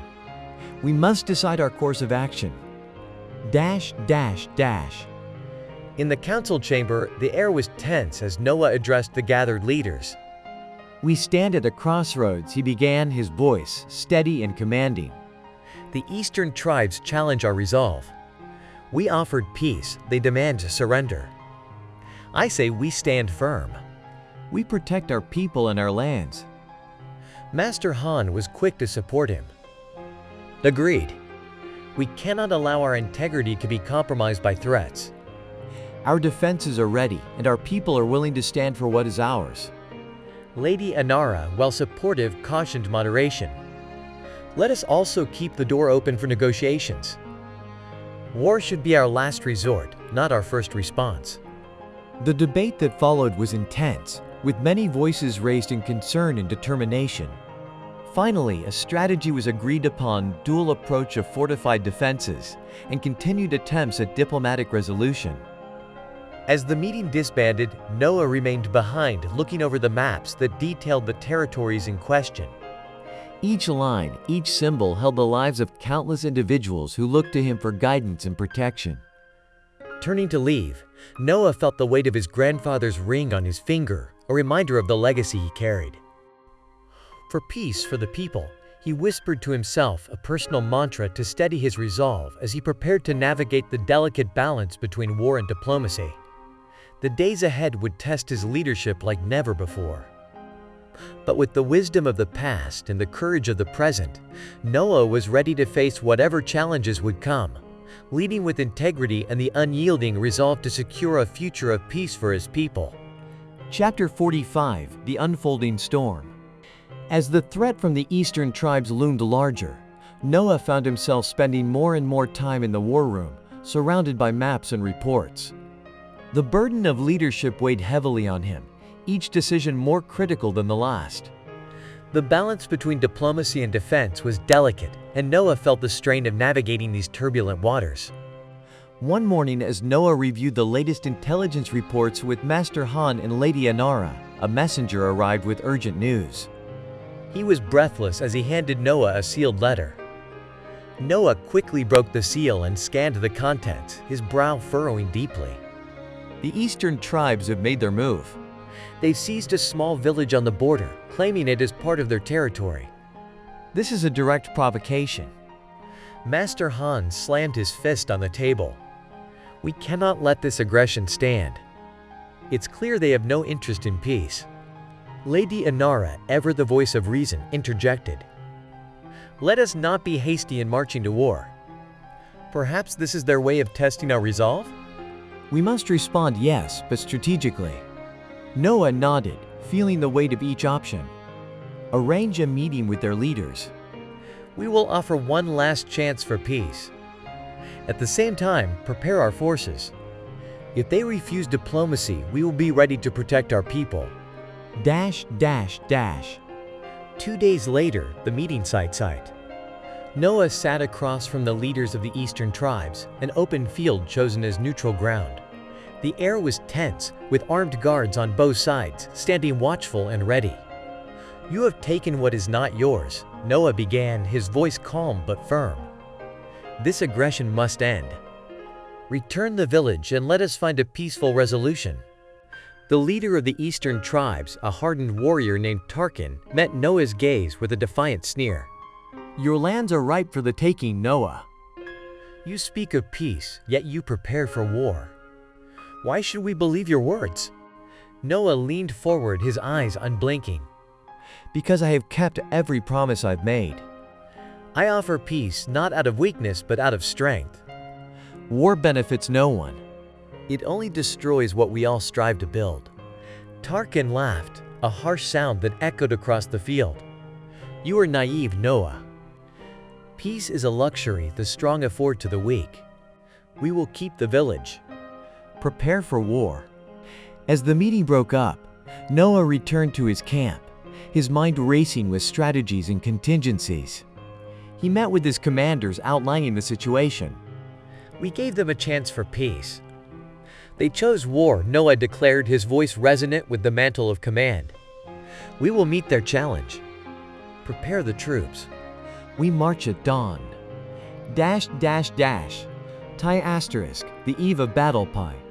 Noah walked among his assembled forces, their campfires dotting the landscape like stars come to earth. He stopped to speak with the soldiers, offering words of encouragement and gratitude for their service. At one campfire, a young soldier looked up at Noah, his eyes filled with a mixture of fear and resolve. Commander, how do you find the strength to face what comes tomorrow? Noah sat beside him, the firelight flickering across his face. I find strength in knowing that what we do for the future of our people. Each of us plays a part in building that future. Tomorrow we stand together, not just as soldiers, but as guardians of our home. The soldier nodded, visibly heartened by Noah's words. Thank you, sir. I will stand ready. As night deepened, Noah returned to his tent, where he spent several hours in contemplation and planning. Opening his grandfather's journal, he read through the passages, finding wisdom in the old words. With each line, he felt a connection across the generations, a shared duty that transcended time. Finally, as the first light of dawn began to color the sky, Noah donned his armor and prepared to lead his troops into battle. He knew the day would be long and fraught with danger, but he also knew he was not alone. His peoples bolstered him, and the legacy of his grandfather guided him. As he mounted his horse and looked out over the ranks of ready soldiers, Noah felt a surge of resolve. Today, we fight not just to reclaim a village, but to affirm our commitment to peace and justice. For our homes, for our families, and for the future, let us stand brave and resolute. With a final look at the rising sun, Noah gave the signal to advance. The battle that loomed on the horizon would be fierce, but he was ready to face it head-on, armed with the strength of his convictions and the courage of his people. Chapter 46: The Battle for Unity. As the sun rose over the horizon, casting a golden light across the battlefield, Noah looked out over the ranks of his assembled army. They stood ready, a testament to the resilience and courage of his people. He raised his hand, signaling silence before he spoke. Today, we fight not just for land, but for the principles that bind us together as one. Stand strong, fight bravely, and let's show them the strength of our unity. Cheers erupted from the troops, their morale boosted by Noah's words. With a final nod to his commanders, he turned his horse toward the front lines, where the enemy was already forming up. As the two armies clashed, the sound of metal against metal rang out a harsh symphony of war. Noah fought at the forefront, his leadership, both an inspiration and a rallying cry for his soldiers. Amidst the chaos, he spotted a group of enemy soldiers breaking through their lines, heading toward a segment where their defenses were weaker. Master Han, take your battalion and flank them on the right. Push them back. Noah shouted over the din of battle. Master Han acknowledged with a swift nod, directing his forces with precision and swiftly countering the enemy's advance. Meanwhile, Noah noticed a familiar figure leading the enemy forces, Tarkan, the defiant leader of the eastern tribes. Tarkan caught Noah's gaze and sneered, brandishing his weapon as he approached. Noah, you think you can end this with words of peace? It's power that rules, not ideals. As they met in the center of the battlefield, their duel began fierce and unforgiving. Each strike and parry was a clash of not just swords, but of wills. You're wrong, Tarkan. Power without principle is tyranny, Noah countered, dodging a vicious swing. We fight for something greater than ourselves. Their swords locked, Noah pushed back, creating distance between them. Look around Tarkan. Your men fight out of fear, mine fight out of belief. Who do you think will fight harder? Tarkan growled, lunging again with renewed ferocity. I will crush your beliefs under my boot. The battle around them grew more intense, but Noah and Tarkan were locked in their own struggle, a microcosm of the larger conflict. Finally, with a swift and well-placed strike, Noah disarmed Tarkan, sending his weapon flying. Breathing heavily, Tarkan glared at Noah, the reality of his defeat settling in. Noah held his sword at Tarkan's throat, his expression resolute. Yield, Tarkan. It's over. Join us in building a future of peace or remain here defeated. Tarkan's shoulders slumped as he dropped to his knees, beaten. I yield, Noah. Your way. May it bring the peace you seek. As Tarkan's forces saw their leader defeated, their will to fight diminished. One by one, they dropped their weapons, signaling their surrender. Noah turned to his army, raising his sword high. Today we fought not just for victory, but for the hope of peace. Let this be the last blood spilled between our people. Cheers of victory and relief echoed across the battlefield, but Noah knew the true challenge lay ahead, healing the wounds of war and forging a lasting peace. Dash, dash, dash. After the battle. Back at his command tent, Noah met with his advisors to discuss the integration of Tarkan's forces and the reconstruction of the war-torn regions. We must be vigilant, but also forgiving, Noah told them. Many fought against us out of fear or misinformation. We need to show them that they have a place in our future. Lady Inara nodded, adding, I will arrange for talks with the local leaders. It's crucial we understand their needs and fears to avoid future conflicts. Master Han, looking over the maps, suggested we should also fortify our defenses subtly. Trust, but prepare. The world is watching how we handle this victory. As they planned for the future, Noah felt a weight lift slightly from his shoulders. The battle was won, but the war for peace was just beginning. With each decision, he was weaving a new tapestry of unity, one that he hoped would cover not just his lands, but extend beyond, bringing stability and peace to a fractured world.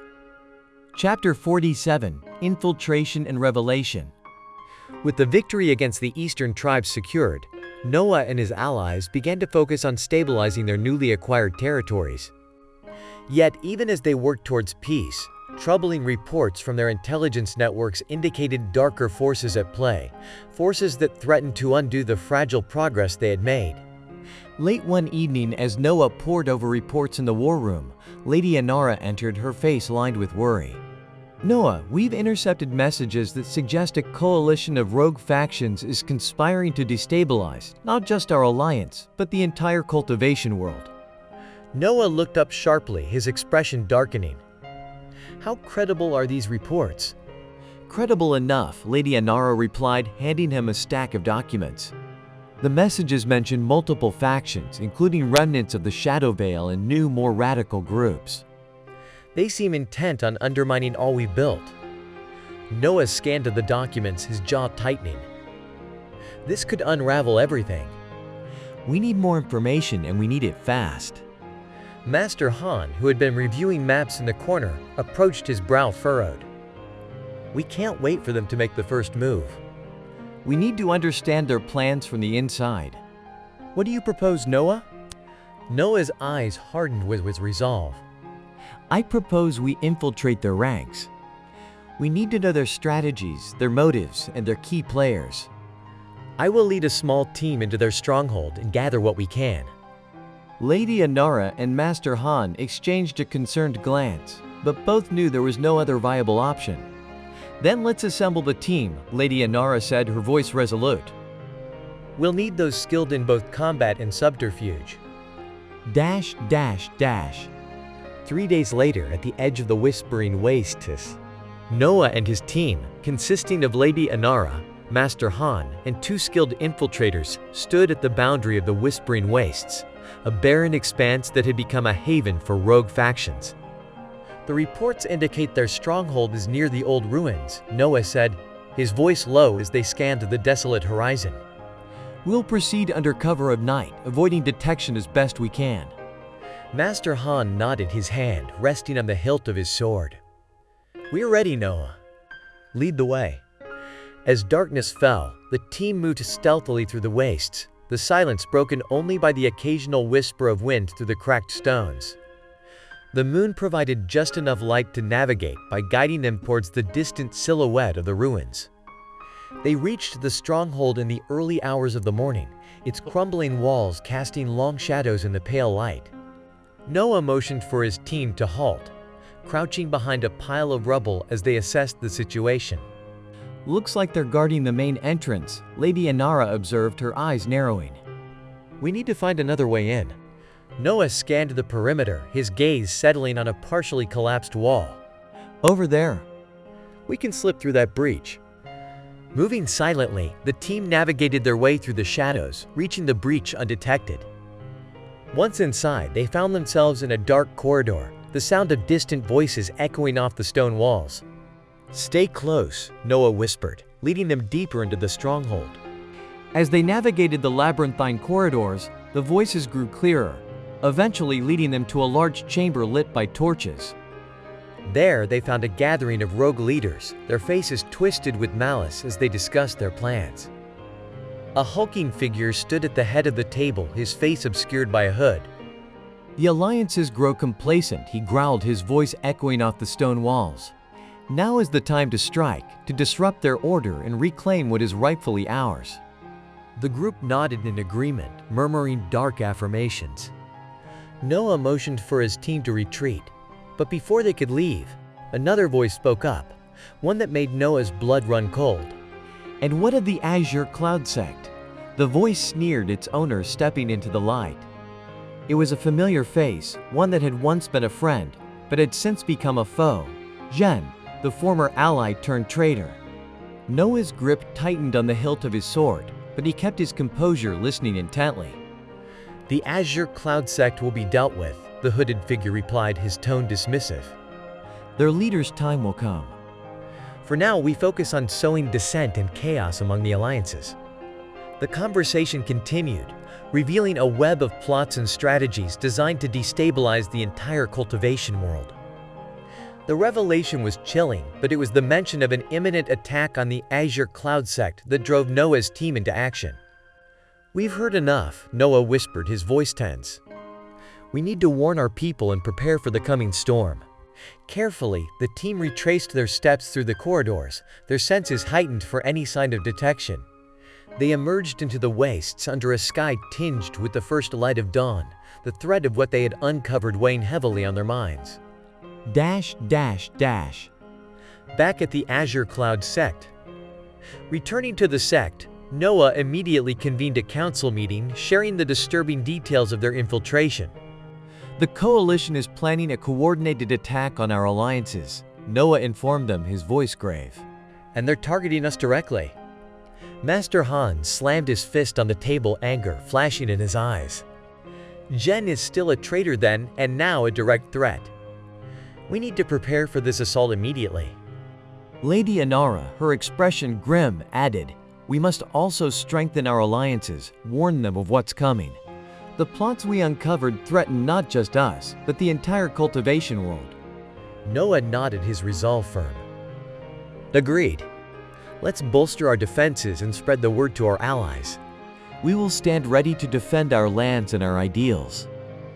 With renewed determination, Noah and his council set to work, reinforcing their defenses and reaching out to their allies. The days ahead would be critical, each decision, a step towards either stability or ruin. But Noah knew that with unity and resolve, they could withstand the storm and forge a path towards a brighter future. Chapter 48: Countermeasures and Allies. The revelations of the secret meeting within the ruins of the Whispering Wastes had shaken Noah to his core. The threats were no longer distant or abstract. They were precise, calculated, and imminent. Noah knew the time to act was now if they were to thwart the plans of the coalition seeking to sow chaos across the cultivation world. In the main hall of the Azure Cloud sect, Noah convened a council of war with representatives from each allied faction present. The hall, usually a place of tranquil deliberation, was charged with a palpable urgency as Noah laid out the intelligence they had gathered. As many of you are aware, we face a coalition of forces that aim to destabilize our lands and overthrow our systems of governance. Noah began, his voice echoing through the hall. This is not just a threat to us, but to the entire cultivation world. A murmur of concern spread among the gathered leaders. One by one, Noah detailed the plots they had uncovered, including the impending attacks and the key figures orchestrating the chaos. "We must form a unified front," Noah declared. "It's not enough to defend. We must also counteract their moves, disrupt their plans, and protect our people." Elder Tarn, a seasoned leader from the Northern Highlands, rose to speak, his voice grave. "Noah, your leadership has brought us together in times of peace. Now it must unite us in war." What do you propose?"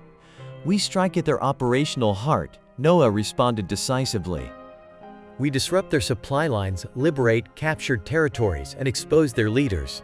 "For this, I propose a series of coordinated strikes across their known strongholds." Master Han added, "I've prepared detailed maps of their logistical networks, including storage facilities and communication hubs. Targeting these will cripple their ability to wage a prolonged conflict." Lady Inara, ever the diplomat, suggested, "While our warriors engage, let us also send emissaries to those factions still undecided. "If we can bring them to our side, it will further isolate the enemy." Noah nodded in agreement. "An excellent strategy, Inara." "We'll need to move quickly and decisively." Plans were rapidly formed, with each leader assigned a role in the upcoming operations. As the council disbanded, Noah pulled aside his most trusted advisors for a final word.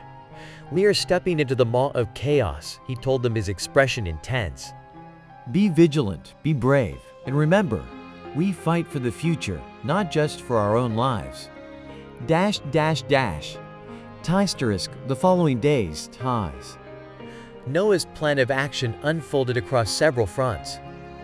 Under the cover of night, elite teams of Azure Cloud warriors, led by Master Han, struck at enemy supply depots, setting fire to armories and seizing control of critical outposts.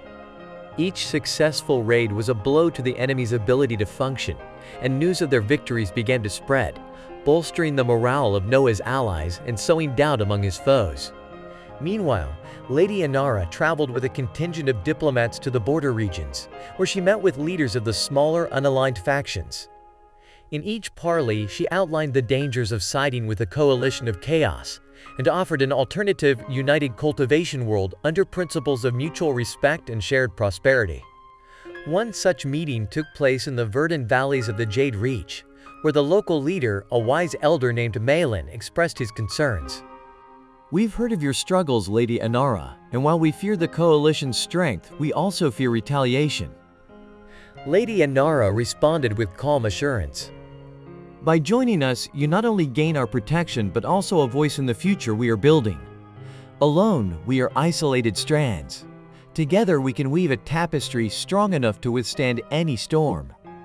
Persuaded by her words, Malin agreed to join their alliance, and one by one, other leaders followed suit, bolstered by the successes of Noah's military strategies and swayed by the of a more stable future. Back at the Azure Cloud sect, Noah received reports of these developments with a growing sense of hope. The tide was turning, but he knew the final confrontation with the coalition leaders was inevitable. As preparations for this decisive battle began, Noah stood overlooking the training grounds, watching his warriors prepare. Each clash of swords, each maneuver was a reminder of what was at stake. With a deep breath, he turned to face the coming days, ready to lead his united force into the heart of the storm, to fight for peace in the cultivation world, one final decisive time. Chapter 49: The Siege of Shadows. As the dawn of a critical day broke, the Azure Cloud sect and its allies prepared for what would be one of the most significant confrontations in their recent history. The coalition of rogue factions had consolidated their power in a fortress known as the Citadel of Shadows, a formidable stronghold located in the heart of the Dark Marshes. It was here that the final battle would likely take place, and it was here that Noah planned to end the conflict once and for all. Noah stood before his assembled forces, his expression solemn yet resolute. Beside him, Master Han and Lady Inara reviewed the final details of their strategy. The air was tense with anticipation, every warrior mentally preparing for the battle ahead. Today we confront not just a rogue coalition, but the very essence of chaos that seeks to unravel the fabric of our world. Noah addressed his troops. His voice carried across the ranks, instilling a sense of purpose. Remember, we fight not for conquest, but for stability. Our aim is to restore peace and ensure that no such threat can ever rise again. Master Han stepped forward, maps and plans in hand. Our strategy is multi-pronged. We'll divide our forces into 3 contingents. The first, led by myself, will breach the eastern wall where their defenses are weakest. The second, under Lady Inara, will create a diversion to the north, drawing their forces out. Lady Inara nodded, her eyes sharp. Once we have drawn their main force out, Noah will lead the elite unit to infiltrate the Citadel, targeting their leadership directly. It's crucial that we capture their leaders to dismantle the coalition effectively. The plan was bold and fraught with danger, but it was their best chance to end the conflict decisively. As the forces began to mobilize, Noah pulled aside his elite unit, a group of highly trained warriors who had been with him through many battles. Each of you has been chosen not just for your skill, but for your courage and your commitment to our cause, Noah told them, looking each warrior in the eye. Today, more than ever, I rely on your strength and your honor. The warriors nodded, the gravity of their task evident in their determined expressions. As they approached the Citadel of Shadows, the marshland around them was eerily quiet, the dense fog adding a ghostly quality to the landscape. Master Han's contingent moved to the east, their movements concealed by the early morning mist, while Lady Inara's forces made a conspicuous advance to the north, drawing the attention of the Citadel scouts. The diversion was successful. As the Citadel's forces scrambled to respond to the threat to the north, Noah and his elite unit, cloaked by the chaos, breached the western perimeter, slipping through an ancient, partially collapsed drainage channel that had been discovered in their reconnaissance. Inside the citadel, the corridors were dimly lit and eerily silent. Noah led his team with quiet precision, navigating the labyrinthine passages towards the central keep, where the enemy leaders were believed to be coordinating their defenses. As they neared the heart of the citadel, the sound of voices and the clashing of swords grew louder. They were close. Suddenly, a group of enemy soldiers rounded a corner ahead of them, almost stumbling upon Noah's team. Reacting swiftly, Noah and his warriors engaged, their confrontation brief but intense. Within moments, the enemy lay defeated, allowing Noah's group to press forward. Finally, they reached the central keep, and Noah confronted the coalition leaders, a mix of rogue warlords and ambitious usurpers who had banded together in their quest for power. "You have waged war against peace and stability," Noah declared as he faced them, his team flanking him. "This ends now. Surrender and answer for your actions. Choose peace or face justice." The tension was palpable as the rogue leaders exchanged glances, their facade of unity cracking under the pressure of impending defeat. After a tense moment, one by one, they laid down their weapons, realizing the futility of further resistance. As Noah's forces secured the leaders and prepared to transport them for trial, he felt a profound sense of relief mixed with the weariness of the long struggle. The battle for the citadel had been won, but the war for peace was an ongoing endeavor. "Let this victory be the beginning of a new era," Noah said to his allies as they regrouped outside the now secured citadel. An era where we stand together, not as separate factions, but as a unified cultivation world dedicated to harmony and stability. As they left the dark marshes behind, the weight of their responsibility remained, but so did a renewed hope for the future. Noah knew the path ahead would require vigilance and dedication, but he was ready to lead, to heal, and to build a brighter future founded on the lessons of the past and the promises of today. Chapter 50: Echoes of Conspiracy. After the decisive victory at the Citadel of Shadows, the sense of relief among Noah and his allies was palpable. However, the weight of leadership did not allow Noah to rest on his laurels for long. The threat of further plots and the deeper machinations of rogue factions still loomed large, prompting Noah to continue his efforts to fortify the newly established peace. In the Grand Hall of the Azure Cloud Sect, as leaders from various allied factions gathered, Noah unveiled his next steps in ensuring the stability of the cultivation world. The hall, adorned with banners representing each faction, resonated with a collective resolve. "Friends and allies," Noah began, his voice carrying the weight of their shared trials. "Our victory at the Citadel was crucial, but it is not the end of our vigilance. We must continue to uncover and dismantle any remaining threats to our peace." Master Han stepped forward, unfolding a map on the large table before them. "Our scouts have identified several smaller enclaves that remained loyal to the rogue coalition. They could become centers of rebellion if left unchecked." Lady Inara, who had been coordinating intelligence operations, added, "There is also evidence of a deeper conspiracy. Some of the captured leaders have hinted at a shadow network that could be manipulating various factions for its own ends." Noah nodded gravely. "We must infiltrate these enclaves and expose this shadow network. We need to understand their reach and their aims. Only then can we truly safeguard our future." 3 days later, near the enclave of Windfall. Disguised as traders, Noah and a small team of his most trusted operatives approached the village of Windfall under the guise of night. The village was rumored to be a haven for those still loyal to the coalition's cause. As they neared the village, the quiet of the evening belied the tension that Noah felt. "Remember, we're here to gather information and make contact with any potential allies within," he whispered to his team. The team nodded, each member aware of the stakes. They split up upon entering the village, blending in with the locals and visiting various establishments. Noah, under the guise of a merchant, struck up conversations with the villagers, subtly probing for their sentiments and any information on the enclave's leadership. At a local tavern, Noah engaged a seemingly inebriated man who was more than willing to talk. "This place isn't what it once was," the man slurred, his guard lowered by the ale. "Ever since the new leaders took over, there's been nothing but talk of war and revenge." Noah leaned in, feigning drunken camaraderie. "War brings nothing but misery. Isn't there anyone who opposes this?" The man glanced around nervously before responding. "There are a few who don't agree, but speaking out is a quick way to disappear around here." Armed with this knowledge, Noah decided it was time to delve deeper. That night, he and his team located a hidden meeting place where the Enclave's leaders were rumored to gather. Cloaked in the darkness, Noah and his operatives listened in on the meeting.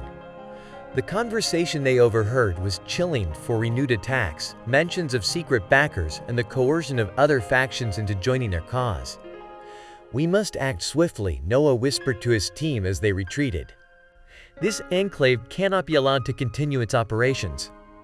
"But we need to handle this carefully to avoid pushing them further into the shadows." Asterisk, the following morning. Noah convened a strategy session with his team in a secluded location outside the village. "We have enough information to disrupt their plans, but we need to ensure that we also protect those who are being coerced or who oppose the Enclave's leadership."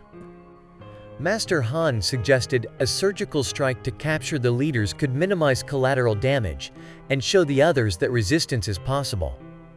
Lady Anara added, "And let's bolster our intelligence networks here. The more we know about the Shadow Network, the better we can counter its influence." With a plan in place, Noah and his team prepared for a decisive move against the Enclave's leaders. The operation would need to be executed flawlessly to prevent any further descent into chaos. As they geared up, Noah felt the familiar weight of command settle upon his shoulders. Each decision, each action was a step towards the peace they all yearned for. With a deep breath, he led his team forward, ready to face whatever challenges lay ahead. The battle for peace was far from over, but with each victory they moved closer to a stable and harmonious world. Chapter 51, The Veil of Shadows. The operation to dismantle the Enclave's leadership at Windfall was set to commence at dawn. Under the cover of the early morning mist, Noah and his team positioned themselves strategically around the meeting place they had surveilled the night before. Their plan was precise, aiming to capture the rogue leaders without significant conflict, thereby minimizing risk to the innocent villagers. Noah crouched behind a low wall with Lady Anara, watching the first hints of daylight creep over the landscape. He turned to her, his voice low. "Once we have the leaders in custody, we need to press them on the identity of their backers. There's more at play here than just local discontent." Lady Anara nodded in agreement. "The shadow network behind these movements could be orchestrating from much deeper within the cultivation world than we anticipated. This goes beyond regional threats." As the target time approached, Noah gave the signal. Silently, his team moved into the building. They caught the guards by surprise, swiftly neutralizing them before they could raise an alarm. Within minutes, they had secured the perimeter and moved deeper into the building. Inside, they found the Enclave's leaders gathered around a large table, maps and plans spread out before them. The rogue leaders were taken aback by the sudden intrusion, but before they could react effectively, Noah and his operatives had them disarmed and bound. "No more bloodshed," Noah declared firmly as he faced the captured leaders. "It ends here. You will answer for your actions and disclose your connections." Among the captured, a hardened warrior known as Calix scowled at Noah. "You think capturing us will stop what's coming?" "The roots of our cause run deeper than you know, Cloud Sect leader." Noah's gaze hardened. "Then it's time we unearth those roots." "Who is backing you?" "What is the end goal?" Calix laughed, though there was no humor in it. "You'll see soon enough." Shadows have a way of revealing themselves in due time. Realizing that more immediate interrogation would yield little, Noah directed his team to transport the prisoners back to the Azure Cloud Sect for more thorough questioning. He stayed behind with a few guards to secure the site and gather any additional intelligence. Meanwhile, Lady Anara meticulously scanned the documents left on the table. Her eyes caught a partially hidden ledger beneath a map, and she carefully extracted it. "Noah, look at this," she called him over, her tone urgent. Noah examined the ledger, which contained records of transactions and communications much broader in scope than they had anticipated. "This isn't just a regional uprising, it's part of a much larger network." These entries reference other sects, some even in distant lands. The discovery of the ledger was a critical breakthrough, hinting at a conspiracy that threaded through the very fabric of the cultivation world. The implications were alarming, suggesting that the unrest they were experiencing was not isolated, but part of a complex tapestry of manipulation and power struggles.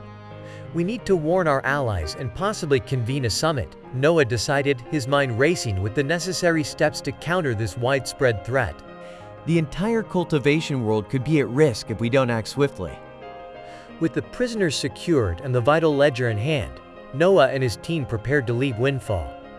As they departed, Noah's thoughts were with his people and allies across the lands.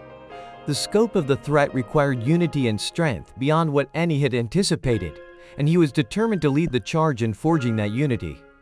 Upon returning to the Azure Cloud sect, Noah wasted no time. He convened his advisors and shared the findings, setting the stage for a broader coalition response.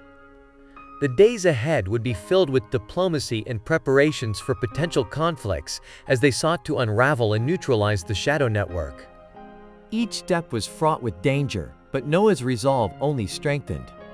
He knew that the path to lasting peace was often paved with challenges, and he was ready to face them head-on with his allies by his side. The fight against the veiled threats would test them all, but together they hoped to bring light to the shadows that sought to envelop their world. Chapter 52: Shadows Unveiled. In the days following the discovery of Windfall, Noah meticulously planned the next phase of their strategy to dismantle the Shadow Network that threatened the cultivation world. The ledger had revealed connections that extended far beyond the rogue factions, implicating several key figures in influential positions across various sects. Gathered with his council in the Azure Cloud sect's main hall, Noah laid out his plan for addressing this sprawling threat. "We've uncovered a web of conspiracy that reaches deep into our world," he explained. "To tackle this, we need a multi-pronged approach. We'll need to infiltrate these factions, rescue any allies they've coerced or captured, and expose the network's full extent." Master Han, always keen on direct action, chimed in, "We should also be prepared for significant resistance. These factions won't crumble without a fight. Our tactics must be as sharp as our blades." Lady Inara, handling diplomatic channels, added, "While we prepare for physical confrontations, I'll strengthen our alliances." We need to ensure that no faction feels isolated or vulnerable. Unity will be our shield against these threats. Noah nodded his approval. "Master Han, I want you to lead the infiltration missions." Inara, coordinate with our allies and keep them informed of every step. "I will lead the efforts to rescue our allies and bring them home safely." 2 weeks later, near the Misty Velvet High. Noah, along with a select team of elite fighters, approached the Misty Vale, a location known for its treacherous terrain and as a stronghold for one of the implicated factions. Intelligence reports suggested that several key allies had been taken captive and were held within a fortress obscured by the perpetual mist. As they neared the fortress, Noah signaled his team to halt. "The mist will cover our approach, but stay alert. The enemy is familiar with this terrain, and they'll use it to their advantage." The team moved forward silently, the dense mist muffling their footsteps. As they reached the outer walls of the fortress, Noah observed the patrols on the walls, timing their movements. "Sync your watches," Noah instructed quietly. "We strike at the change of the guard." "That's our best chance to enter undetected." The team waited in the shadows until the right moment. As the guards changed shifts, they used grappling hooks and ropes to scale the wall swiftly and silently. Once over the wall, they split into two groups, one to disable the fortress's defenses, and the other, led by Noah, to find and rescue the captives. Inside, they encountered minimal resistance, as most of the guards were still unaware of their presence. They moved quickly, navigating the dimly lit corridors towards the dungeons. Reaching the heavy doors of the dungeon, Noah picked the lock with a skill he had honed over years of leadership in covert operations. As the door swung open, they found several of their allies chained to the walls, weak but alive. "We're here to get you out," Noah announced softly, stepping inside to release their bonds. The prisoners, though haggard, expressed relief and gratitude as Noah and his team freed them. As they prepared to escort the captives out, an alarm sounded. The fortress was waking up to the intrusion. "Time to move," Noah commanded, leading the way back towards the walls. They fought their way back, Noah at the forefront, using his mastery of the blade to parry and strike down anyone who dared to block their path. His skills, coupled with his strategic acumen, allowed them to create a safe passage for the captives. Reaching the wall, they quickly descended the ropes they had secured earlier. Once outside the fortress, they regrouped in the cover of the mist and made their way back through the veil. Noah kept a steady pace, ensuring all the rescued allies could keep up despite their weakened states. Back at their rendezvous point, Noah checked each of the rescued allies for injuries before addressing his team. "Well done, everyone." Today we not only rescued our friends, but struck a blow against those who seek to divide us. As they turned to the Azure Cloud sect, news of their successful mission spread, bolstering the morale of their allies and igniting a renewed sense of unity among the various factions. Noah knew this was just one of many battles they would need to fight in their war against the Shadow Network, but each victory brought them closer to peace. With every challenge he faced, Noah's abilities as a leader and warrior grew, as did his resolve to protect his world from the shadows that sought to engulf it. The road ahead was fraught with danger, but with his allies by his side and justice as his guide, Noah was ready to face whatever lay ahead. Chapter 54: Unraveling the Depths. Following the decisive strike at the Spire of Shadows, Noah turned his attention to unraveling the remaining strands of the Shadow Network that still threatened the stability of the cultivation world. Information extracted from the captured leaders during interrogations revealed the existence of a hidden sanctum, the Dark Nexus, where the deepest secrets and strategies of the enemy were stored. Understanding the importance of seizing this opportunity, Noah planned a covert operation to infiltrate the Dark Nexus and retrieve any critical information that could help prevent future threats. He briefed his elite team in the war room, outlining the high stakes of their mission. "This sanctum is likely to be the heart of their operations," Noah explained, pointing to a detailed map. It's located deep within the Crimson Forest, masked by powerful enchantments. "Master Han, I need you to lead this mission. Your expertise in stealth and tactical assaults will be crucial." Master Han nodded solemnly, understanding the gravity of the task. "We'll need to counter their enchantments. I suggest bringing in Sage Rin, our expert in mystical barriers." "Agreed," Noah said. "Also, take Kale with you. His knowledge of dark energy traps will be invaluable." With the team assembled, they set out at dusk, using the cover of night to approach the Crimson Forest. The forest was a labyrinth of twisted trees and thick undergrowth, and the air was thick with a palpable sense of foreboding. As they neared the location of the Dark Nexus, Sage Rin raised her hand, signaling the team to stop. "There are multiple wards here," she whispered, her eyes narrowing as she sensed the magic in the air. "I can dismantle them, but it will take time." "Proceed," Master Han instructed quietly. "Kale, watch your back. The rest of you on guard?" The team formed a protective circle around Sage Rin as she began her intricate work, chanting softly while her hands moved through the air, weaving threads of counter-magic. Meanwhile, Kale scanned the area, his senses tuned to detect any disturbances in the dark energies that pervaded the place. Suddenly, an eerie silence fell over the forest, a quiet so deep it felt like a scream. "Ambush!" Kale shouted just as shadowy figures emerged from the underbrush, their movements silent but deadly. The team sprang into action, their training under Noah's rigorous regime paying off. They fought back with precision, their attacks, a blend of martial prowess and cultivated powers. Master Han was a whirlwind, his dual blades slicing through the air, parrying dark arrows and countering with lethal strikes. As the battle raged, Sage Rin continued her work, the layers of magical wards slowly unraveling under her skilled hands. Finally, with a soft gasp of triumph, she broke through the last barrier. "It's done," she panted just as Master Han took down the last of their attackers. The team quickly moved into the Dark Nexus, a cavern hidden beneath the gnarled roots of an ancient tree. Inside, they found a trove of scrolls, tomes, and artifacts, each pulsing with dark energy. "Grab everything," Master Han ordered. "We need to analyze these back at the sect." They filled their packs with the forbidden knowledge, ensuring to handle the dangerous items with care. As they made their way out of the Crimson Forest, the weight of their discovery hung heavy on their shoulders. Upon their return, Noah greeted them personally, his expression a mix of relief and concern. "Well done." "Let's see what secrets we've uncovered," he said, as scholars and sages were summoned to begin the process of safely examining the materials. Over the following days, as the contents of the Dark Nexus were deciphered, Noah realized the depth of the conspiracy they had been up against.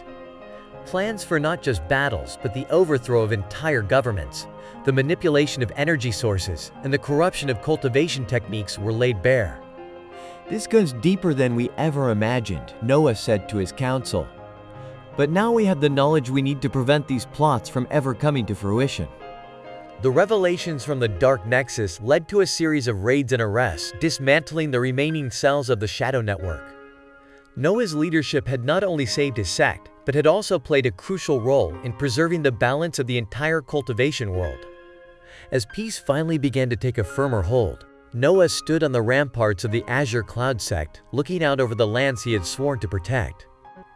The battle was won, but he knew the war against darkness would never truly end. With the knowledge and allies he had now, however, he felt prepared to face any new challenges. His resolve, strengthened by each victory, was unbreakable, and he was ready to lead his people into a future where light could flourish in the absence of shadows. Chapter 55: A New Dawn. After the significant breakthroughs stemming from the discovery and analysis of the Dark Nexus, the cultivation world began to stabilize. However, Noah knew that peace was a garden that needed constant tending. With the Shadow Network's plots laid bare and their resources seized, there was still much to do to ensure these threats could not rise again. In the Grand Hall of the Azure Cloud sect, Noah convened a summit with leaders from across the cultivation world. The hall, once a battleground of strategies and war plans, now buzzed with discussions on alliance, peace, and reconstruction. As we stand on the brink of a new era, Noah began addressing the assembly. We are reminded of the fragility of peace. We have uncovered and thwarted plots that sought to plunge our world into chaos. Now we must work together to build a future where such threats can find no purchase. Master Han, who had taken up the mantle of overseeing the sect's defenses, provided an update on the security measures. We fortified our borders and established a network of informants throughout the lands. Our vigilance will ensure the safety of our territories and help foster trust among our people. Lady Anara, who had been instrumental in diplomatic efforts, spoke next. In addition to security, we are fostering cultural exchanges and trade agreements to bring our communities closer. Unity and diversity will be our strength. As the summit progressed, discussions turned to the integration of various rogue factions that had been misled into joining the Shadow Network. Rehabilitation and integration strategies were proposed, emphasizing education, transparency, and the sharing of resources. Noah listened intently, interjecting with insights and affirmations. His leadership had evolved from warrior to statesman, a role he embraced with the gravity and honor it demanded. Times 2 months later, the Azure Cloud sect. The cultivation world had begun to flourish anew. Markets were lively with trade, and the streets buzzed with the sounds of festivals celebrating the newfound peace. Yet Noah remained alert, ever watchful for the seeds of dissent or corruption that could threaten their hard-won tranquility. One evening, while reviewing reports in his study, Noah received a message from a scout. The message spoke of a small faction in the Northern Territories that was struggling with leadership disputes, which threatened to escalate into conflict. Noah decided to address this personally. Accompanied by a small team of advisors and guards, he traveled to the northern territories to meet with the faction's leaders. Upon arrival, Noah was greeted with a mixture of reverence and suspicion. He requested a meeting with all parties involved in the dispute, seeking to mediate and provide counsel. As someone who has seen the devastation of conflict firsthand, Noah told them, sitting at the head of a long table surrounded by the faction's leaders, "I urge you to consider the broader consequences of your actions. Let us find a path to resolution that strengthens your faction and contributes to the greater good of our world." The discussions were intense, with Noah carefully navigating the delicate intricacies of local politics and rival ambitions. With patience and tact, he helped them see the mutual benefits of compromise and collaboration. After days of negotiation, an agreement was reached. The faction leaders vowed to work together, adopting a charter that included mechanisms for resolving future disputes without violence. As Noah prepared to depart, one of the faction leaders approached him. "Thank you, Noah. You have not only prevented a conflict, but have taught us the value of unity and foresight." Noah nodded, pleased with the outcome. Remember, the strength of a chain lies not in a single link, but in the unity of all its parts. Returning to the Azure Cloud sect, Noah felt a quiet satisfaction. The peace they enjoyed was not merely the absence of war, but the presence of a proactive effort to maintain harmony. Over time, Noah's role continued to evolve. He established a council dedicated to the ongoing peace and development of the cultivation world, ensuring that future generations would inherit a stable and thriving society. As he walked through the tranquil gardens of the sect, reflecting on the long journey, Noah felt the weight of his responsibilities lighten slightly. The path ahead would always require vigilance, but for now, the cultivation world was safe and his heart was at peace. He had forged a legacy not of conquest, but of unity, legacy that would endure beyond his years. With the sunset casting long shadows behind him, Noah looked towards the horizon, ready for whatever challenges might come, knowing that the seeds of peace they had planted would continue to grow, nurtured by the collective efforts of a world united. Chapter 56, Gathering Storms, Part 1. As the seasons changed, so too did the atmosphere within the Azure Cloud sect. Despite the relative peace and growing prosperity, the air was once again tinged with the scent of impending conflict. Reports had begun to filter in detailing movements of a formidable force marshalling under the banner of an old nemesis, Gen. Once a trusted ally turned archenemy, whose thirst for power had not been quenched by previous defeats.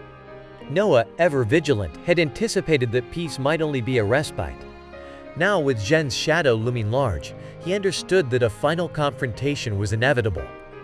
In the Grand Hall, flanked by Master Han, Lady Anara, and other key advisors, Noah outlined the grim prospects they faced. Gen has been quietly building his forces, drawing in not just rogue factions, but also those disillusioned with peace. Noah began, his voice alert. He seeks to unravel everything we built. This is not just a battle for territory, it's a battle for the soul of the cultivation world. Master Han, ever Noah's right hand in matters of war, added, his forces have been spotted near the Valley of Echoes, a place known for its spiritual significance and strategic value. If Gen secures it, he could use its power to enhance his own, tipping the balance of power irrevocably. Noah nodded gravely.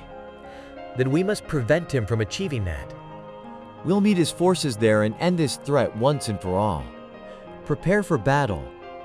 As preparations began, Noah sought a moment of solitude in the gardens of the sect. The weight of command, the lives at stake, pressed upon him. It was here among the ancient trees and flowing streams that he found clarity and strength. 3 days later, Valley of Echoes, I sigh. Noah stood with his assembled forces at the mouth of the valley.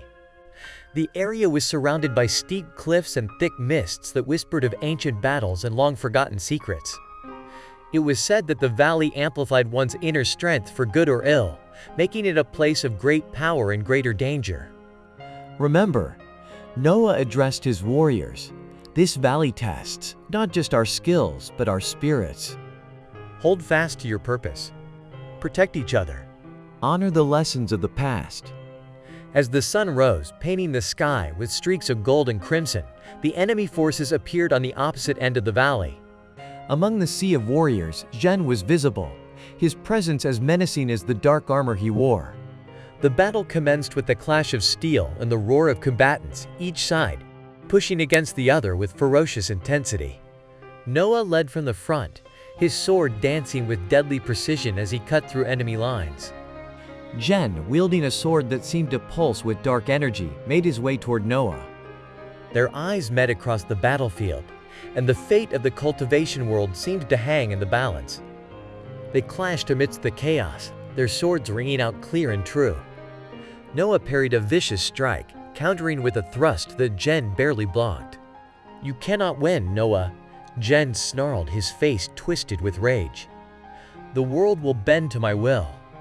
"It's not the world that bends, Zhen, but people like you who break," Noah retorted, driving Zhen back with a series of swift attacks. Their duel was a storm of motion, each movement a testament to their years of training and their deep-seated convictions. Around them, the battle raged.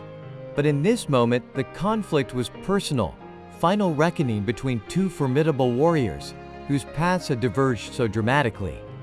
As they fought, Noah felt the valley's energy coursing through him, amplifying his resolve. He remembered the teachings of his grandfather, the sacrifices of his allies, and the trust of his people. With a shout, he channeled his energy into a powerful strike, breaking through Zhen's guard and knocking him to the ground. The battle paused as all eyes turned to the fallen leader. Noah stood over Zhen, his sword at the ready. "End this, Zhen. Surrender and let us heal the wounds of this world." Zhen, defeated and broken, dropped his sword, his ambitions extinguished on the battlefield of the Valley of Echoes. Noah's forces cheered, their voices echoing off the cliffs as their enemies laid down their arms, their will to fight dissolved with their leader's defeat. As the dust settled, Noah looked around at the weary but elated faces of his warriors. This victory was not just his, but theirs, shared triumph for a future they all believed in. The path ahead would still require wisdom, courage, and unwavering leadership. But for now, they had earned a moment of peace in the Valley of Echoes, a sacred place that had tested and affirmed their spirits. Chapter 57, The Heart of Darkness, Part 2. After the decisive confrontation in the Valley of Echoes, where Noah triumphed over Zhen, a palpable sense of relief spread among his forces. However, the victory, while significant, did not signal the end of their challenges. The capture of Zhen revealed deeper layers to the conspiracy, threatening the cultivation world, network of dark cultivators and corrupted sects tied to an ancient entity known only as the Heart of Darkness. As Noah returned to the Azure Cloud sect, the implications of Zhen's confessions weighed heavily on him. In the inner sanctum of the sect, Noah convened a secret meeting with his closest advisors and trusted lieutenants, including Master Han, Lady Inara, and several spiritual elders. The walls lined with sacred texts and artifacts served as silent witnesses to the gravity of their discussions. "We have uncovered the true extent of our enemy," Noah began, his voice steady, despite the gravity of the situation. "The Heart of Darkness is not just a figure of speech, but a manifestation of ancient power, seeking to corrupt and consume the cultivation world." Lady Inara, ever insightful, added, "Our victory in the Valley of Echoes has disrupted their immediate plans, but we must strike at this darkness to prevent its resurgence." Master Han, tactical as always, laid out the map of the region, rumored to house the Heart of Darkness. The heart resides in a forsaken temple deep within the Black Mountain Range. It's heavily fortified by both natural defenses and dark enchantments. Sage Rin, an expert in mystical defenses, joined the discussion. "To breach these defenses, we'll need more than martial prowess. This will require spiritual fortitude and mastery over the light within us. The darkness is strongest at its source, and it will seek to exploit any weakness in our hearts." Noah nodded, acknowledging the risks.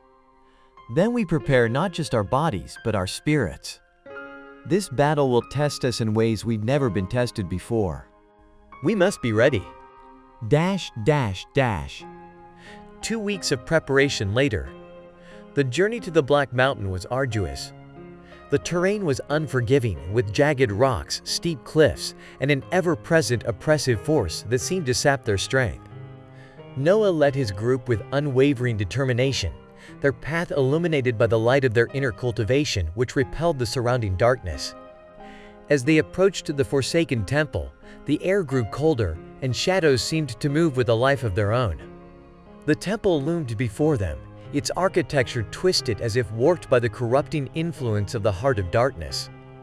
"We enter together and we stay connected at all times," Noah instructed firmly, his eyes scanning the ominous structure. "The heart will try to isolate us, to break us. We cannot let it." The team acknowledged, forming a tight formation as they crossed the threshold of the temple. Inside, the darkness was palpable, a physical presence that clawed at their senses and whispered of despair and defeat. They encountered guardians of the temple, corrupted beings that had once been cultivators, but were now nothing more than extensions of the heart's malice. The battles were fierce, with Noah and his team relying on their combined skills and spiritual strength to overcome their foes.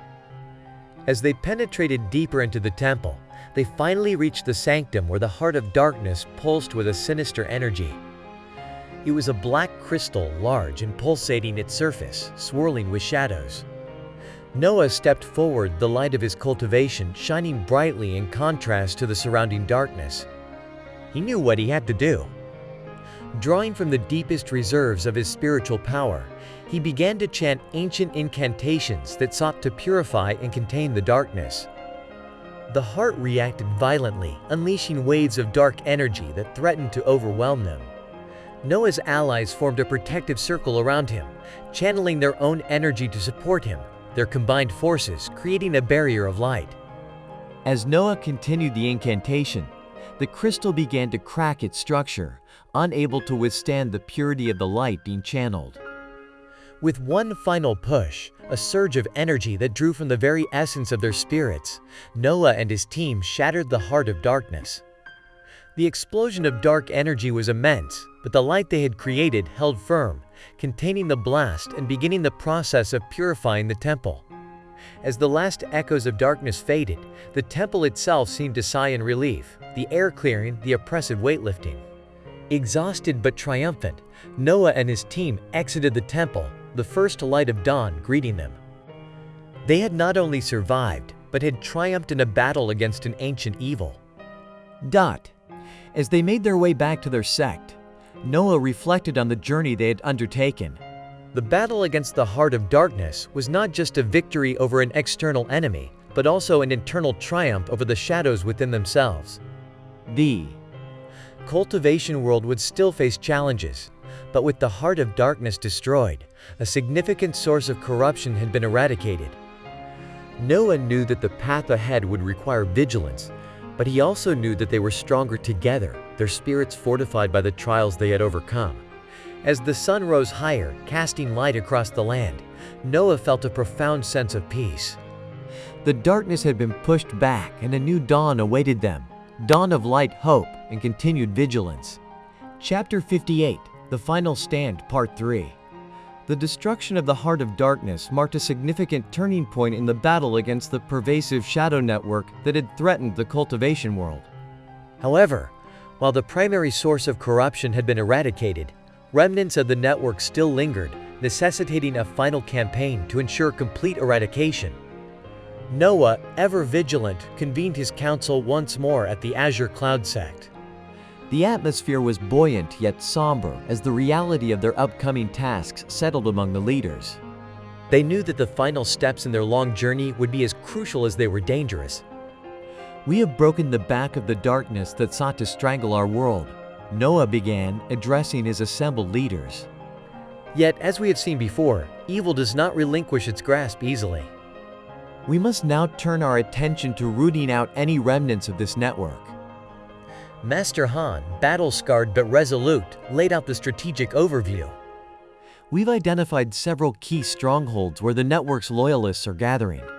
These will be our primary targets.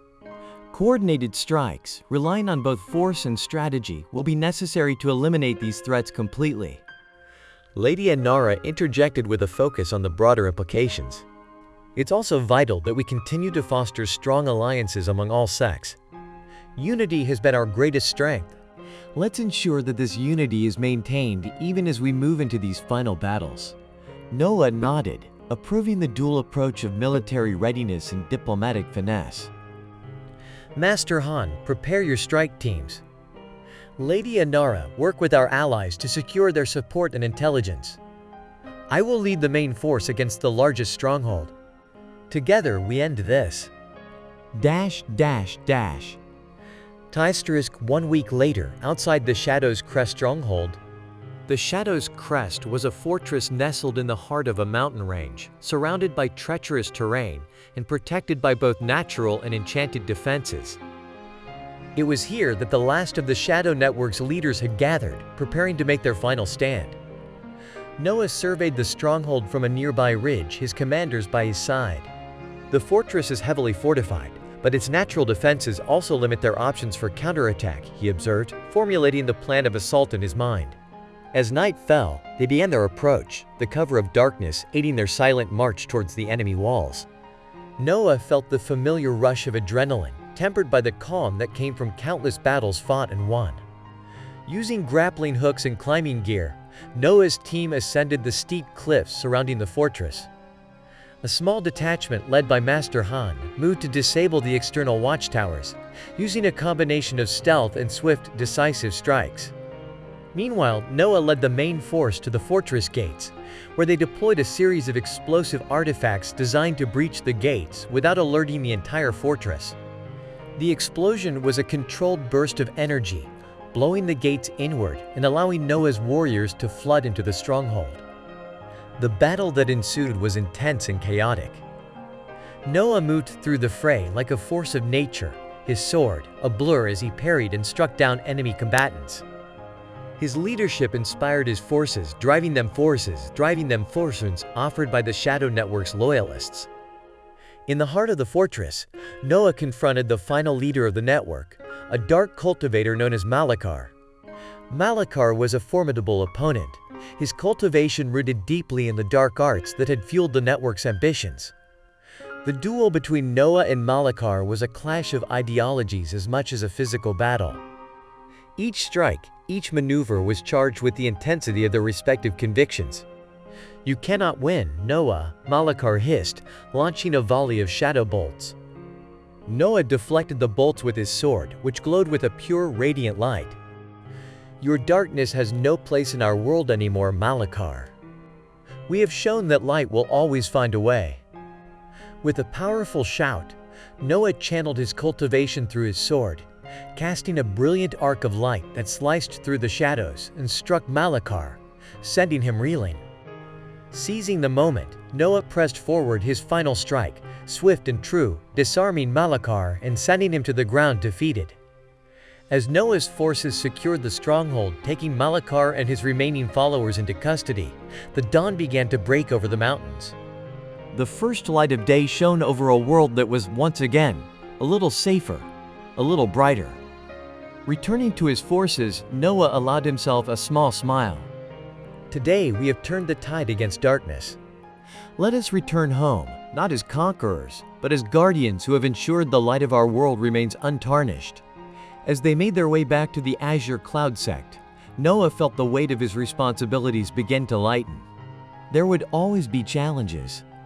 But for now, the Shadow Network was dismantled and peace could flourish once again in the cultivation world. Chapter 59, The Siege of the Last Bastion, Part 4. After their significant victory at Shadow's Crest, Noah and his allies understood that their journey was far from over. While they had dismantled much of the Shadow Network, a final bastion remained, harboring the most ardent followers of the Dark Path. This stronghold, known as the Fortress of Night, was reputed to be the most formidable of all, located in the desolate lands known as the Barren Shadows. Noah, aware that this last confrontation could potentially be the most perilous, meticulously planned the assault. He convened with his council once again, his face etched with the resolve that had come to define his leadership. "We stand at the precipice of a definitive end to the darkness that has long plagued our world," Noah addressed the council, gathered around a large table with the map of the Barren Shadows spread out before them. The fortress of night must fall, but it will not yield easily. Lady Inara, who had been overseeing intelligence operations, briefed the council on what they knew. The fortress is not just protected by walls, but by powerful dark enchantments. It's said that these spells drain the light from any who approach, weakening them before they even face combat. Master Han, ready as ever for the challenge, responded, "Then we must counter these enchantments." Sage Rin, your knowledge of light cultivation will be crucial. Sage Rin nodded, her eyes serious. I have been developing a talisman that can shield us from the worst of these effects, but its range is limited. We'll need to stay close together as we approach. Noah laid out the strategy. We'll split into 3 units. The first, led by Master Han, will breach the eastern wall using the talismans to protect against the dark magic. The second, led by Lady Inara, will create a diversion to the south, drawing their forces away from the main assault. I will lead the third unit directly through the main gate. The council agreed, and preparations began immediately. Each unit was equipped with the necessary talismans and briefed on every possible contingency. As they departed for the barren shadows, the weight of their task was palpable in the air, yet so was the solidarity among them. Dash, dash, dash. 2 days later, approaching the Fortress of Night. The land around the fortress was as bleak as its name suggested, with twisted, gnarled trees and a chill wind that seemed to whisper warnings. The fortress itself loomed like a spike of darkness on the horizon, its towers jagged silhouettes against the gray sky. Noah's unit approached the main gate under the cover of a thick fog that Sage Rin had conjured to mask their movements. As they neared, the oppressive energy of the dark enchantments grew stronger, a palpable force pushing against them. Sage Rin, activate the talismans, Noah commanded, his voice a steady beacon in the oppressive gloom. With a nod, Sage Rin raised her staff, and a pulse of radiant energy emanated from it, enveloping the group in a protective glow. Though they could still feel the weight of the dark magic, it was no longer crushing, allowing them to press forward. They reached the gate, and with a coordinated effort using both physical force and concentrated energy blasts, they broke through, charging into the fortress with a roar of battle cries. Inside, they were met by dark cultivators, their eyes hollow with the corruption of their power.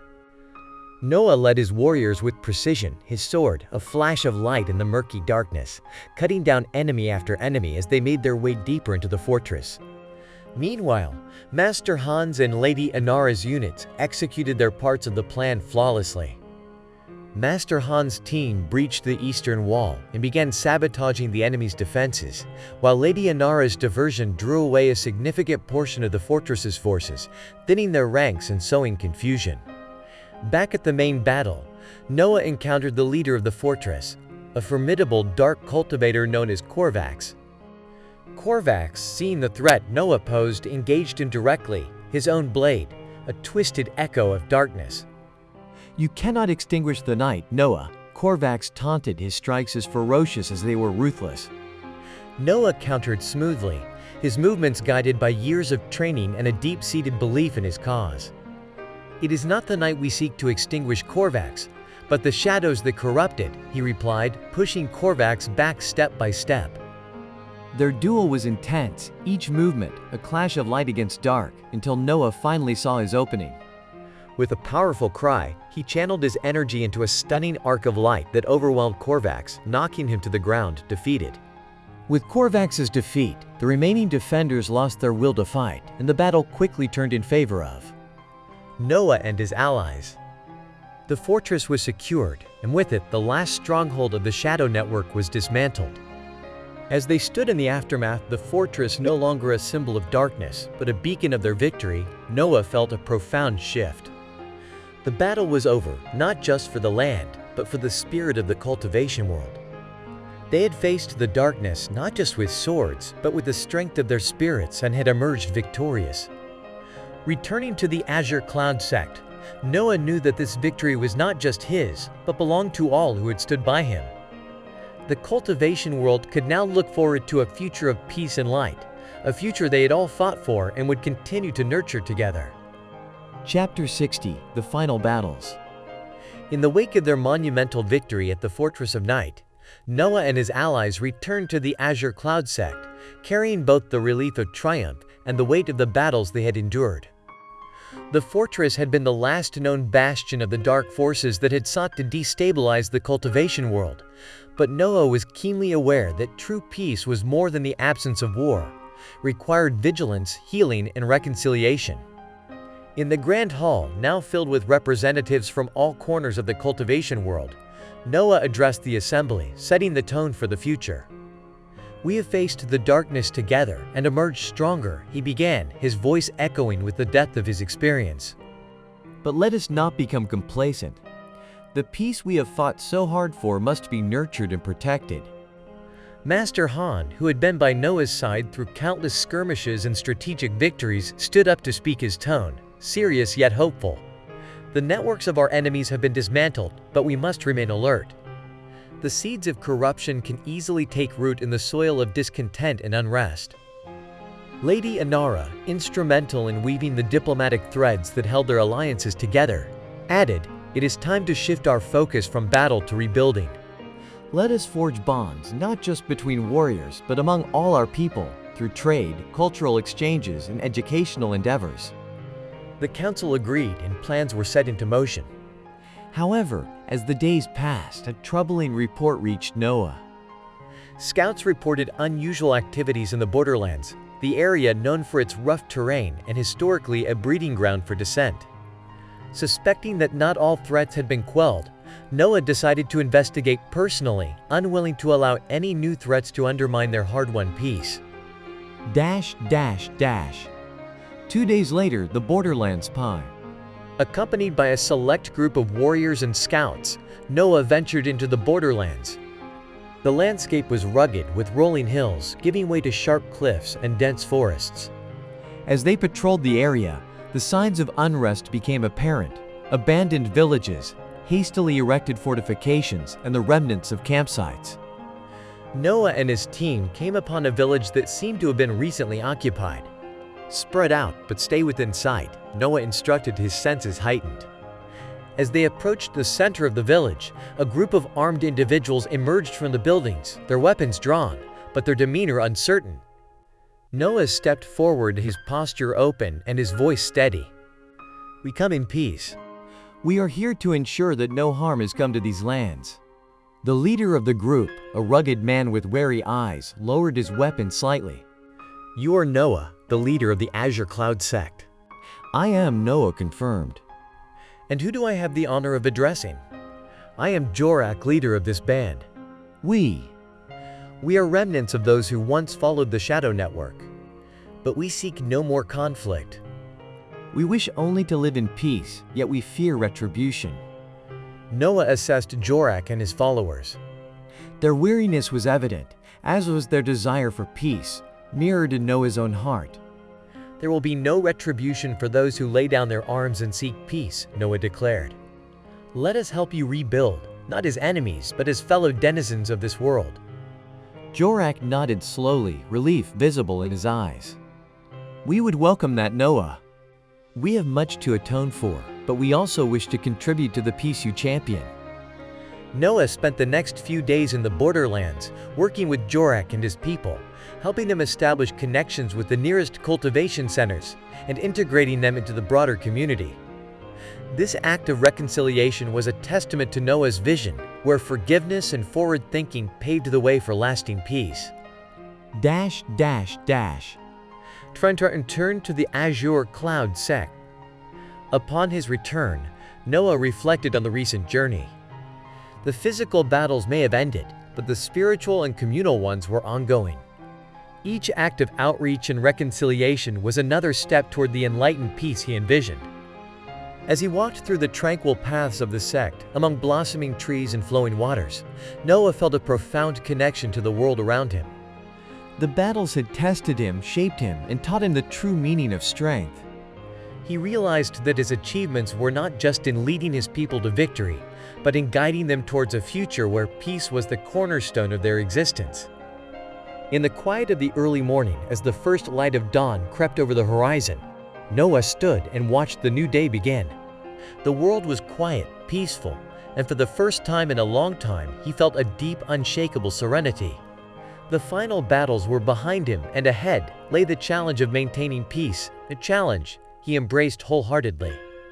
Chapter 61. The Path to Enlightenment. In the tranquil mornings following his return from the borderlands, Noah's thoughts often turned towards the deeper meanings of the conflicts they had faced. His victories had not just been over enemies in battle, but over the shadows within, leading him closer to spiritual enlightenment. A state, he realized, was essential not only for his growth, but for the guidance of his people. One morning, as Noah walked through the serene gardens of the azure cloud sect, contemplating the interconnectedness of peace and inner harmony, he was approached by Sage Rin, who carried an aura of calm urgency. Noah, while your recent efforts have greatly stabilized our world, I've sensed a disturbance in the deeper spiritual plane, she began, her voice reflecting her concern. It seems that while we have addressed the physical manifestations of darkness, there may be residual energies that could threaten the balance once more. Noah considered her words carefully. Do you believe this is a threat that could grow to once again endanger our peace? Yes, Sage Rin replied, but it is of a different nature than those we have faced. This is not an enemy that can be defeated with swords or strategy. This disturbance requires a confrontation of a spiritual nature. Understanding the gravity of her words, Noah convened a meeting with his closest advisors and spiritual leaders within the sect. They gathered in the Hall of Tranquility, a space designed for meditation and spiritual discourse, surrounded by ancient relics and texts. We stand at a crossroad of peace and potential peril, Noah addressed the assembly. Sage Rin has sensed a disturbance that requires not just our attention but our collective spiritual strength. I propose a journey to the heart of serenity, a sacred site known for its powerful spiritual energies. Perhaps there we can find the means to cleanse whatever darkness lingers. The council agreed, recognizing the necessity of addressing such threats, not just for their safety, but for the spiritual health of the cultivation world. Preparations were made, and a select group, including Noah, Sage Rin, and other spiritual practitioners, set out for the heart of serenity. Journey to the heart of serenity, Kai. The heart of serenity was located deep within the Mystic Mountains, a place untouched by the ravages of war and corruption. The journey itself was a pilgrimage, each step taken towards the sacred site, serving as a moment for reflection and inner growth. As they climbed the winding paths of the Mystic Mountains, the air grew clearer, filled with the essence of ancient energies. The world seemed to fall away, leaving only the path and their spiritual purpose. Upon reaching the heart of serenity, the group was greeted by the sight of an ancient temple, its stones imbued with glyphs and symbols of protection and enlightenment. The temple radiated a profound peace, and each member of the group felt a resonance within their own spirit. Noah and the others entered the temple, finding its inner sanctum bathed in a gentle light that seemed to pulse with life. In the center of the sanctum was a crystal of pure light, known as the Soul Stone, said to mirror the heart of the world. Sage Rin led them in a ritual of purification, each member of the group seated around the Soul Stone, meditating and channeling their spiritual energy towards it. As they did so, the light from the Soul Stone grew brighter, its energy mingling with theirs, creating a powerful force of purity and renewal. Noah felt his consciousness expand, his spirit reaching out to touch the essence of the world itself. It was a moment of profound connection and enlightenment, his thoughts transcending the physical and touching the very fabric of existence. The meditation lasted for hours, and when it concluded, the group felt a shift, the sense of lightness and clarity. The disturbance that Sage Rin had sensed was gone, cleansed by their combined efforts and the power of the heart of serenity. As they descended from the Mystic Mountains, Noah reflected on the lessons of this journey. The final battles against darkness were not always fought on battlefields, but within the realms of spirit and mind. He realized that his path to enlightenment was not just about overcoming external enemies, but about understanding and harmonizing the complex energies of the world. Returning to the Azure Cloud sect, Noah felt changed. He knew that his role as a leader was not just to wield power, but to foster peace both externally and internally. The cultivation world looked to him for guidance, and with his newfound enlightenment, he was ready to lead them into an era where peace would flourish on all levels. This deep spiritual journey marked the culmination of his long struggle against darkness, a testament to the power of unity and the enduring strength of the human spirit. Now more than ever, Noah was prepared to guide his people with wisdom and compassion, ensuring that the light they had fought so hard to secure would never dim. Chapter 62, Enlightenment's Edge. With the profound spiritual renewal experienced at the heart of serenity, Noah returned to the Azure Cloud sect, not just as a leader, but as a beacon of enlightened wisdom. The peace that he had long fought for seemed within closer reach, yet Noah understood that enlightenment brought not only peace, but the responsibility to maintain it. As autumn crept over the land, casting a golden hue over the sect, Noah stood overlooking the training grounds, observing his disciples practice. Their movements were a dance of strength and discipline, traits he had instilled in them. Yet beyond physical prowess, he had begun to emphasize the cultivation of inner peace and spiritual awareness. This balanced approach was the legacy he aimed to leave, a cultivation world that valued strength of spirit as much as strength of arms. However, peace is often a fragile veneer, and reports of minor skirmishes along the distant borders began to surface, a reminder that threats lingered still. These were not the remnants of the dark network, but new challenges born from old grievances and emerging ambitions. Noah realized that true peace required more than the quelling of immediate threats, needed the addressing of underlying issues and continuous dialogue. Gathering his counsel once again, Noah shared his concerns. "We have achieved much, but our work continues. These border skirmishes, while small, could escalate if not addressed. We must extend our efforts in diplomacy and understanding as much as in defense." Master Han, ever the pragmatist, suggested perhaps we should consider a series of diplomatic missions to these regions. Show them that we are committed to peace, not just in words, but in action. Lady Anara agreed, adding, "I will lead the first mission myself." It's crucial that these communities feel heard and supported, not just governed. With plans set for diplomatic outreach, Noah also focused on a personal journey that would test the limits of his enlightenment. He decided to visit the Oracle of the Silent Winds, a mystic known for her ability to see the deep truths of one's soul.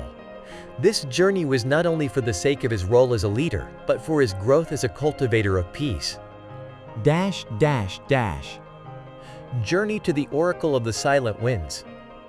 The Oracle lived in seclusion atop the Windkeeper's Peak, a place shrouded in perpetual mists and howling winds. The journey was as much a pilgrimage as it was a quest for personal clarity, and Noah undertook it alone, as was tradition. As he ascended the rugged paths that wound up the peak, the air grew colder, and the wind whispered like voices from another time. Reaching the summit, Noah found the Oracle's abode, a simple stone structure that looked as ancient as the mountain itself.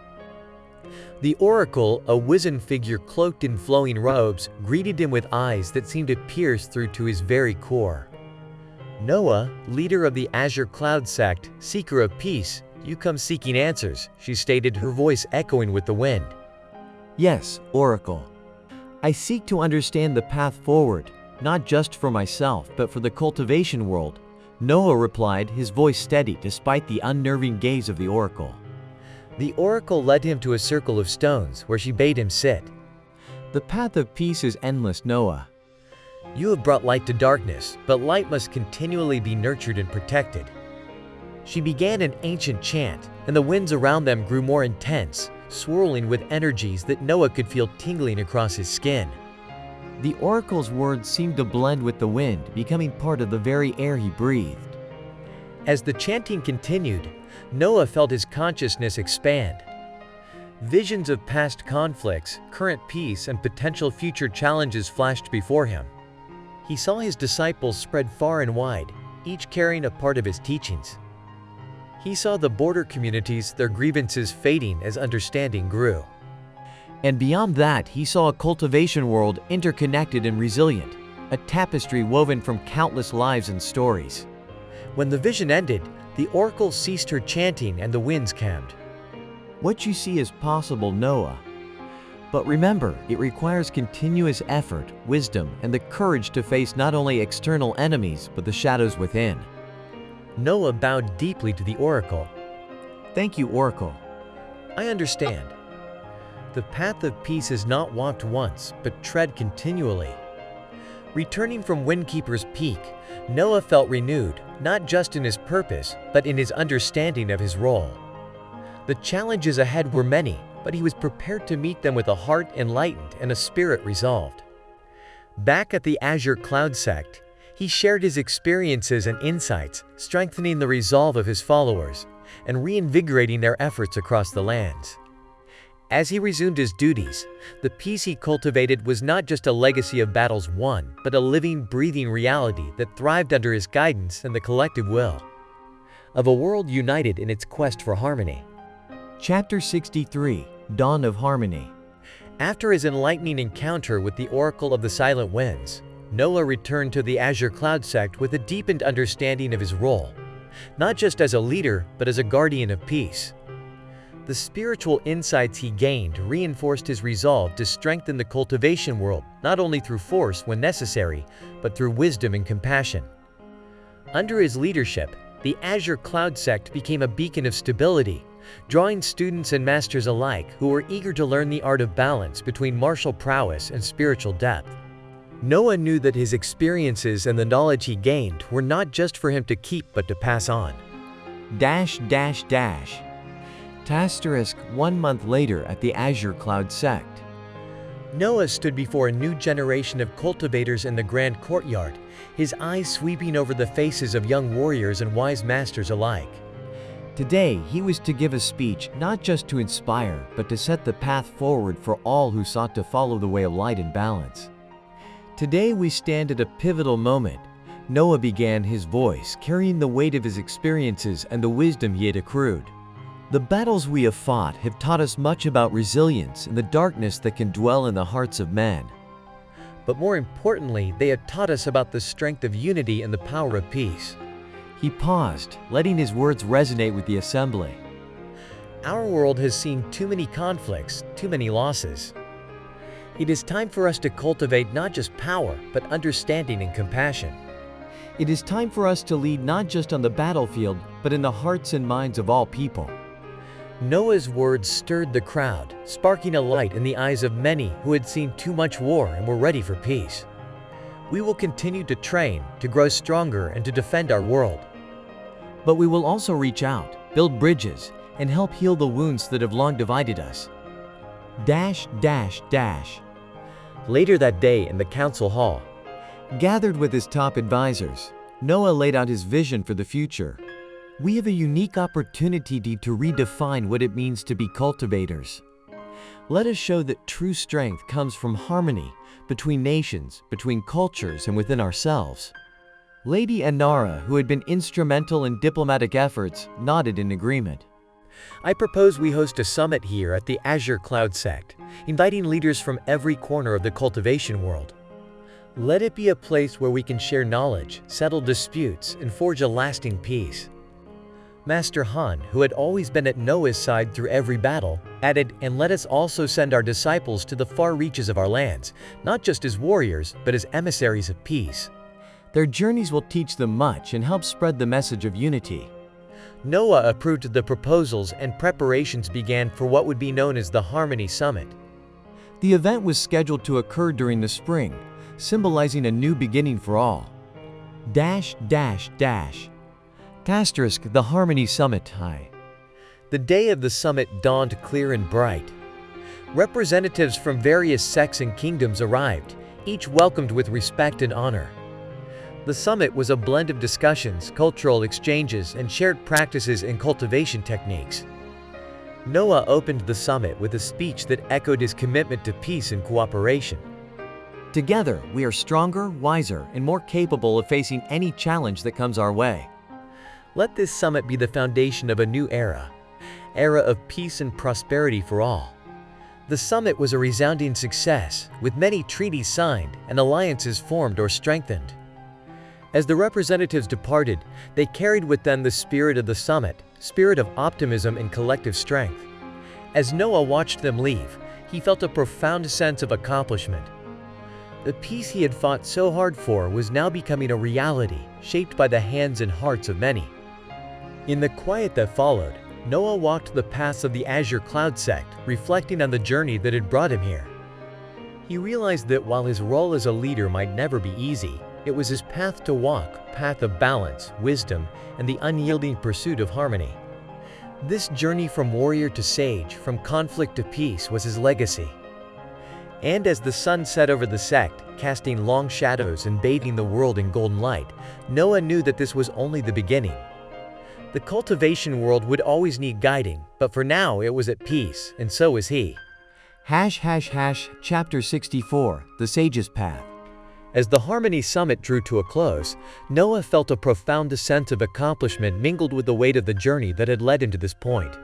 The Azure Cloud sect was thriving, the cultivation world was stabilizing, and the specter of darkness that had loomed over them for so long had been dispelled. Yet, even in this newfound peace, Noah knew there were still challenges ahead, challenges that required not just strength, but wisdom.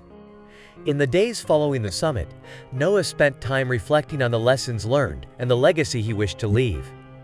He walked the tranquil paths of the sect, his thoughts drifting back to the battles fought and the allies gained along the way. It was a journey that had tested him, shaped him, and ultimately led him to the realization that his role had evolved from that of a warrior to a sage. 2 weeks after the Harmony Summit, Noah gathered with his council in the Hall of Tranquility, the room now filled with representatives from across the cultivation world, including Master Han, Lady Anara, and other key leaders. The discussions focused on not just the maintenance of peace, but on the governance systems needed to prevent future abuses of power. We have seen the dangers of unchecked ambition and the darkness it can bring. Noah addressed the assembly, his voice carrying the depth of his experience. It is not enough to defend against these threats when they arise. We must build structures that prevent them from taking root in the first place. Lady Anara, who had been pivotal in bridging the gap between various factions, added, "We need to establish oversight mechanisms across the cultivation world. Transparent, fair governance will help ensure that power is used responsibly and that all voices are heard." Master Han, ever the strategist, contributed, "We should also consider a council made up of representatives from every major faction. This council can provide guidance, mediate disputes, and ensure that no single entity gains unchecked influence." The assembly agreed, and plans were set into motion to establish a global council of cultivators, an entity that would serve as a guiding hand for the cultivation world. This council would oversee not only matters of defense, but also education, cultural exchange, and resource distribution. A month later, back at the Azure Cloud sect. With the council established and governance systems in place, Noah felt a sense of fulfillment. He had led his people through wars and struggles, but now his guidance had taken on a new form that would help secure the stability of the cultivation world for years to come. Noah decided to formalize this shift in his role. In a ceremony held in the grand courtyard of the Azure Cloud sect, Noah announced his transition from leader to sage, passing the mantle of leadership to Master Han. "My path has been one of many trials," Noah addressed the gathered crowd, his voice steady despite the emotions churning within him. "I've fought battles on the fields of war and within the depths of my own spirit. Now my journey takes a new turn, not as a leader, but as a guide, a mentor, and a sage." Master Han, stepping forward to accept his new role, spoke with reverence. "Noah, your leadership has brought us to where we are today. We will continue to honor your vision and build upon it, securing the peace and prosperity of our world." As the ceremony concluded, Noah felt a mixture of relief and satisfaction. He had passed the torch to a capable successor, and now he could focus on nurturing the spiritual growth of his people. In the following months, Noah embraced his new role, teaching disciples the balance between martial prowess and spiritual enlightenment. The Azure Cloud sect thrived as a center of both physical training and inner cultivation, attracting students from all corners of the cultivation world. However, Noah knew that his journey was far from over. One evening, as he meditated in the tranquil gardens of the sect, he felt a stirring within his spirit. Continue his travels to spread the lessons he had learned beyond the walls of the Azure Cloud sect. Tysterisk, a year later embarking on a new journey tide. After ensuring the stability of his sect and the success of the Global Council, Noah felt it was time to heed the call that had been growing within him. He packed his belongings, his heart filled with a sense of purpose, and set out on a new journey, this time not as a leader, but as a sage, guide to those he encountered along the way. His travels took him across the cultivation world, where he visited various communities, sharing his knowledge and guiding them towards balance. He mediated disputes, taught the principles of inner harmony, and helped strengthen the connections between different factions. As he journeyed, Noah felt a profound sense of fulfillment. His path had led him from warrior to leader to sage, and now he embraced this new chapter, knowing that the cultivation world was thriving, its future secured by the systems he had helped establish. Trent returned to the Azure Cloud sect. After years of travel and guidance, Noah returned to the Azure Cloud sect, where he was greeted by a thriving community. The students had flourished under his teachings, and the council continued to guide the cultivation world with wisdom and fairness. As he walked through the gardens, the sun setting over the serene landscape, Noah felt at peace. His journey had been long, filled with trials and triumphs, but now surrounded by the thriving community he had helped build, he knew that the legacy he had left would endure for generations to come. He had achieved a state of inner harmony and enlightenment, not just for himself, but for the cultivation world, and as he looked out over the horizon, he felt a deep, unshakable contentment. The world was at peace, and for now his work was done.